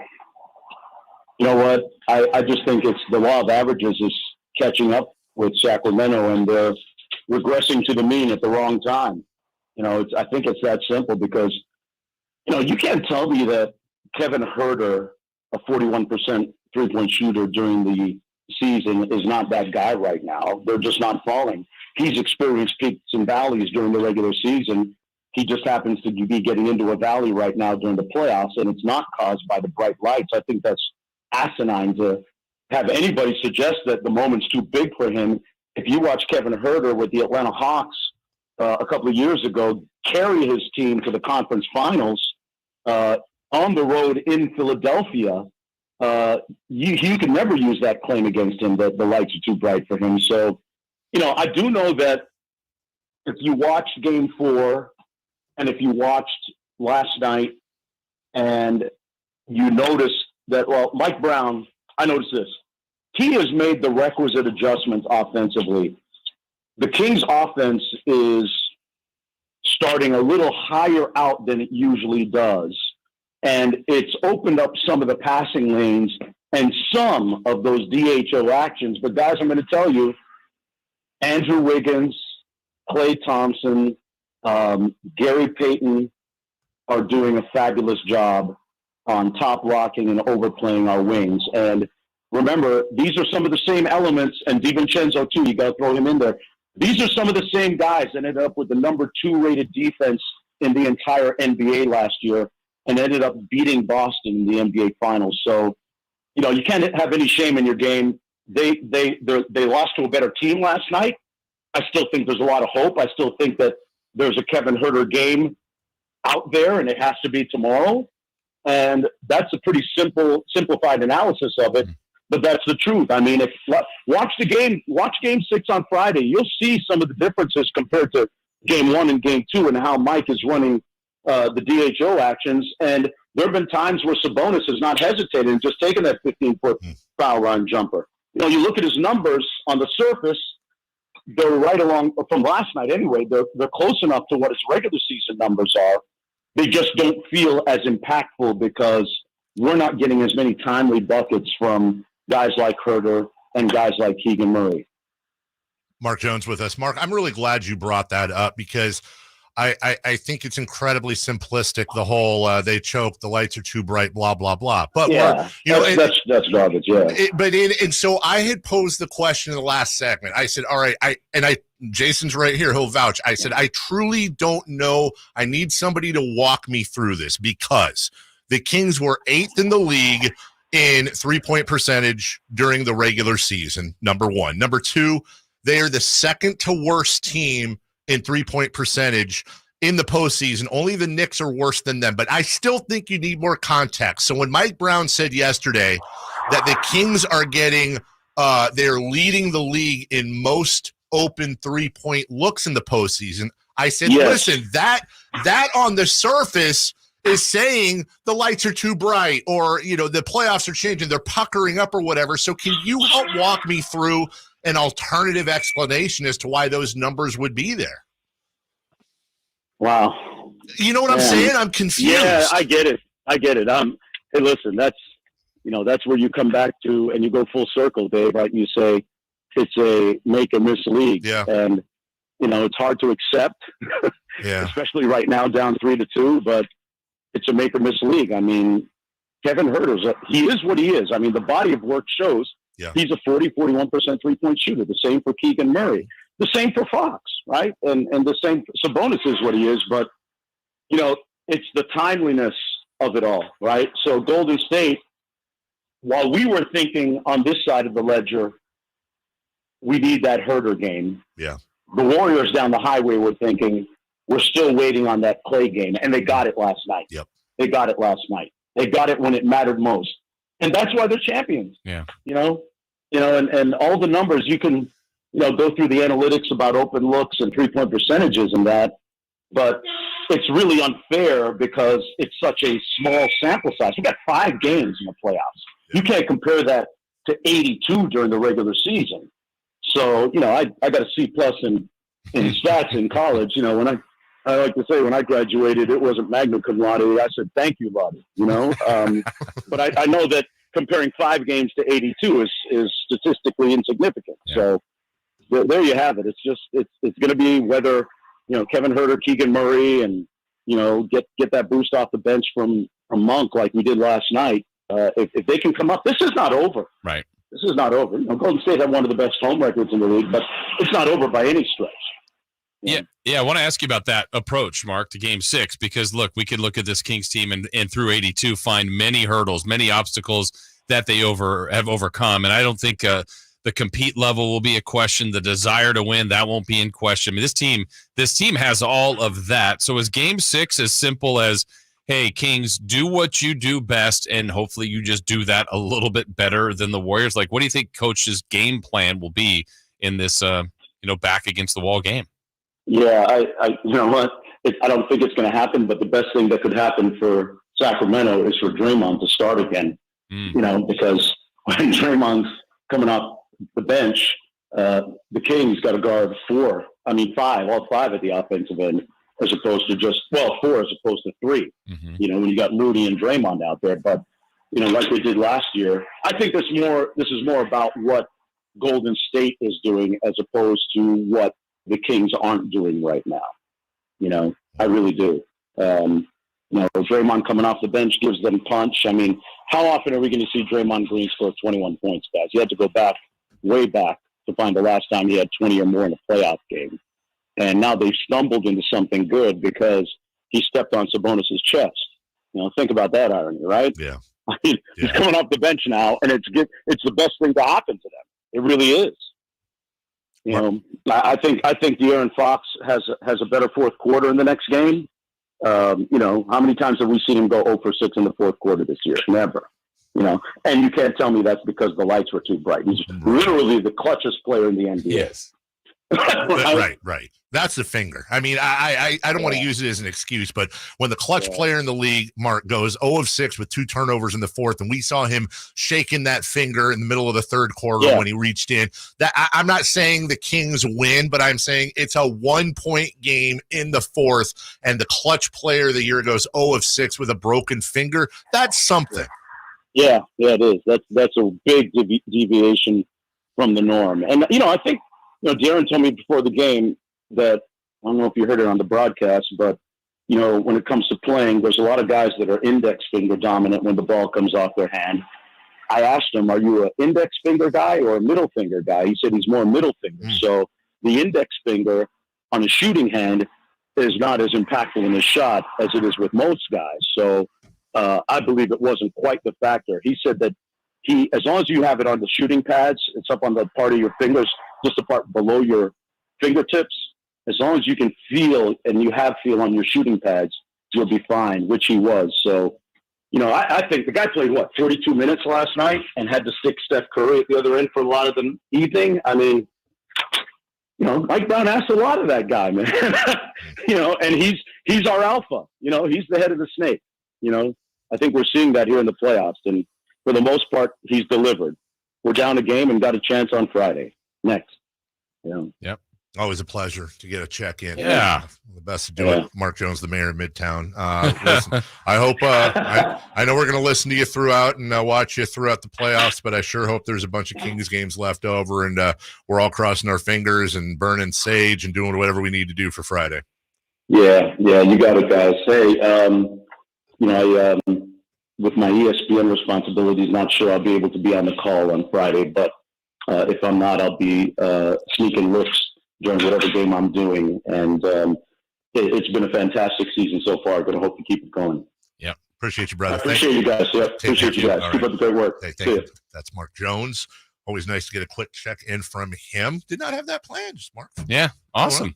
Doing his thing. That's fantastic. Just checking in. Want to remind you, by the way, this Country in the Park thing is fantastic. You can go to Sactownsports.com and figure this out and go there and grab your tickets and all that. And by the way, you can enjoy Friday pit passes to Kansas City's Jiffy Lube Country in the Park. And this is May 5th. All right. Cal Expo grandstands. And your pit pass includes admission to Country in the Park, access to come and go as you please from the exclusive Coors Light Frost Row pit, located immediately in front of the stage. And you get live performances from Lady A, Brett Eldridge, Joe Nichols, and more. For more information, it's so simple. Just go to SactownSports.com. We will take a break. When we come back, we got ourselves a crosstalk.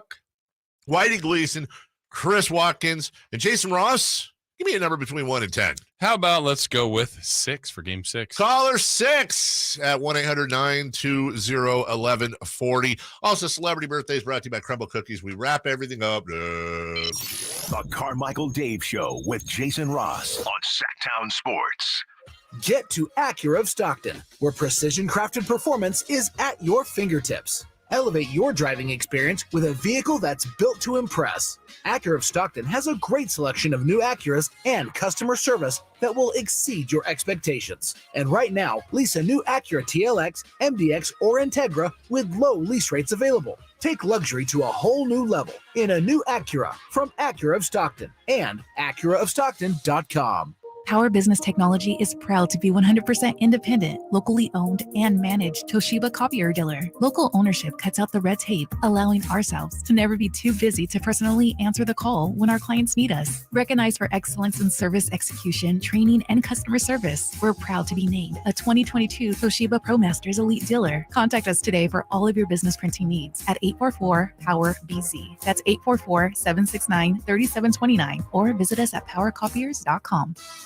I'm Ken Korak with your Green and Gold Report, brought to you by Xfinity 10G, the next generation network.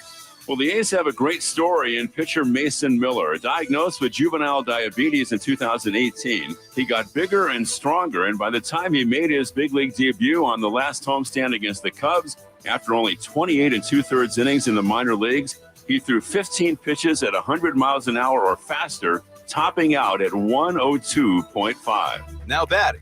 Xfinity Internet. It's made to do anything, so you can do anything. Supercharge your home with incredibly fast and powerful supersonic Wi-Fi.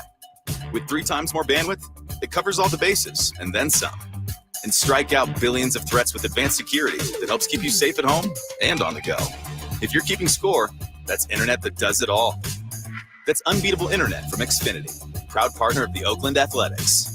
Restrictions apply. Not available in all areas. At aimyourdigital.com, we'll help you target the right audience, build your leads, and crush your quota. Take your business to the next level. Our digital marketing strategies help grow awareness of your product or service, all while building trust in your business. Our approach involves leveraging multiple tools and strategies to deliver exceptional results that are customized to your unique business needs. Don't wait to run out of sales leads. Keep your business growing. Get started with aimyourdigital.com today. Progressive presents Precious Moments. Nothing beats driving cross-country in our RV. This is so much fun, Dad. I don't even need to look at my phone. It's not the destination, it's the journey. Jinx! The exchange you just heard didn't actually happen, but it could. Bundle your home and other vehicles with Progressive, and you could use the savings to make sure that RV is always ready to hit the road. Who knows, your teenager might actually put down her phone for 5 minutes. It could happen. Progressive Casualty Insurance Company, affiliates, and other insurers. When you're an innovative business, every blinking cursor, every blank page is an opportunity. What will you do with it? Will you make something better or create something new? Our Dell Technologies advisors provide you with tools and expertise to do incredible things. Because we believe there's an innovator in all of us. For advice on smart PCs powered by Intel vPro that's built for business, call a Dell Technologies advisor at 877-ASK-DELL. Birthdays are meant to be spent with family and friends, and nothing brings family and friends together better than freshly baked and home-delivered crumble cookies. It's time for the news of the day. The latest headlines, the biggest stories, hard-hitting analysis. Yeah, this is none of those things. And now, here's Carmichael Dave and Jason Ross. Yeah. Cross sock time. Whitey Gleason. Yeah. Chris Watkins. It's like kind of scary dark in here. Yeah, well, yeah. Is it? You looked at us. There's a reason, pal. It's because we like the dark and we're vampires. No, it's a loser Thursday, if you will. Not referring to you guys, referring to. What are you referring to? The Sacramento Kings, they lost. Oh, It's okay. a losing Thursday. I should have said losing, not loser, I guess. We got a lot to get to. We have celebrity birthdays. That is brought to you by Crumble Cookies. Crumble Cookies. Crumble cookies. Oh, that's all. That was just a little. That was a. Eat a crumble, they're so good. We your taste buds wish you would. That's fantastic, and high notes there as well. I couldn't remember the damn thing. Have you ever heard the term when referring to like late 80s, early 90s, certain types of rock? Have you ever heard the term butt rock? No. See? So you I made that up. No, I had. You didn't see the text line. All kinds of people were like, yo, dude, butt rock was a real thing. Where it's just like I'm not buying it. It's rock, but it's just butt. You know, it just was lame. That's the term. Butt It's rock, but it's butt. Wow, and the fact that you have a music background, a very strong rock music background, as I just proved moments ago. Yeah. So, you know, all right. Well, as the Houston Texans tweeted out today, failure is not an option; it's a necessity. So. Way to go, Texans. Way to go. All right, That's not right. No, it's not right at all. Where should we go here? Should we go right into it, or do we have something to talk about? Can I just? I think I have the answer. Pardon me. At least partial answer to one of the questions you threw out today. Okay. Yeah. Ready. You guys Which were talking with the great Sam Amick and talked about Keegan Murray. He scores, 4 for 5 in the first quarter, and then he doesn't shoot again till late in the game. That's because he was guarded by Jordan Poole in the first quarter. Oh. Yeah. Jordan Poole could not guard a bank if you gave him a gun and a whistle. Ooh. So when you're which would he use first? The gun or the whistle? The whistle. Yeah, definitely. Yeah. Well, it's situational, right? He does like to shoot, though. Yeah. Yeah, that's with the gun. I mean, at some point, though, that's got to open something else up, right? Like, okay, coach. No, I'm just saying, 10 points in the first, and you don't shoot for another 3 quarters. Yeah, shoot the ball, man. Shoot the ball the right way. Shoot the rock. If the Kings were to lose this series, gentlemen, you have to pick one to advance in the next round. If it was Lakers and Warriors, who would you want to advance? Warriors. Is there a reason? Yeah, I mean, it still sucks to watch the Lakers succeed, even though I think that they're a really talented team, and I think that I've been pretty positive about the Lakers this season, which has hurt, but they're still those guys. Also, they're stupid. There's your number. Interesting. Is there any part of you though that's like, well, the team that beat us, it makes us look better by them advancing? Yes. Right here. Those kind of forearm. Is that part? Left forearm. Oh, yeah. Forearm. Okay. Yeah. Celebrity birthdays brought to you by. We have to recap 3 in the Key. Oh, I apologize. Yes. That's right. We do. We have some winners, Do we losers. do we have some theme music? I don't know. No, I'm I don't waiting, know installing. either. Oh, there it is. There it is. All right. Okay. We asked everybody, and Whitey can play after the fact. Let's see how he does. Yeah. Because we asked these questions yesterday. Let's see how much you remember the game yesterday. I'll do my best. We asked for De'Aaron Fox's stat line. What do you think, Whitey? Points, rebounds, assists. Yeah, I'll pass. Okay, you'll pass. See how you guys do. The correct answer was 24 points, 7 rebounds, and 9 assists. I don't know, Dave. You were 24, 4, and 6. Pretty close. Almost dead on. I said 26, 1, and 6. That's only terrible. 1 rebound. Kyle said 33, 3, and 5. Chris, you were 36 and 6. Not bad. Feels And like Jay it's said 19, 4, and 10. So Kyle got relegated. That's why he's not here today. Yes, exactly. Honest, you can't get these questions wrong. All right, Kyle. We asked 3-pointers made by the Warriors and the Kings. Dave, you said 16 and 19. I said 14 and 13. Kyle said 15, 15. Chris, you said 16, 16. Yikes. And Jay said 17, 15. The correct answer was 11 and 10. Yeah. And then we asked to call your shot. Dave, you gave us 2. The first one was Herter would score 20 or more. But then you said, there will be 2 refs you suck chance. And I think there was exactly 2. 1.5. 1.5. I will admit, I heard the second on TV. It was enough to hear it on TV. faint. Count it. You were very counted. No. Me and Jay Moss were keeping very close tabs on it. We It both was- agreed that the second one was not loud. Fans were out of sync. Wow. It was not good. I think if you can hear it at home where I was, Sorry. that it's I had the full scope. Can't give a point there. Wow. Do better, Kings fans. Commissioner. Guess I've been overruled. I said Mike Brown would call a timeout, one of those classic Mike Brown timeouts within 90 seconds of one of the quarters. That didn't happen. No. Kyle said Kessler Edwards would hit a 3. That didn't happen. Jay, you said Domas would score 35 or more points. It got close. He had 21. But Chris Watkins said the Kings would be up by 10 points in the first quarter. Look at Chris Watkins. Yeah, There we go. Okay. So there you go. All right. We did it. Hi, Diddly D. Slow diddly do. Yeah. Happy birthday today, guys. Oh, wait. No, you didn't finish. Hi, diddly. Hi, diddly D. How do you say good morning to your diddly D? Oh. No? Wow. Okay. Wow. I think it just kind of says Everyone hi hates, to you. everyone hates Johnny Carson in this room. Okay. That was wild. I think Johnny's in here. Also, R.I.P. Jerry Springer. man. Yeah, thoughts. Yeah, he died. Jerry. Well broken down, Jay. Back to you. Happy birthday today on this. What is today? April what? The 26th? 27th. Lizzo. Hey. Lizzo. She thought she saw aliens, but it was just the beam. Have you seen that video? Yeah, on our Instagram. Yeah. Anyone else want to go first? I'll say I'll give her a 31. Okay. Could be younger. Could be 29. We'll go 28. And I'll go 30. So we're all in a row. Sounds like a good guess. 35. Wow. Really? For Liz. Wow. Wow. Liz, oh my goodness. Corey Seager. Siegs. He's a competitor. He is. He's an injured. Yeah. Oh my God. But how old is he? 29. I was going to say 28. 28. I'll say one of you two is right, but I'll go 27. I'll say 30. Okay. We do have a correct answer. 29. That's right. Living in the future. Happy birthday to, oh my gosh, he's from AC/DC, right? Ace Frehley? No, Kiss. Excuse me, Yes. Kiss. Ace Frehley. Come on, Jason. Yeah. Ace That's Frehley not butt rock. is, by the way, more people supporting the butt rock. He is a 66. 74. 75. I'll just say 80. I don't know. 72 Oh, for Ace Frehley. Happy birthday. Happy birthday to Sheena Easton. Oh. Baby takes the money train. I don't remember what comes next. That's good harmony. Sheena Easton is 73.